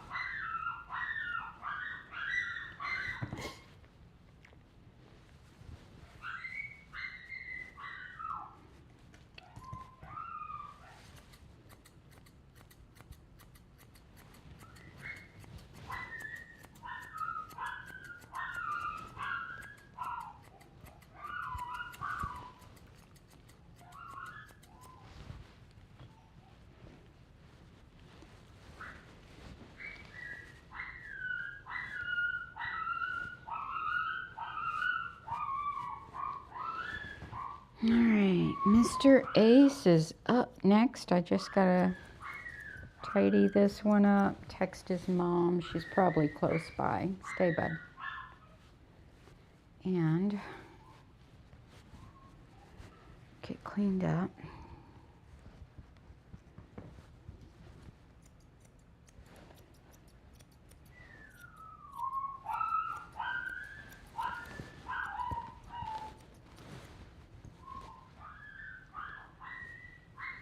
Turn.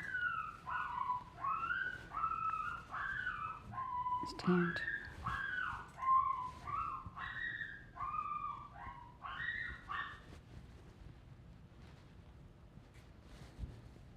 Stand.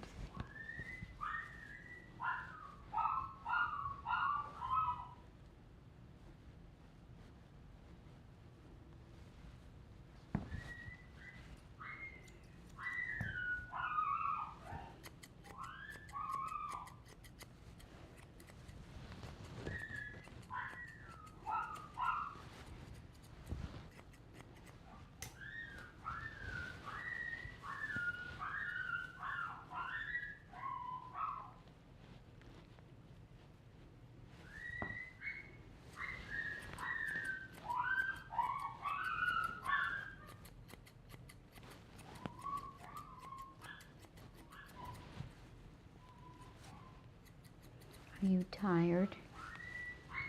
Hmm? It's a big groom, wasn't it? Hmm. Another reason why you sometimes don't see us talking to the dogs while we're working on them is we're so focused on the haircut, and it takes a lot of focus, especially when you have one like turning in circles and, you know, you're trying to get it even, and it's really soft puppy hair, and, you know, it just takes a lot of focus. So it's not, you know, it's hard to do both, to focus on the dog and the haircut. It's not so much that, you know, we're not focused on them, but they can feel through our hands and they can feel through our body language that, you know, they're safe and they're okay. All right, good enough. Go put him in the back.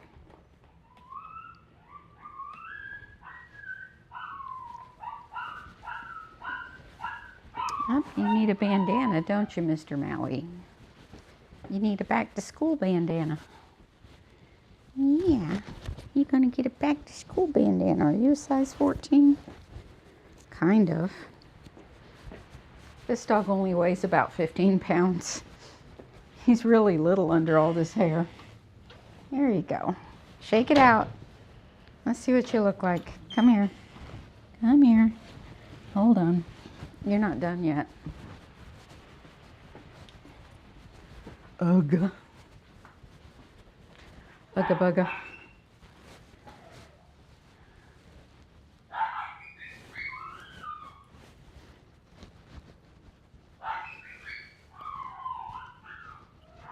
It's hard to tell with this stuff in his hair what his top knot looks like.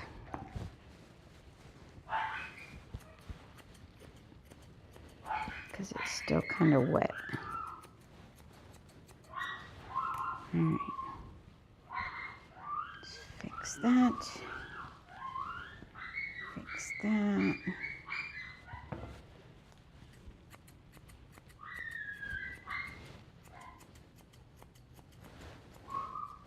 All right, let's try it again.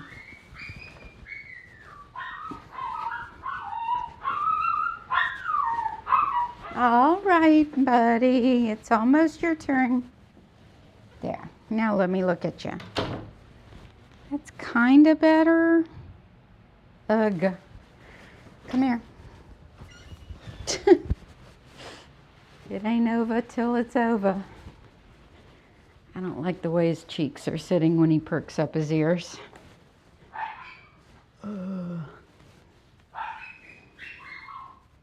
Because of the contrast in the color, it really shows. So,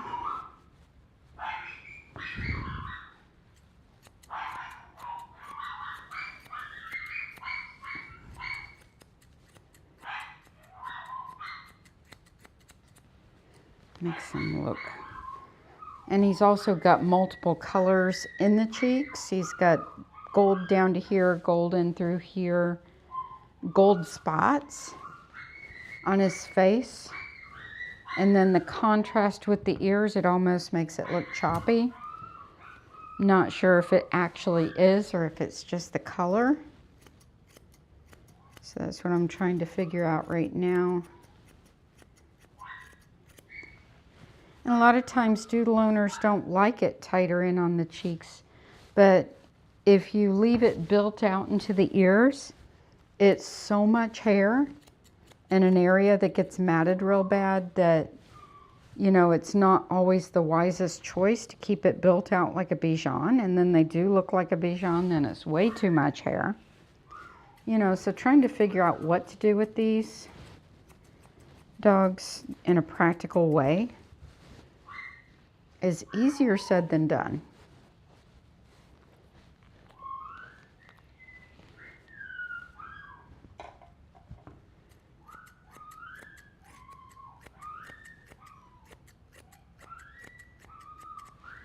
And people say, well, don't poodle my doodle. But what I got to say to that is when you say don't poodle my doodle, I'm just going to flash a picture. Y'all know what picture I'm going to flash, don't you? Because it's on our group. Ouch. Okay, that's gross. We don't want to show that.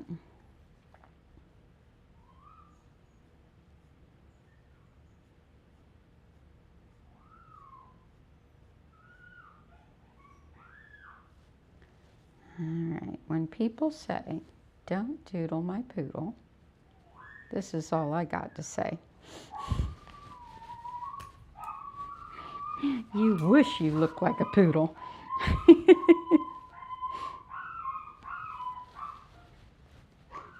Maui says, no, don't do that.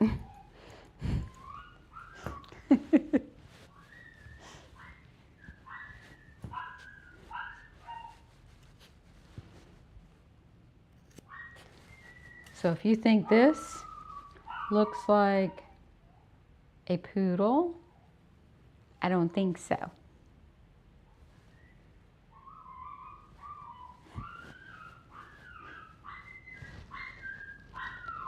Big difference.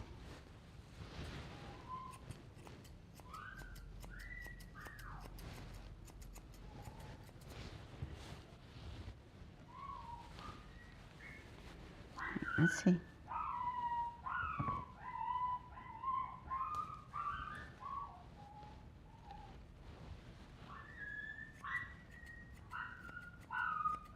Stay.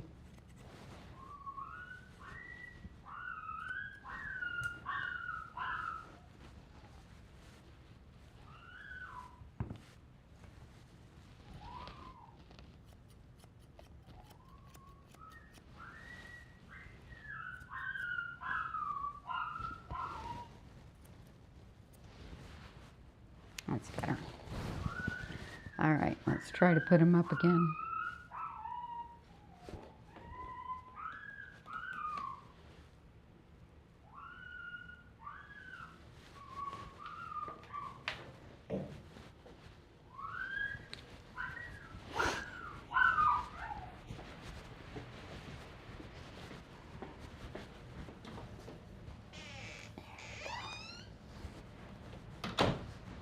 Shake it out.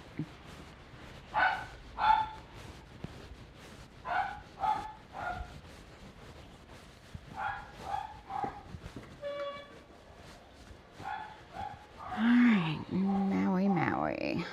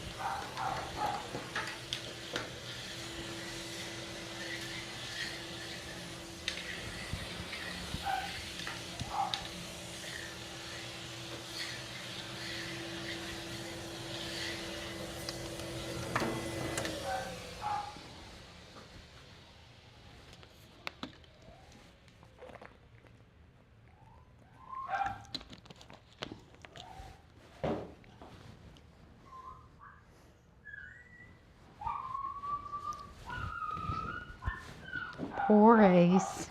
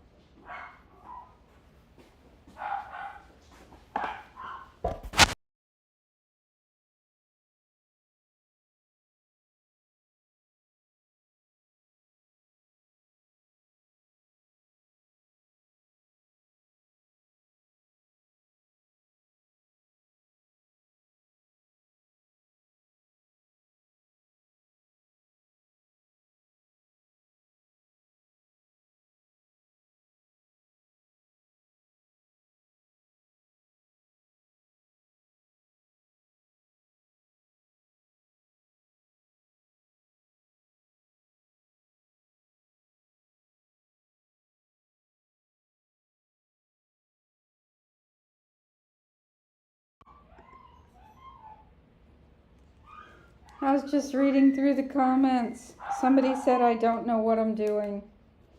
Seriously? Made me laugh out loud. Must have been a doodle owner. See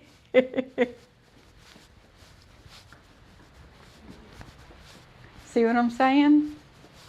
See what I'm saying, folks? Had to have been a doodle owner. You don't know what you're doing. You're a terrible groomer.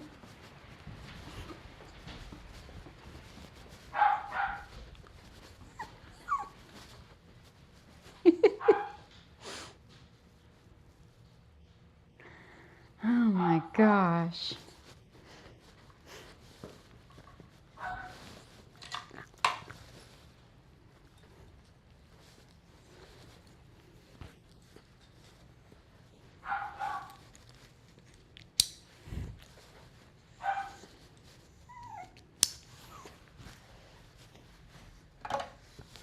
See, if people don't like what I do, they don't have to bring their dog here. There you go. Problem solved. All right, so now we have Ace. Hi, Ace. Hi.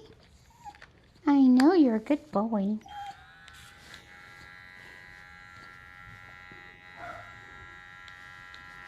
Ace is a good boy.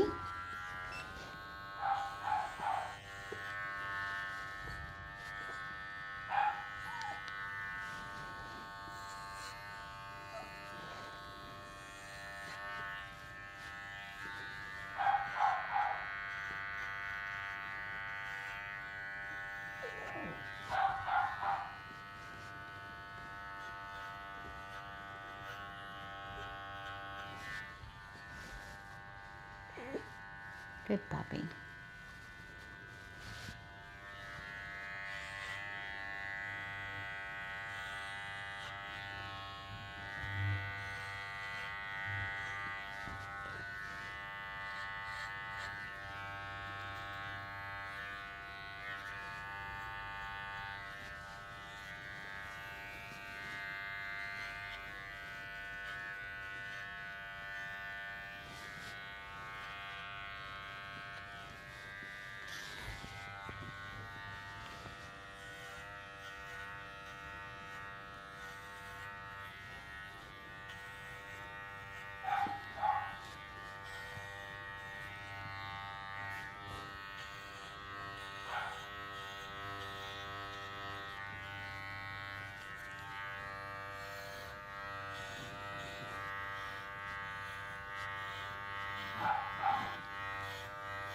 Good boy.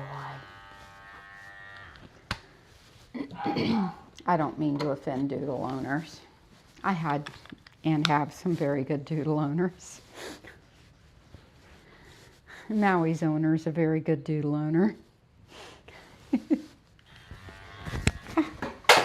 No. Stay. I don't know how to hold on to my clipper though.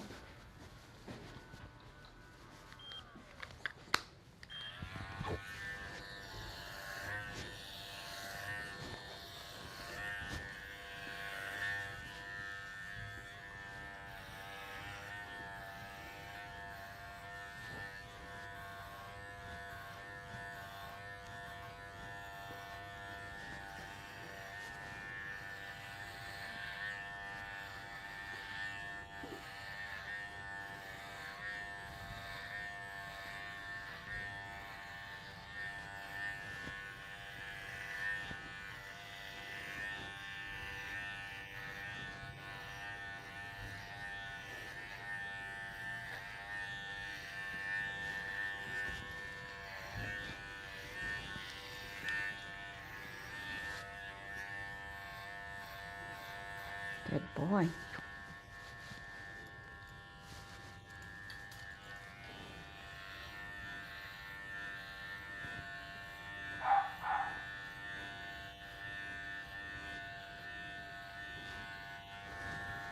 So this is Ace's second time with me. And she almost canceled her first appointment when she read my disclaimer that she needed to sign, or my contract that she needed to sign, because my contract says no tranquilizers. No, we don't allow dogs to come in medicated on any calming drugs or tranquilizers. And this dog had always been tranquilized to be worked on. And so she almost canceled her appointment, and I'm like, well, bring him in, you know, without it, and let us see how he does. And he had a few hiccups, you know, mostly on his nails, I think, but I don't think he wanted us to do his ears and stuff, trim his ears and all too. And look at him today. Second time. He was happy to get here. He was very vocal, and that's perfectly okay, you know, for him to be vocal on the way in. But look at him. He's on a loose leash. He's standing like a gentleman. No tranquilizers needed. He's a good boy.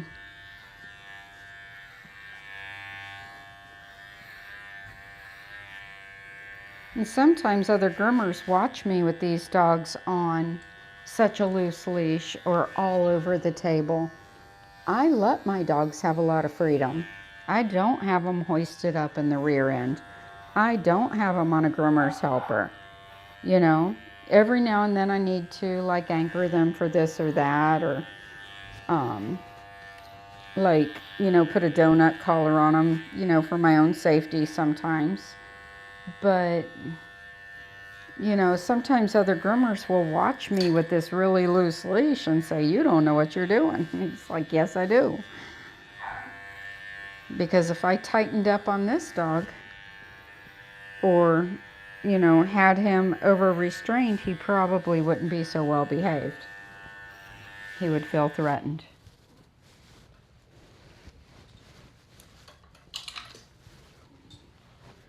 All right, let's go put him in the tub.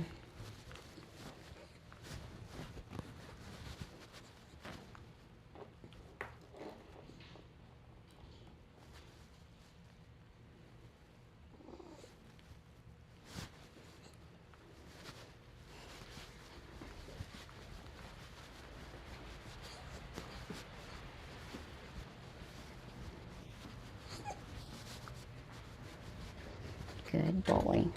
I know.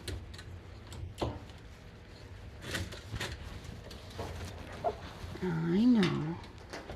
He'll probably have things that work him up. Maybe the blow drying, the nails. But overall, he's gonna do just fine.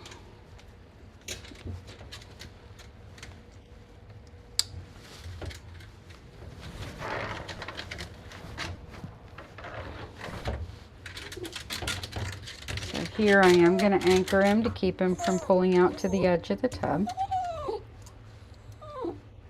If he cries in the tub, that's probably going to mean he's had a high velocity dryer used on him in the tub in the past, and he's expecting it. But we don't do that.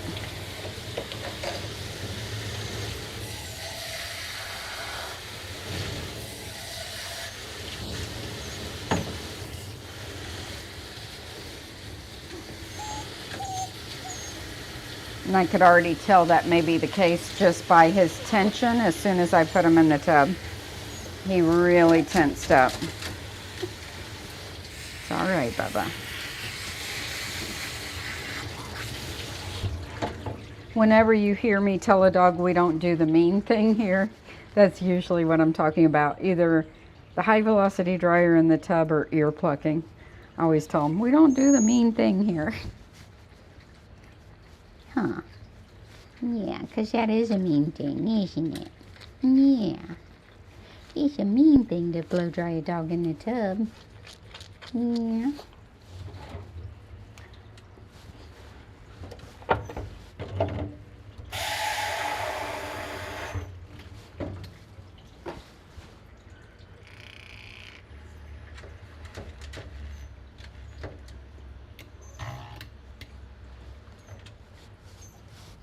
Good boy.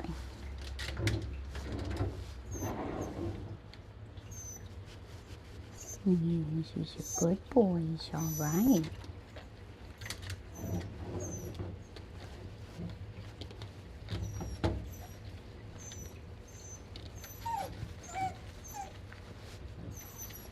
You're fine.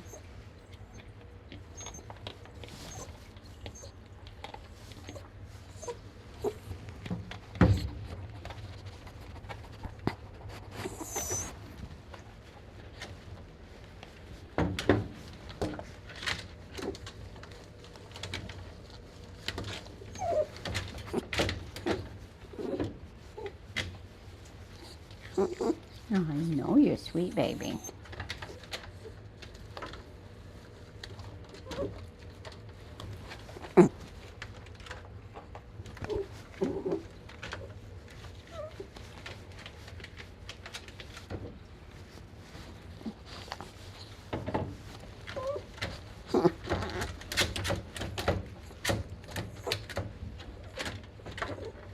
You're fine. Nobody's gonna hurt the puppy. No, nobody's gonna hurt the puppy. You're alright.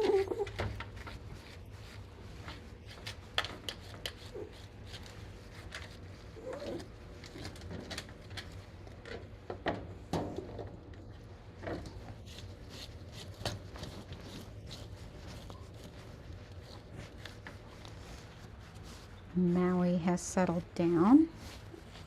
He's sitting. And somebody's here, so we're going to let you soak in shampoo while I go up front. No screaming when I put you up because you might upset the client. Okay? Got it? Thank you. No upsetting the clients.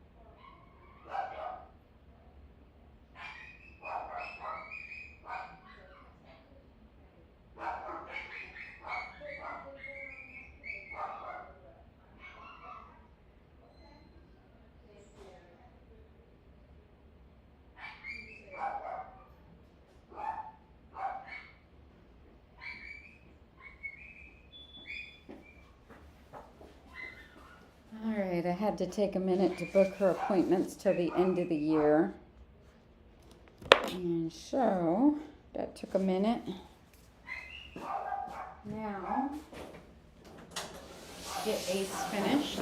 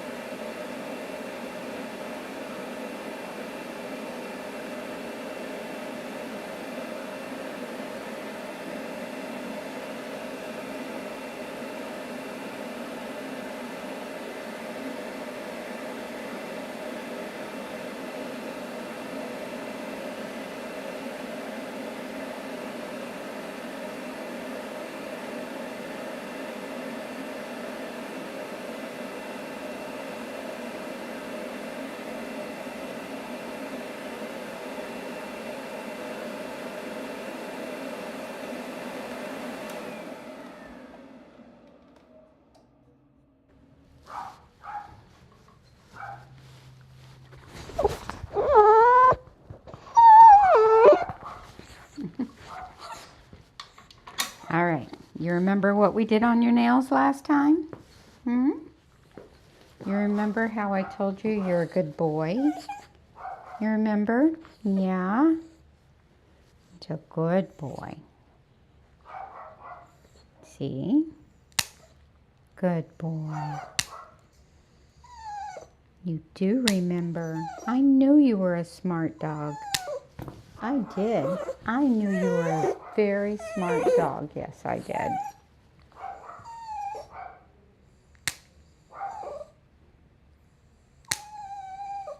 Yeah, I had to tell you you weren't in trouble and it wasn't punishment. I did. I had to tell you that because you thought you were in trouble getting your nails done, didn't you? Yeah.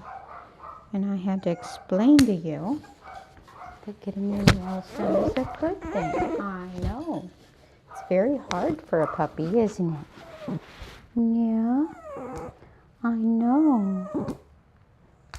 I know, Bubba. There we go.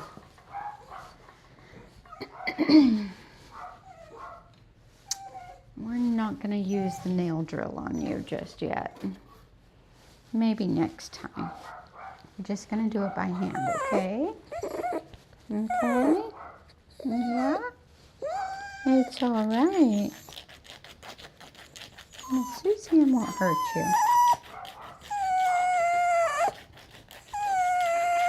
No, Miss Suzanne won't hurt that schnauzer. Who loves the schnoz? Yes, Miss Suzanne loves schnoz.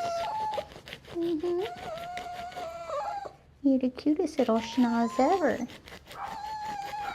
Yes, you are. You're the cutest little schnoz ever. I know. I know. It's okay. It doesn't hurt the puppy. No, it doesn't hurt the puppy.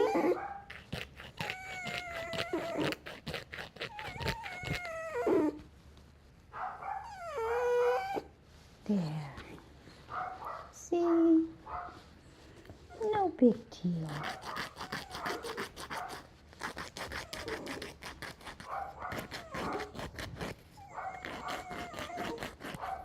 Come here.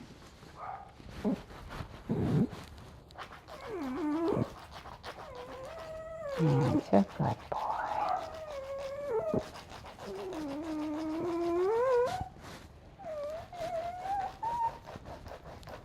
There. See?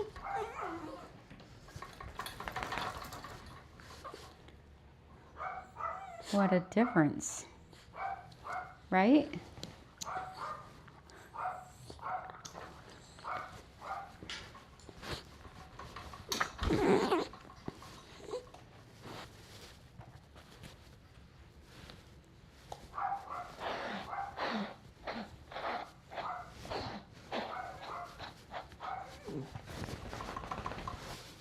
Good boy.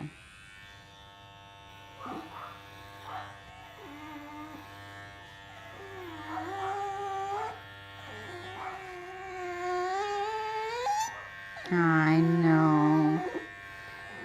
Tell me all about it, Ace. Tell me all about it.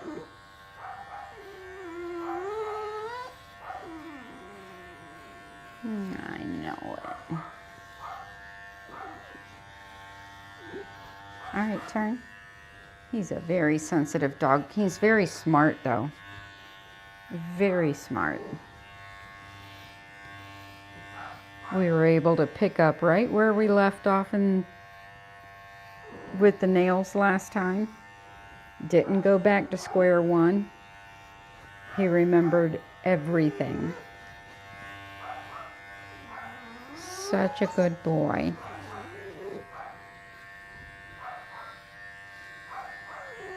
Yes, you're such a good boy.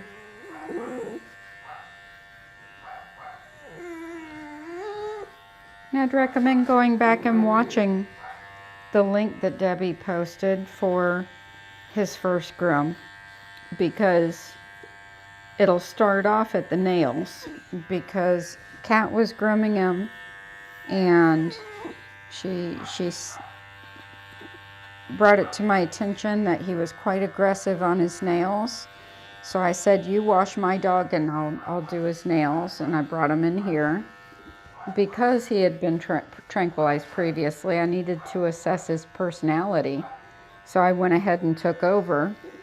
Not because she couldn't do it, but because I wanted to assess him and see exactly what we were dealing with him without medications. So, you know, and as soon as I went to pick up his foot, he lunged for my hand. But I could tell right away that it was a fear response, and started working on it from that point of view, that it was a fear response. And he got it right away, did real good. And this time there was absolutely no fear response, 0. So I'll never have trouble with this dog. He's a wonderful dog.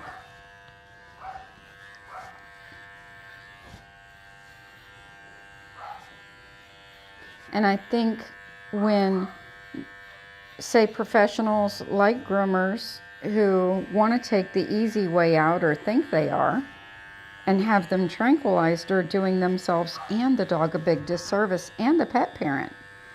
Because the pet parent all of a sudden thinks they have a dog who is a problem, and the groomers don't understand the dog's personality. And then the dog doesn't understand because he's loopy instead of being trained. So all the way around, it's doing everybody a disservice. And I actually love working on this personality type because they're very exuberant. They usually never forget you. They love you for the rest of their life. They're super happy to get here, you know. They love being worked on, even as vocal as they are. You know, people will misread it. Of course, they'll be like, you know, what's wrong with that poor dog? But nothing's wrong with him. He's fine. He's just a talker. Yes, you're a talker, Zalmar. Yeah. Yeah. And if the pet parent's watching him, don't worry about him coming into the shop squealing and screaming like he does. That's a happy squeal. Nothing wrong with it. It doesn't bother me at all. So I would rather him not be corrected for that, because I don't want him to feel like he's in trouble on the way in the door. I want him to feel happy. So, you know, and he was. It was a happy squeal. So he's fine. Don't have to quiet him down.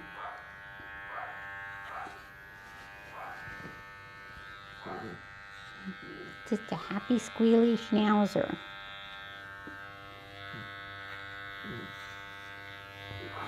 And he's so smart.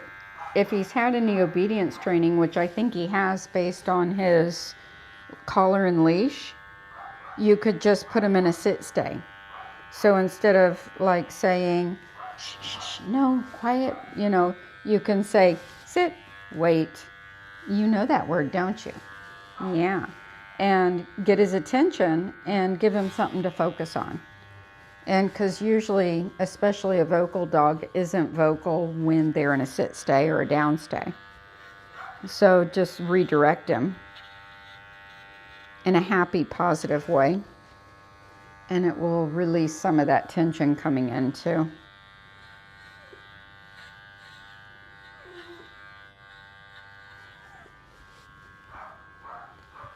Good boy. You're fine.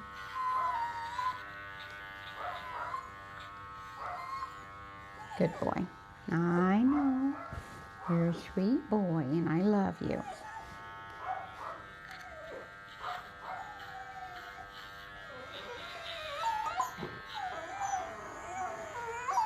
I know you have a lot to say, don't you? Come here.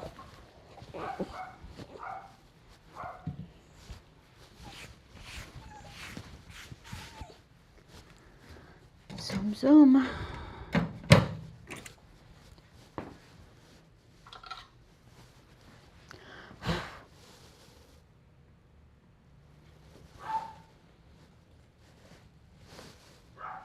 Stay.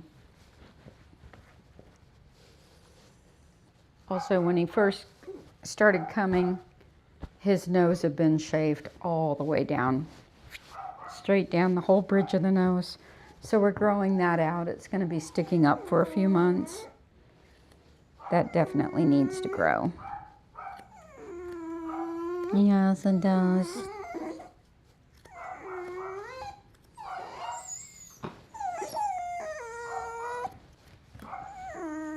I know, it's terrible.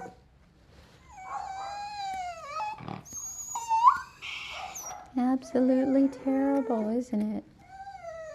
Yeah. Mean old Suzanne's making you stand on the grooming table. Yes, he's making you stand here instead of playing. I know, it's terrible. Absolutely terrible, huh? Yeah, you like to be talked to, don't you? Mm-hmm. You like to be talked to? Mm-hmm. I know. It's just fine. Nobody's hurting the puppy. Nobody's hurting the baby boy. All right, this way. Stand. Good boy, stay.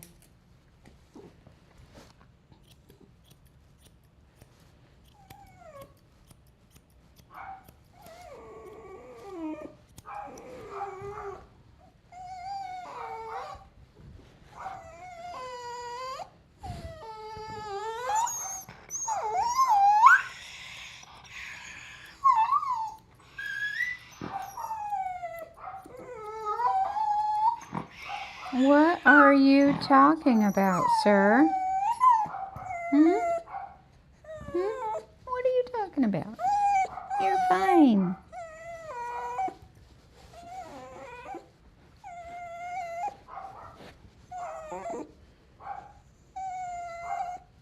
All this angst will go away over the next couple of grooms too.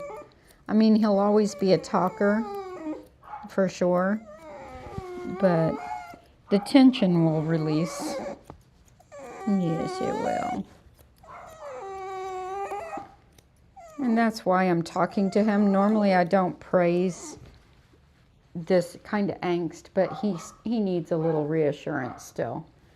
So talking to them when you're getting the undesired response, which would be a lot of vocalization, isn't always the best choice, but for him it is, because you know he's worried, and he's gonna be just fine.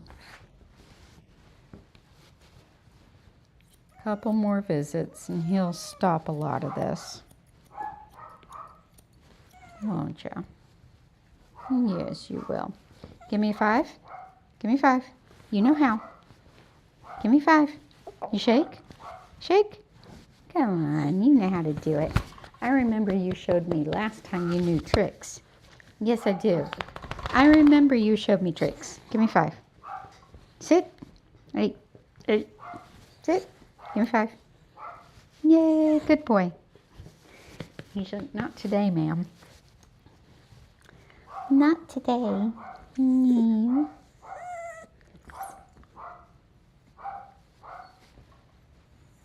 You're not going to show me your tricks today? He's like, I can't. I just can't. It's just terrible. Oh no, what am I going to do?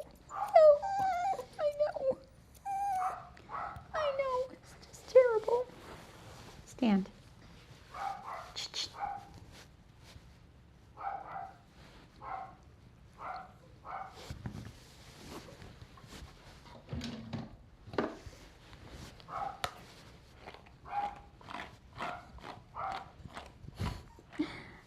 Back in the day, my husband used to work with me, and about 25 years ago, and he would wash the dogs, and we used to have this one poodle that cried and howled all the way through it. So my husband would howl right along with them. And he'd be back there blow drying that dog, and they're both going, oh, oh, oh, oh, oh. And I'm like, both of y'all, be quiet. It's like, come on. One of you is bad enough. But he and that dog would just have the biggest conversation. It was so funny.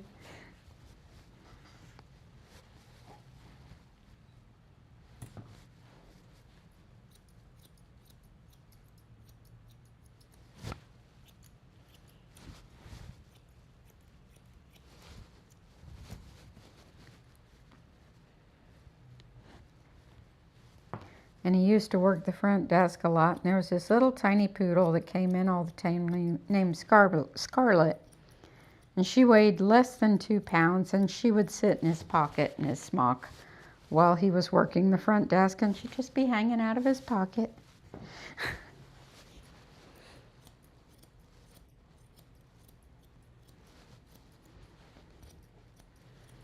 It was like her favorite place to be, is in his pocket. Somebody stole that dog. Can you believe that? 2-pound red poodle. Less than 2 pounds. Beautiful little tiny red poodle. Young. Somebody stole her out of their backyard. They let her out to go potty. And they were just absolutely heartbroken, in tears. It was awful, right? And lo and behold, about a year later, they saw one of their neighbors sneaking her out of the house to take her in the car, like to take her to the vet or something. So they called the police, and they're like, they have our dog. We've been looking for our dog. They've had it for a year. And the police went over there, and because she was so little, she wasn't microchipped. And the woman showed the police vet bills that she had spent on the dog and food bills over the last year.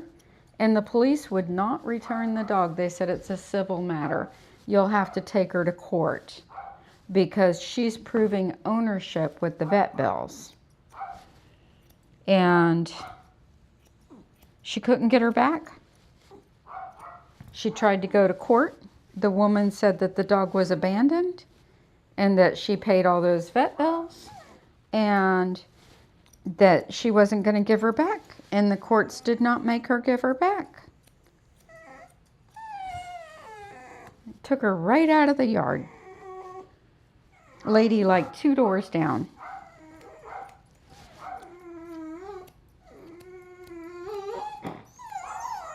That was so sad, little Scarlet. Isn't that sad? What a mean thing to do. And she used to get the dog groomed like every 2 or 3 weeks. I think it was every 2 weeks, and she got a full groom because she was a standing appointment with the salon when I bought the salon. And back then, she was, like I said, she was like a 2-pound poodle. And back then, I used to charge $19 for a poodle haircut. And Sheila, the lady I bought the business from, this was in 1995, charged $25 for a poodle haircut. And when I saw she was charging $25 for a full haircut every 2 weeks on a 2-pound poodle, I'm like, how? How are you getting that much money? I was in shock. I actually dropped her price down to $19, what I was already charging my clients. How stupid was that?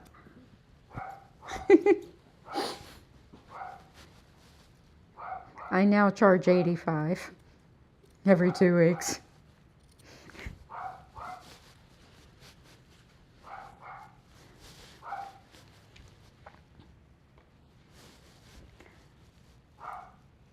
But back then, my rent was $500 a month for the business.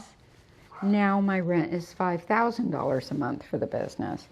And so my rent has gone up 10 times.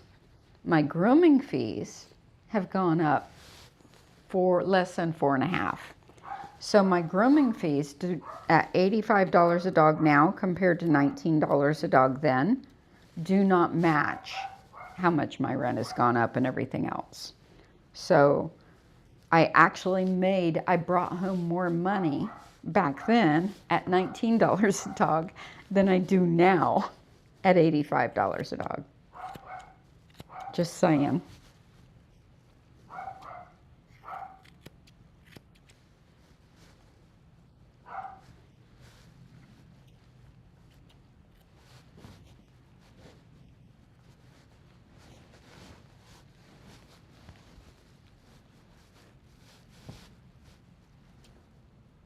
Good boy. See how he's quieting down? I told you he would. And he will more and more each time he comes in. You'll see him get quieter and quieter.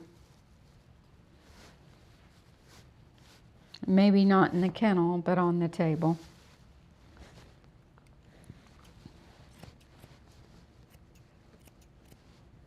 You remember when Maxwell, who we did earlier today, went to another groomer once? And he's got this kind of personality, this yappy, whiny, happy, jumping around personality. When Maxwell went to another groomer once, after coming to me his whole life, always being a busy boy, always being like, you know, having his issues, right? But one time going somewhere else made him freak out on his toenails, biting, flipping, twirling, whirling from one time of somebody else handling him. And that's the same kind of personality this dog has, right? You put him in the wrong hands and they're not going to understand him. I understand him. And he knows I understand him, don't you? Yes, so you need to come to me for the rest of your life. Yeah.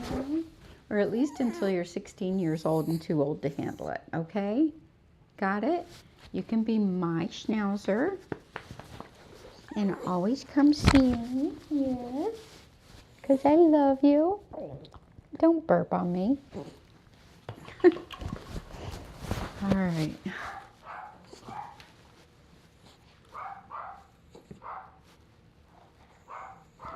Yes, I am competitive for sure. There's like over 75 shops in the Tampa Bay area, and within a 2-mile radius of me, there's about 8 or 9. Within a block of me, there's 1, 2. There's 2 within a block of me, and within a mile, 1, 2, 3, 4, about 5 within a mile, at least. Very competitive. You can't let your guard down for 1 second. Because there's always somebody good right around the corner, ready to take your clients.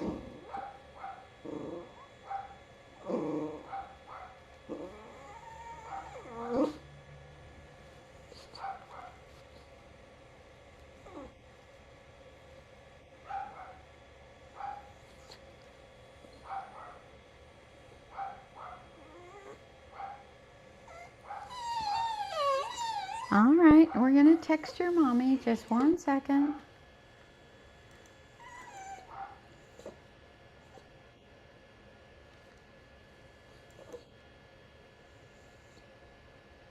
All right.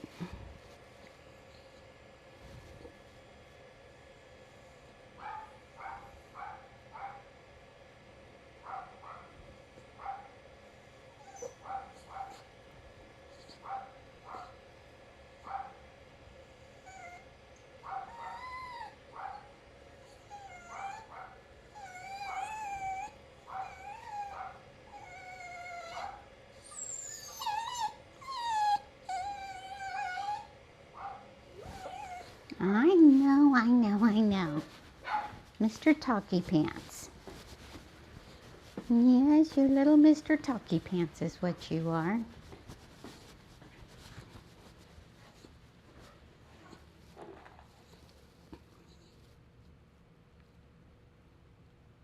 I have not gotten my Ryan's order yet. I haven't even gotten confirmation that I'm going to get my Ryan's order. Let me see if they've sent me anything today. I'm thinking I am. Possibly.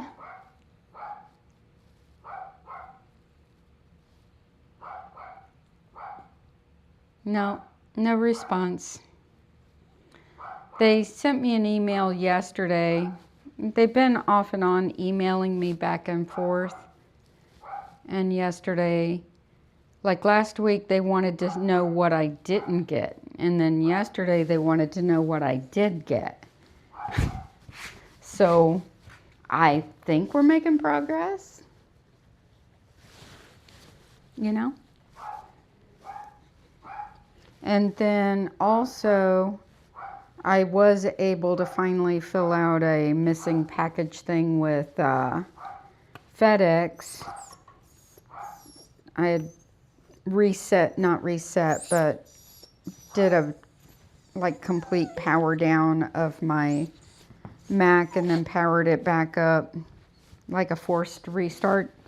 And that allowed me to fill out their form. And when I pulled up the thing, it showed somebody did sign for it, but it's a foreign name, and it's a name that I don't recognize, and I couldn't pronounce if I did recognize, you know. So I don't know who signed for the package or where they were, but it certainly wasn't here. So there's that. So somebody got the package. But it wasn't me. Okay.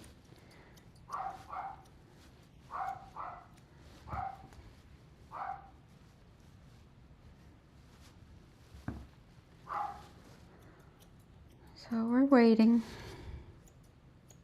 I would like to hear a yes or no, we're going to replace it or we're not going to replace it, because I would like to go ahead and find my products somewhere that will send them to me, because I need them. All right, your mommy's here. We're going to go put you up, check you out.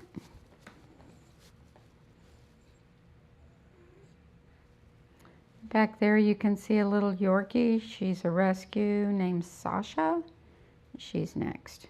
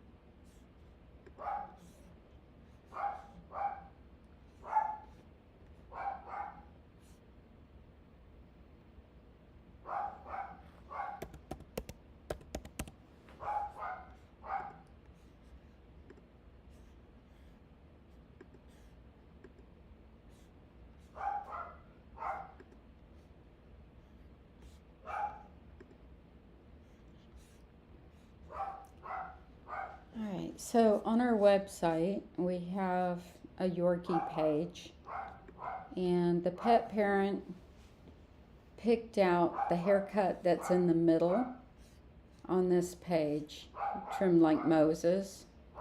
So they want this middle haircut. Then they also liked the one in the middle here. And they don't like the longer hair under the ears, but the rounded Yorkie face does tend to have the longer hair under the ears. So, and they want her ears tipped, and they're hoping they'll stand up.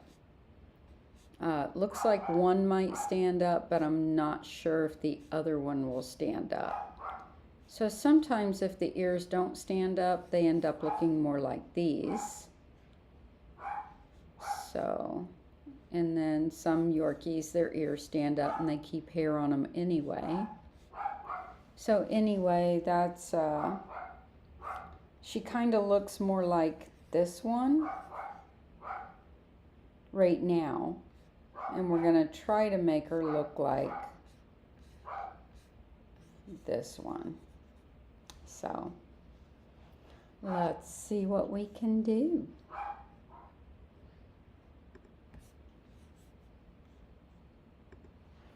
But first, we need to clean my table.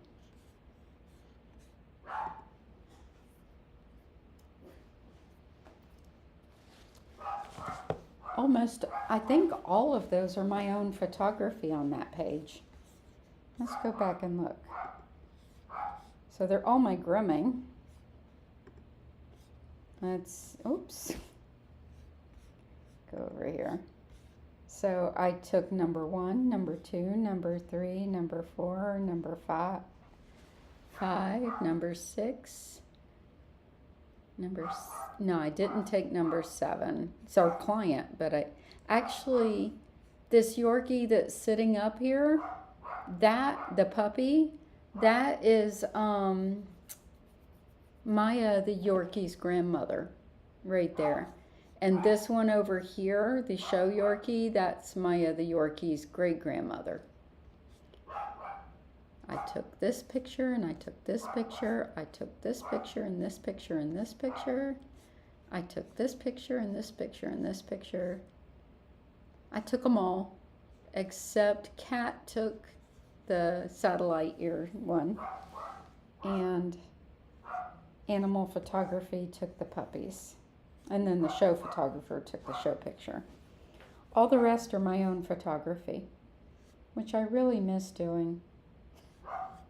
I really do. But I'm not going to do it. I don't think. Every time I look at my photography, I'm like, oh, I want to do photography, but I won't.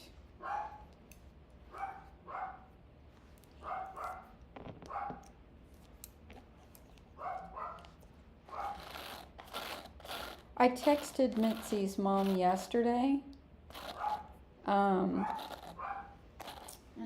to see how she's doing, because she was at the emergency animal hospital about a week ago, very, very ill, and she didn't text me back.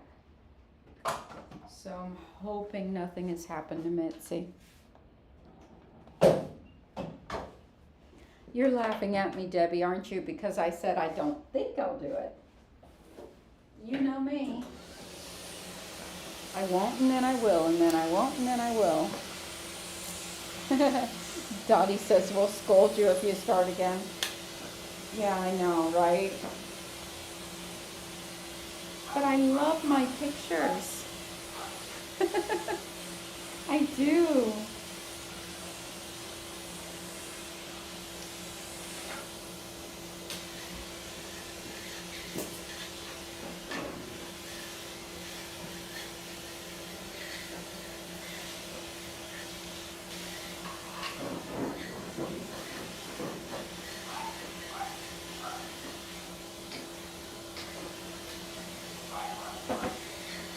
Twice I got so upset over my clients' reactions to my photography that I took all of my photography equipment, all my backdrops, all my lighting, and I chucked them in the dumpster.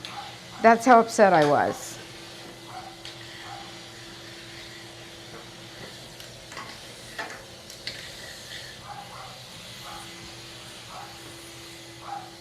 When I poured my passion into it. And why, might you ask? Were my clients so upset about my photography? Because I took a free picture of their dog and I sent them a free picture of their dog. And then they thought they should get more free pictures of their dog. As a matter of fact, they thought they should get a free picture every time they brought their dog to be groomed. And if they didn't, some of them left. Some of them left me a 1-star review because they did not get a free picture of their dog on the next appointment. They immediately assumed it was part of the service. I'm like, no. I lost 2 customers completely, well 3, because they didn't get a free picture of their dog. Like, oh my gosh, I was so upset. I took every piece of equipment and I chucked it in the dumpster. It's like, nope, nobody's ever getting a picture again. Sorry. Nobody. I was livid. And I was doing professional quality portraits for free. And you could say, well, why don't you just charge for them? Because that takes all the fun out of it. I was doing it for fun. I want to enjoy myself. I don't want the pressure of selling and editing pictures. I don't want that. I'm a groomer. I'm not a photographer. It was fun. Just fun. Until people started putting demands on me, and then I'm like, this isn't fun anymore.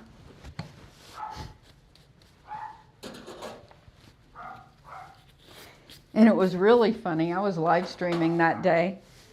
One of the client that left me the 1-star review because she didn't get a free picture, I've sworn to never do her dog again. So she said she would never be back. Like, she was furious. Said she would never be back. And I'm like, that's perfectly fine by me. Well, a year later, she booked that dog again. And I'm like, isn't this the dog? But I changed software for my system, so I couldn't see if it was actually the dog or not. When she brought in the dog, I'm like, that's the dog. And I refused to do him. She had already dropped him off, and I realized who it was. And I'm like, that is her. No, you can come get your dog. Like, now, I'm not doing your dog. Because she screamed at me because she didn't get a picture.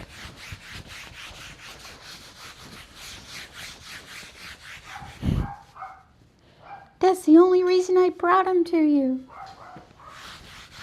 I'm like, well, you can go find somebody else. No. All right, let's get our next one done. That same day, this is the last one. I'm like, nope, everything's going in the garbage. Goodbye. Isn't that terrible? All right, let's get Sophie on the table.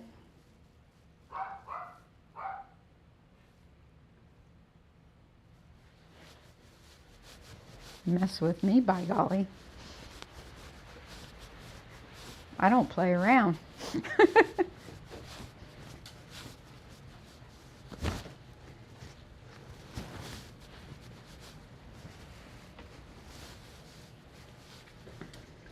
Come here.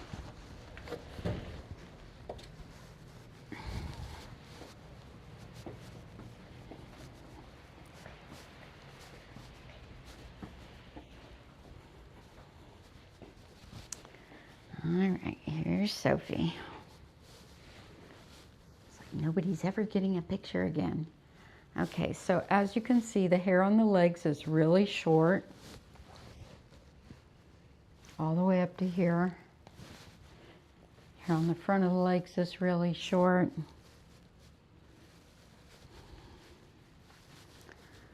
So it'll take a little bit of time to grow all this in. And then she's all short underneath because she was just spayed. So, and I explained to the pet parent the ears probably won't stand up like the photos, right? But they want to try and tip them anyway and see if they will.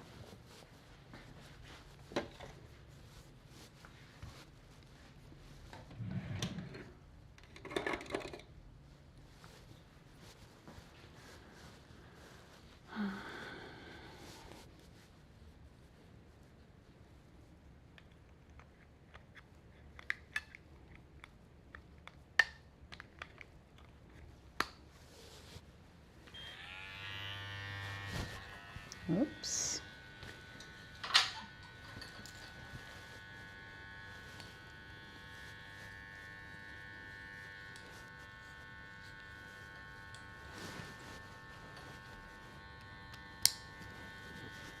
We had another one. She's still a client, but she threatened to leave if we didn't keep doing the pictures.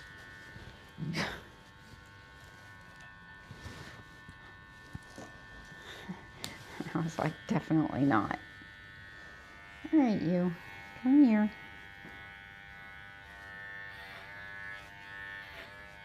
Good girl.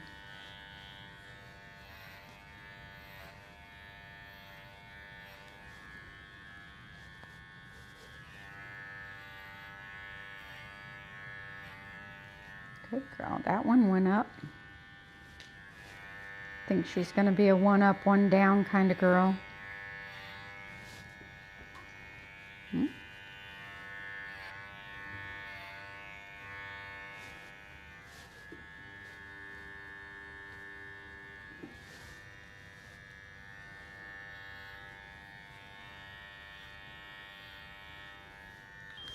Are you a one up, one down kind of girl? If she would have had her ears tipped when she was a puppy, they probably both would have gone up. Sometimes if you don't do the ears when they're babies, and they just adopted her, so it doesn't count for her, but if you don't tip their ears while they're teething, sometimes they'll stay down permanently.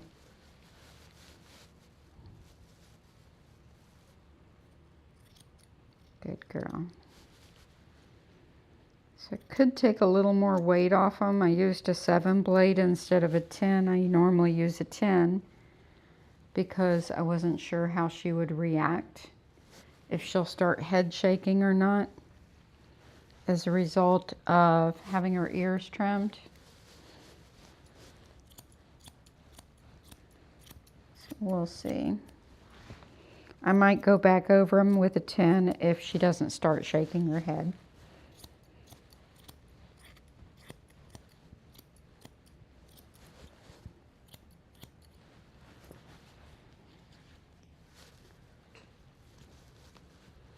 Yeah, they're trying. The other one's trying. Yep, they just might do it. So if she doesn't start shaking her head, I'll go ahead and use a 10, and that should get them the rest of the way up. Sometimes anyway. This one went back down.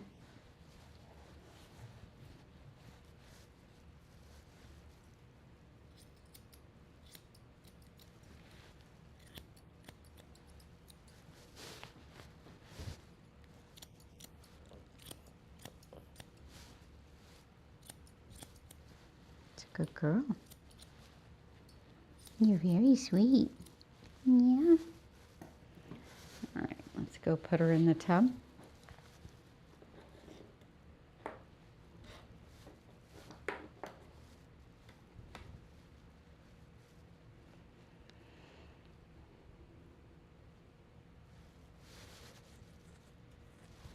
All right, why aren't you going on?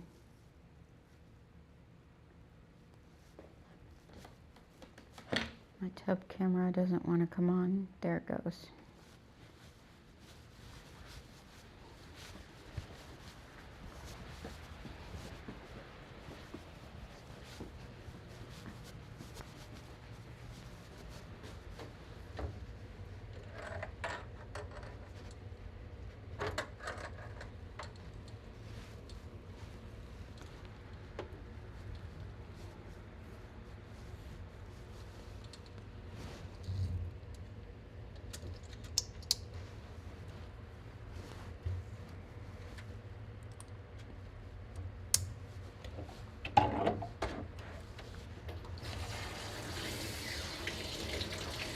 You're okay. Don't worry. All right. You're fine.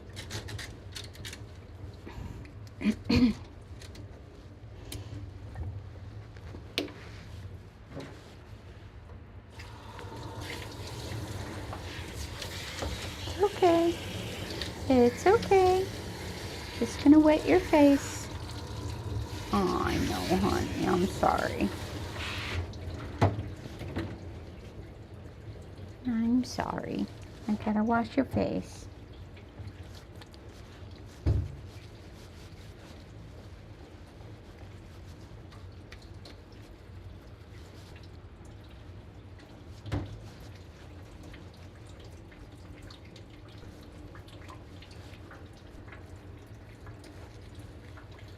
You're gonna be so pretty. Yes, you are. Gonna be a very pretty puppy.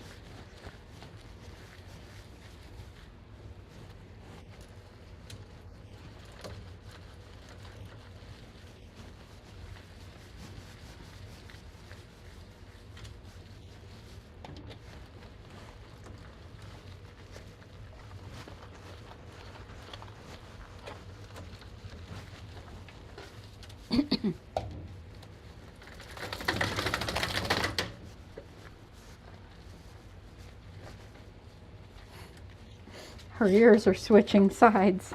Now this one's up and this one's down. Now they're both down. I think they're going to take turns. You're very cute. Yes, you are.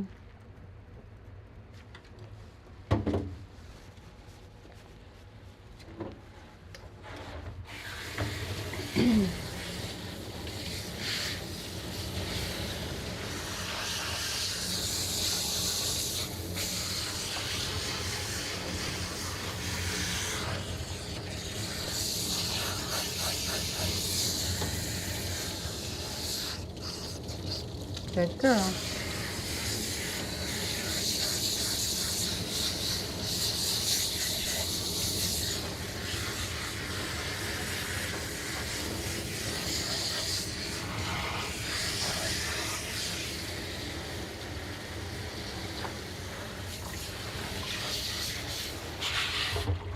So Ace already booked his next appointment 4 weeks out, 4 weeks from today. So we'll be seeing him as a regular. I'm so happy. Isn't he doing good, y'all? I like him a lot.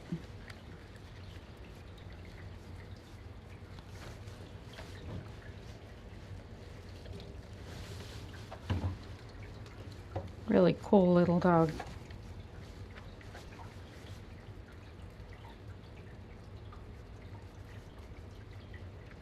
I like you a lot too.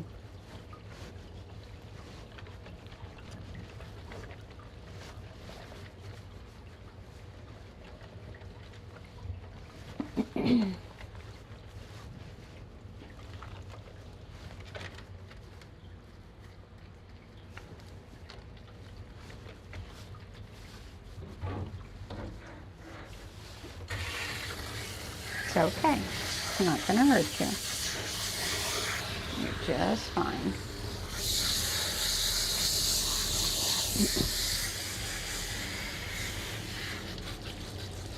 Good girl.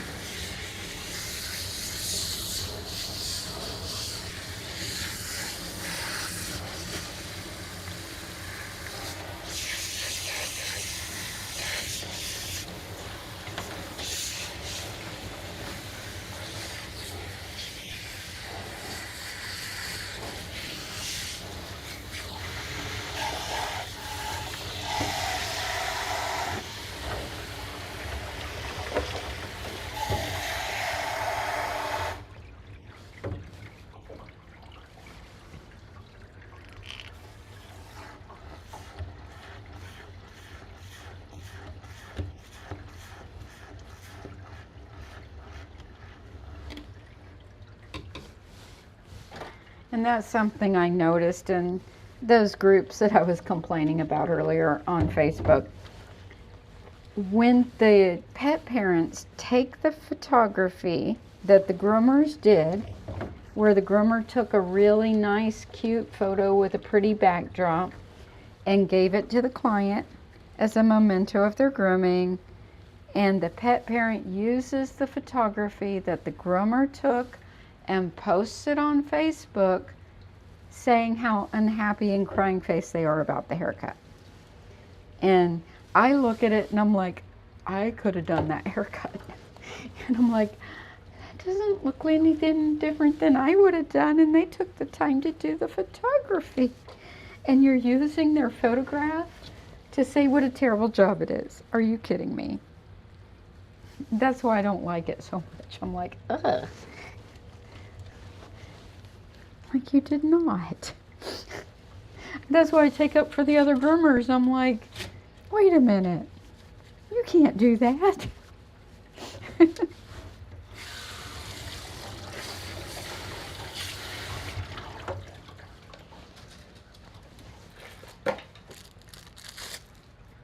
I mean, that's just mean.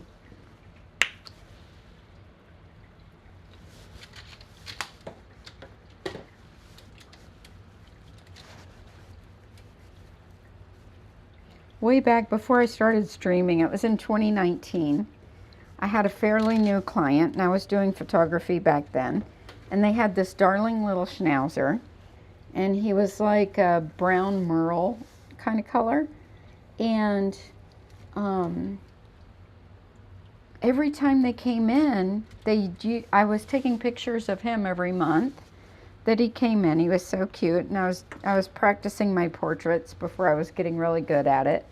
And I was practicing at it, and so I'd take pictures of him. He was a really good little subject to take pictures. And every time they'd come in, they'd bring me the picture I sent them the time before and tell me what they didn't like about the haircut and what they wanted changed. And I'm like, seriously? And it was just a schnauzer haircut, just a cute little schnauzer haircut. I could show you the pictures and you'd say, why are they complaining? And the last time, she was telling me something and I couldn't understand. I thought she was saying boots. She wanted boots on him. But I think I figured it out like later what she was saying, but I can't remember what it was now. But she was saying boats. I want boats on his legs. And my mind wasn't going to boots. And so I couldn't figure out what she meant by boats. And so I was trying to do the haircut and I was racking my brain. Boats. What does she mean by boats? And so I just did the best I could, but I think that was the last time I did them. She was actually, I figured it out later. I'm like, boots. She was saying boots. But I still wouldn't have known what to do with the schnauzer haircut with boots, so I would have been just as confused.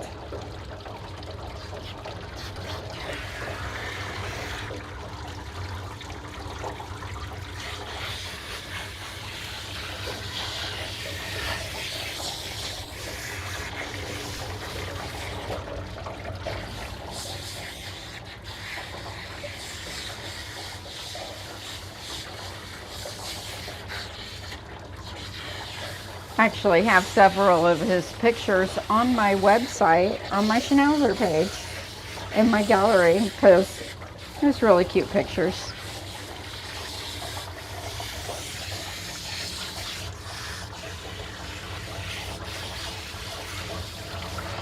That wasn't why I lost her, though. I'm trying to think of what it was. There was something very specific that I did that she didn't like.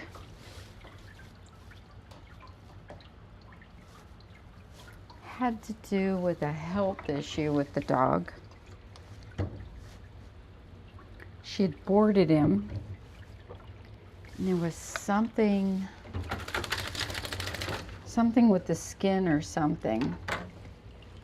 I forget how it went down. It's 2019. It's been a while.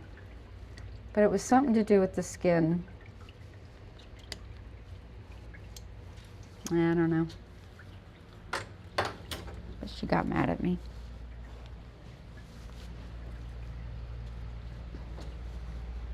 They come and they go.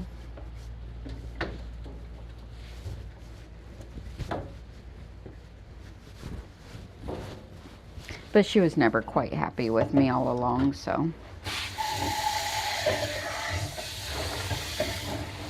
Because she kept trying to get me to change the haircut and I didn't know what she wanted.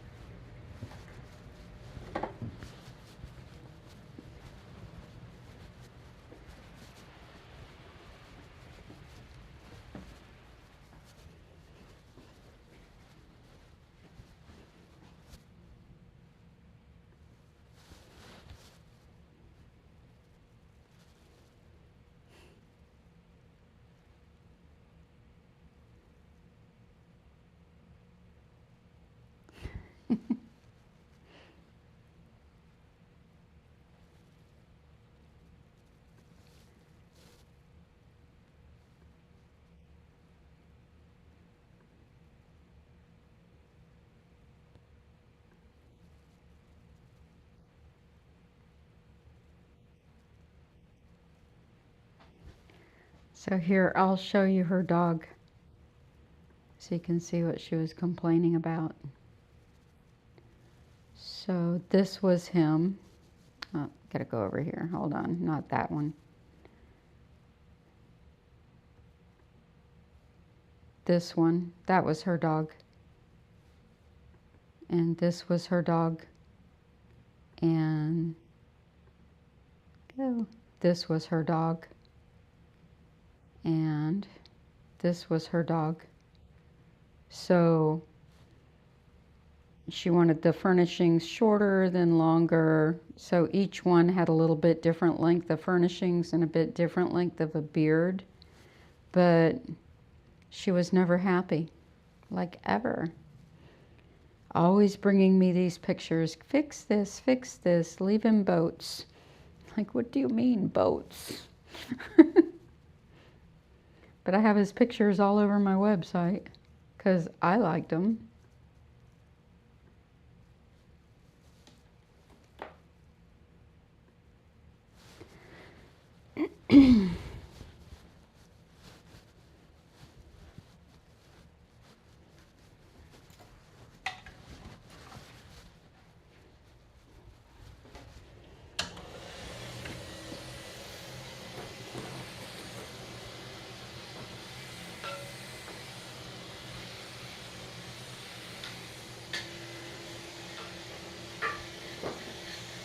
What I think she might have been asking for is a mega coat hairstyle with the really long furnishings. That could have been what she meant. But just bring us a picture. It's a good way to start. And if you look on my website, on that page, you can see I have a lot of different styles, right? And that's why I have this now. So this is a mega coat style. This might be what they were looking for. I don't know because they didn't show me a picture. And then we do these cute styles with the eyelashes. We do the really short beard. We do the more breed profile trim. This one's a breed profile trim with a rounded beard, and then she's got longer legs. This one's a fusion inspired style with a little grandpa eyebrows. We do the short beard with regular eyebrows. You know, we do a lot of different looks, and that's why we have the gallery. So in the gallery, you know, you can look at all our different clients over the years and see the schnauzers we do. And if you don't see what we what you like, then, you know, you could always tell me something else you want to do, maybe. But schnauzers are schnauzers, and we do cute haircuts on schnauzers. Oh, this is another one of her dog. Like I said, I have a lot of his pictures. So I was happy enough with the work that I posted it. Here's Kelson. A lot of these schnauzers have moved away or passed away. But this is Aragorn, Aelwyn, and Gandalf. And they belong to Frodo and Galadriel's owner. So she had all of the Lord of the Rings doggies.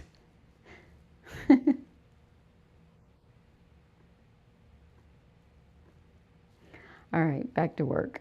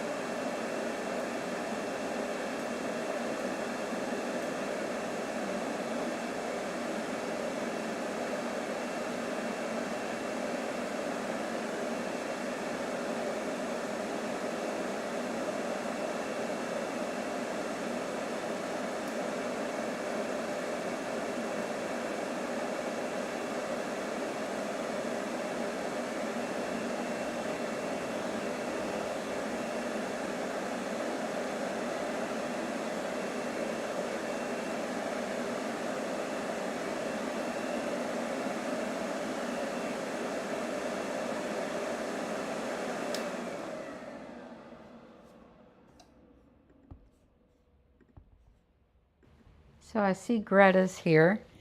I don't know if you heard me talking earlier, Greta, but I was on a Facebook group last night, Groomers, Uplifting Groomers 2.0. And in that group, a groomer with a low chin, a champion low chin, who is a Finnish dog who is kept in a pet trim now. She had a really cute little pet trim on him, but she was asking everybody for inspiration on changing his hairstyle. And she was actually kind of thinking of doing a Curie blue trim on him, which I'm like, eh. But I did suggest a Bedlington because the way she had his ears done, I thought a Bedlington would actually work on him. But there's actually quite a few low chin owners in that group. A lot of groomers have low chin, funny thing. Anyway, my favorite, I screenshotted her dog in his cute little haircut that he has now. And then I also did a screenshot, I did a couple of them, I think. But my favorite, which is what I already had in mind for Jagger when we cut him down, is a Chinese crested type trim. So there was one in there who had a Chinese crested body, and he kept his pom-poms, he had a shaved feet, body was shaved down, he had the mane, but the mane was more in Chinese crested fashion than low chin fashion, which would greatly reduce the amount of hair. This dog had a clean face, clean shaven face, and a tied up top knot. But you could do like a tousled type of top knot if you didn't want to tie it up to where it just had like that natural, shaggy, scruffy front on it, like you would see on a crested. So we could just use like thinning shears and just make it kind of spiky.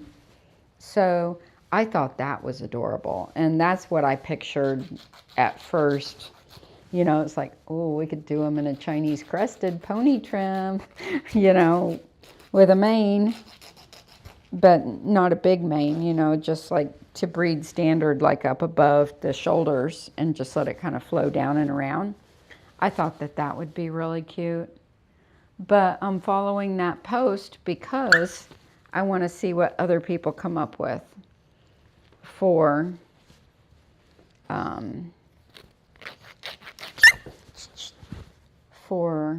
a low chin. You're fine, you're fine. You're fine. Give me a break. Hey. Hello. Hello. This doesn't hurt you. It's a nail file. You're fine. It's okay. I'm not gonna hurt you, see? See?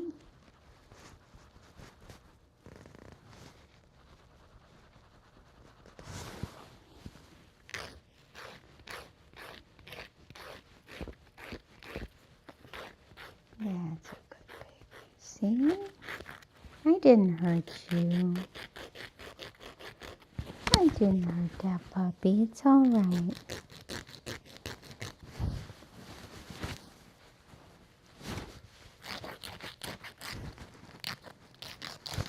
It's all right. See, it's just a nail file. Doesn't hurt the puppies.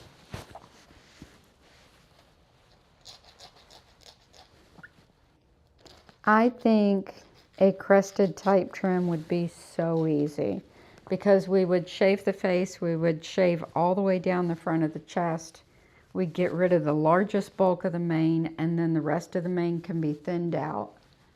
I think it would work perfect, personally. But it's up to you. Or just a cute little short puppy cut would be super cute. So I'll go back into that post and look at what other people have come up with. Or you could do like a poodle Miami trim without the neck hair and just have like a tousled top. That would be cute. So I'm going to go shorter on the ears now, because when they were wet, they hung down a bit more. And since she's not head shaking, I think we can get away with shorter. And getting that little bit of extra weight off there might be enough to get them up.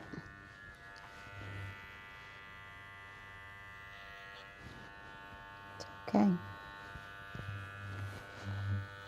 Good girl. Stay.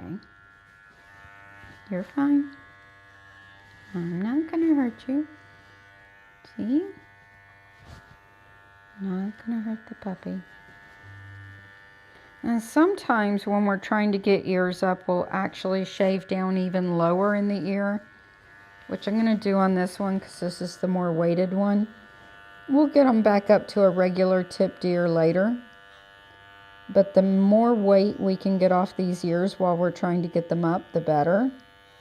So I'm just going a little lower down. Instead of the top third of the ear, I'm doing the top half. And see, that's bringing them up more. All right, you.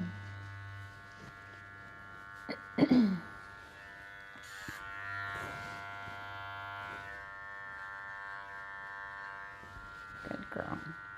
You're all right.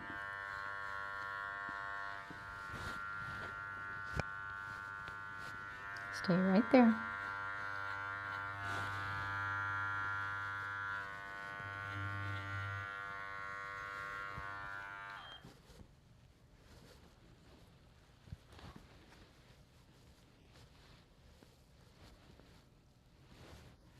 Because she has a lot of varying lengths, I'm going to do her by hand as opposed to a snap-on comb. Because she has varying lengths and colors. Because she was, you know, not in the best of shape when she was rescued. All this has to grow out and level out. So I'm going to try to balance her out best I can by scissoring it. I actually think this part looks really nice. So I might just keep that intact because it looks really pretty. And come up all around the edges.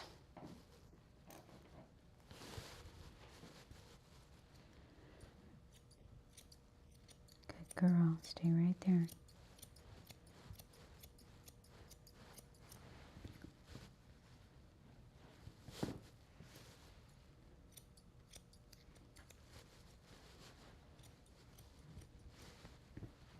Yeah, taking them half really got those ears up. And using a 15 instead of the 7 really helped.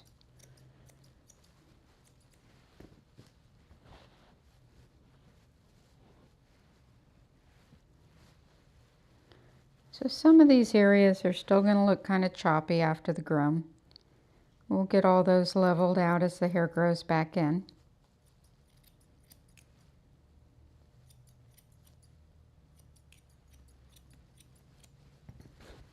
Because if I try to even them out too much, it's going to look worse rather than better.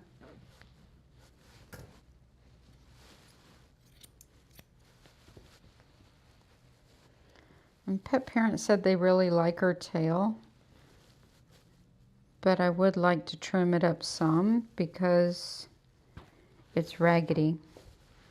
And then we'll get it coming out nice and full as we go forward.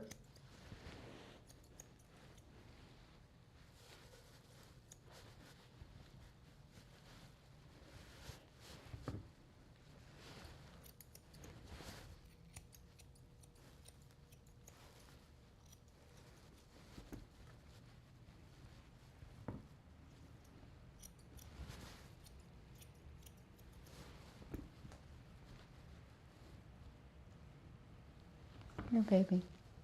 This way.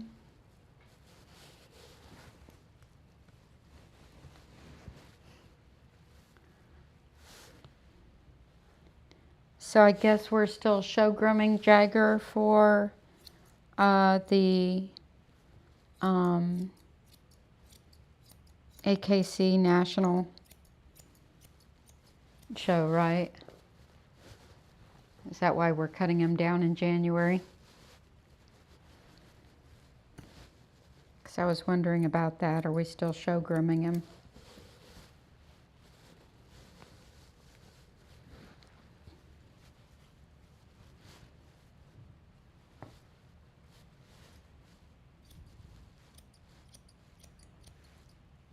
And that gives me plenty of time to work on a haircut. Okay, cool. And that day, the show groom day, is going to be completely reserved for Greta. And I am not going to be live streaming. I'm going to be recording. So we'll get a good video and I will keep it up, Greta. So we'll get a good video of your kids in show groom for that show. And we'll create videos from them. Actually, I might live stream and record. So that would work. We'll live stream and record them.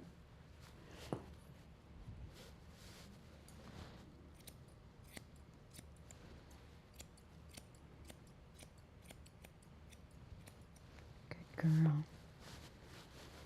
You are such a good girl. Look at you stepping into me. Guess you trust me already? You do, don't you? You trust Miss Suzanne. Yeah, Miss Suzanne takes good care of you, huh?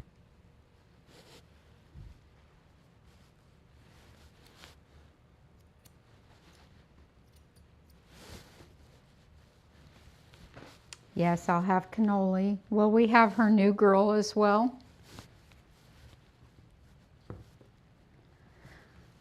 We've got to figure that out. Like who we're doing when. Might ought to do cannoli first and let him go home. And then do your kids.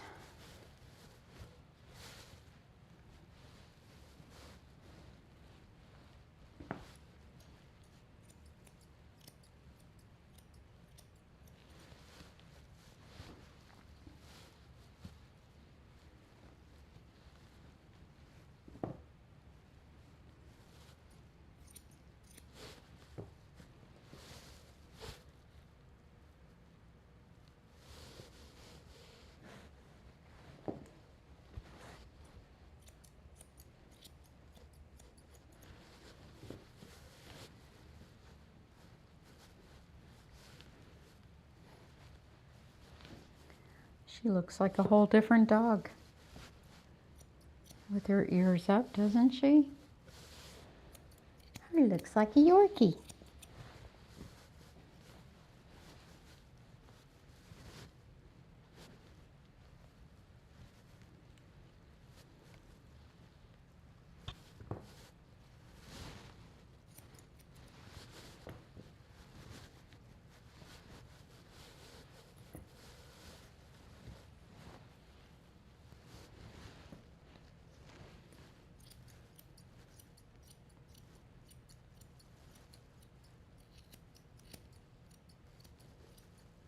So will we be doing like one low chin and 2 Bolognese and 2 long-haired dachshunds? I mean, long-haired chihuahuas that day?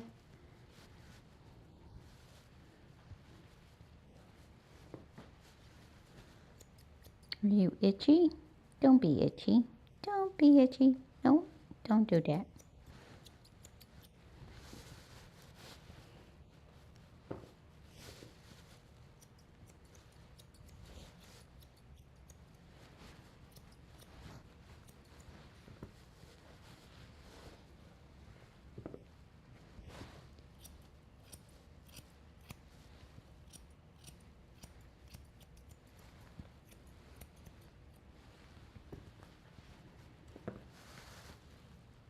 Cool.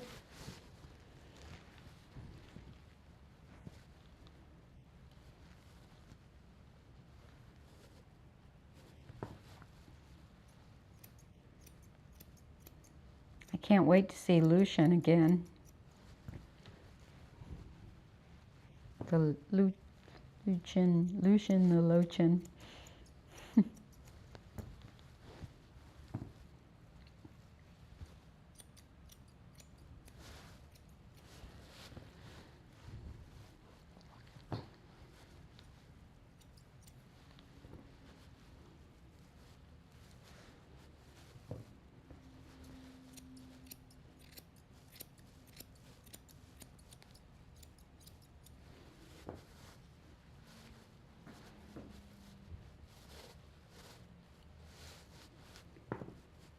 Good girl, Sophie.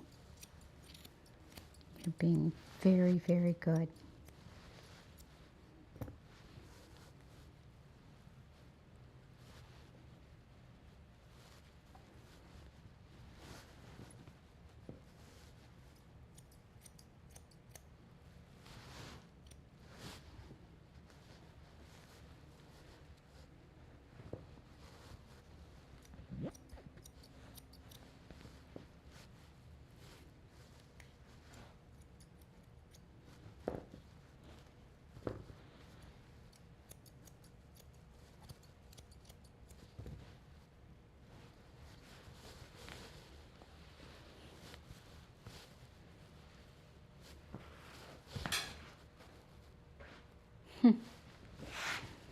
I did a Pomeranian on Friday. I do a lot of Pomeranians. We did 3 today, but Kat groomed them all, our other groomer.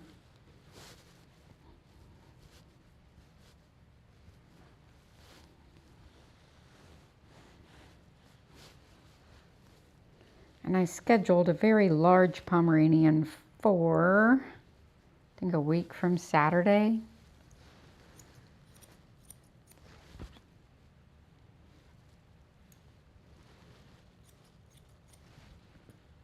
If you go to my uploaded videos, my uploaded live streams, and look in the comments below the live streams, it gives timestamps for each of the dogs we groom. Thanks to our wonderful, wonderful moderators who do that for us. So if you go into the timestamps under the videos, you can look for Pomeranians because we've got a lot. We do a whole lot of Pomeranians.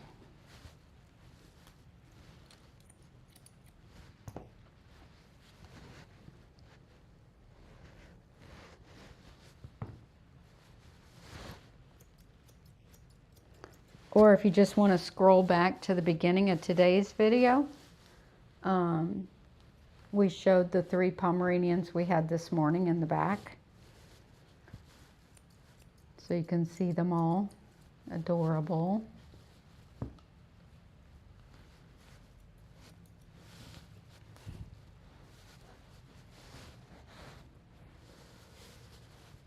You can also go to my Pomeranian page on my website. So I have a whole page for Pomeranians, and we have a gallery on there of some of our Pomeranian clients, and then we also have some helpful information for grooming Pomeranians, you know, and, you know, information that really helps you as a Pomeranian pet parent decide what to do with their grooming.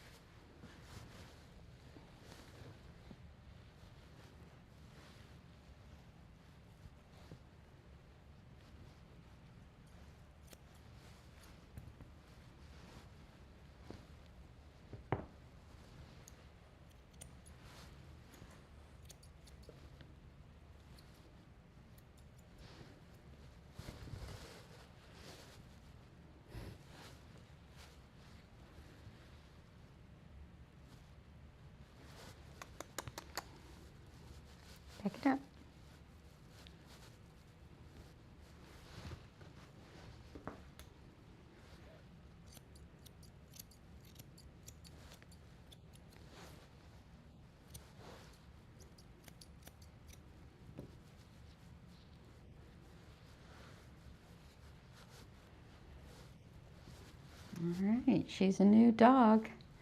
If the pet parents are still watching, you can head on back to get her. Just about finished. I think this has been a big enough day for her so far.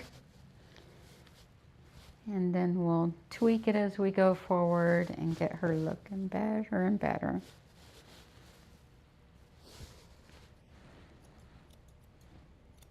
Right, honey? She did very, very good. A perfect little lady.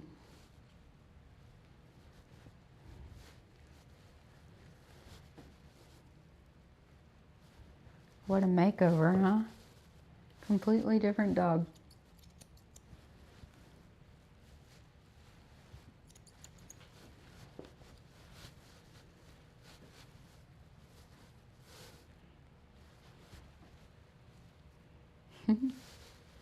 You're so pretty. Yes, you are. She's so stoic in her behavior.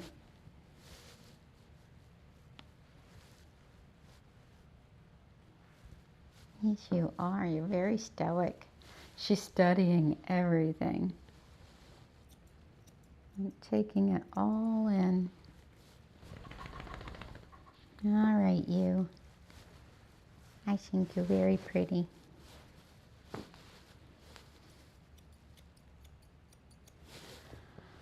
All right, let's see who we have for tomorrow. I think we have Rolo May tomorrow.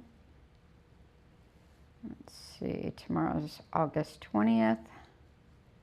We'll be starting at 7 a.m. Eastern Standard Time tomorrow with Teddy and Lucy, the Shih Tzu and the Shih Tzu Poodle mix, Barnaby, the Maltese, Rosita, the Coton de Tulier, Lola, the Toy Poodle, Ben, the Shih Tzu, Rolo, the Toy Poodle, Wolfie, the Yorkie, Lulu, the Yorkie, and Vivi, the Maltipoo.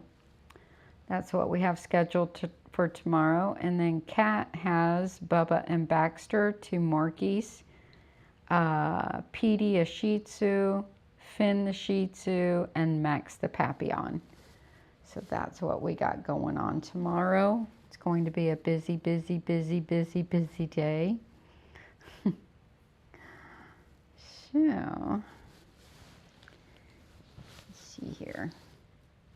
You got one ear up and one ear down right now. Put your other ear up. Keep it up. Put your ear up. There we go. There we go. All right. I thank you guys for watching. Be sure to like this video, subscribe to my channel, and don't forget to hit the notification bell so that you don't miss my next upload.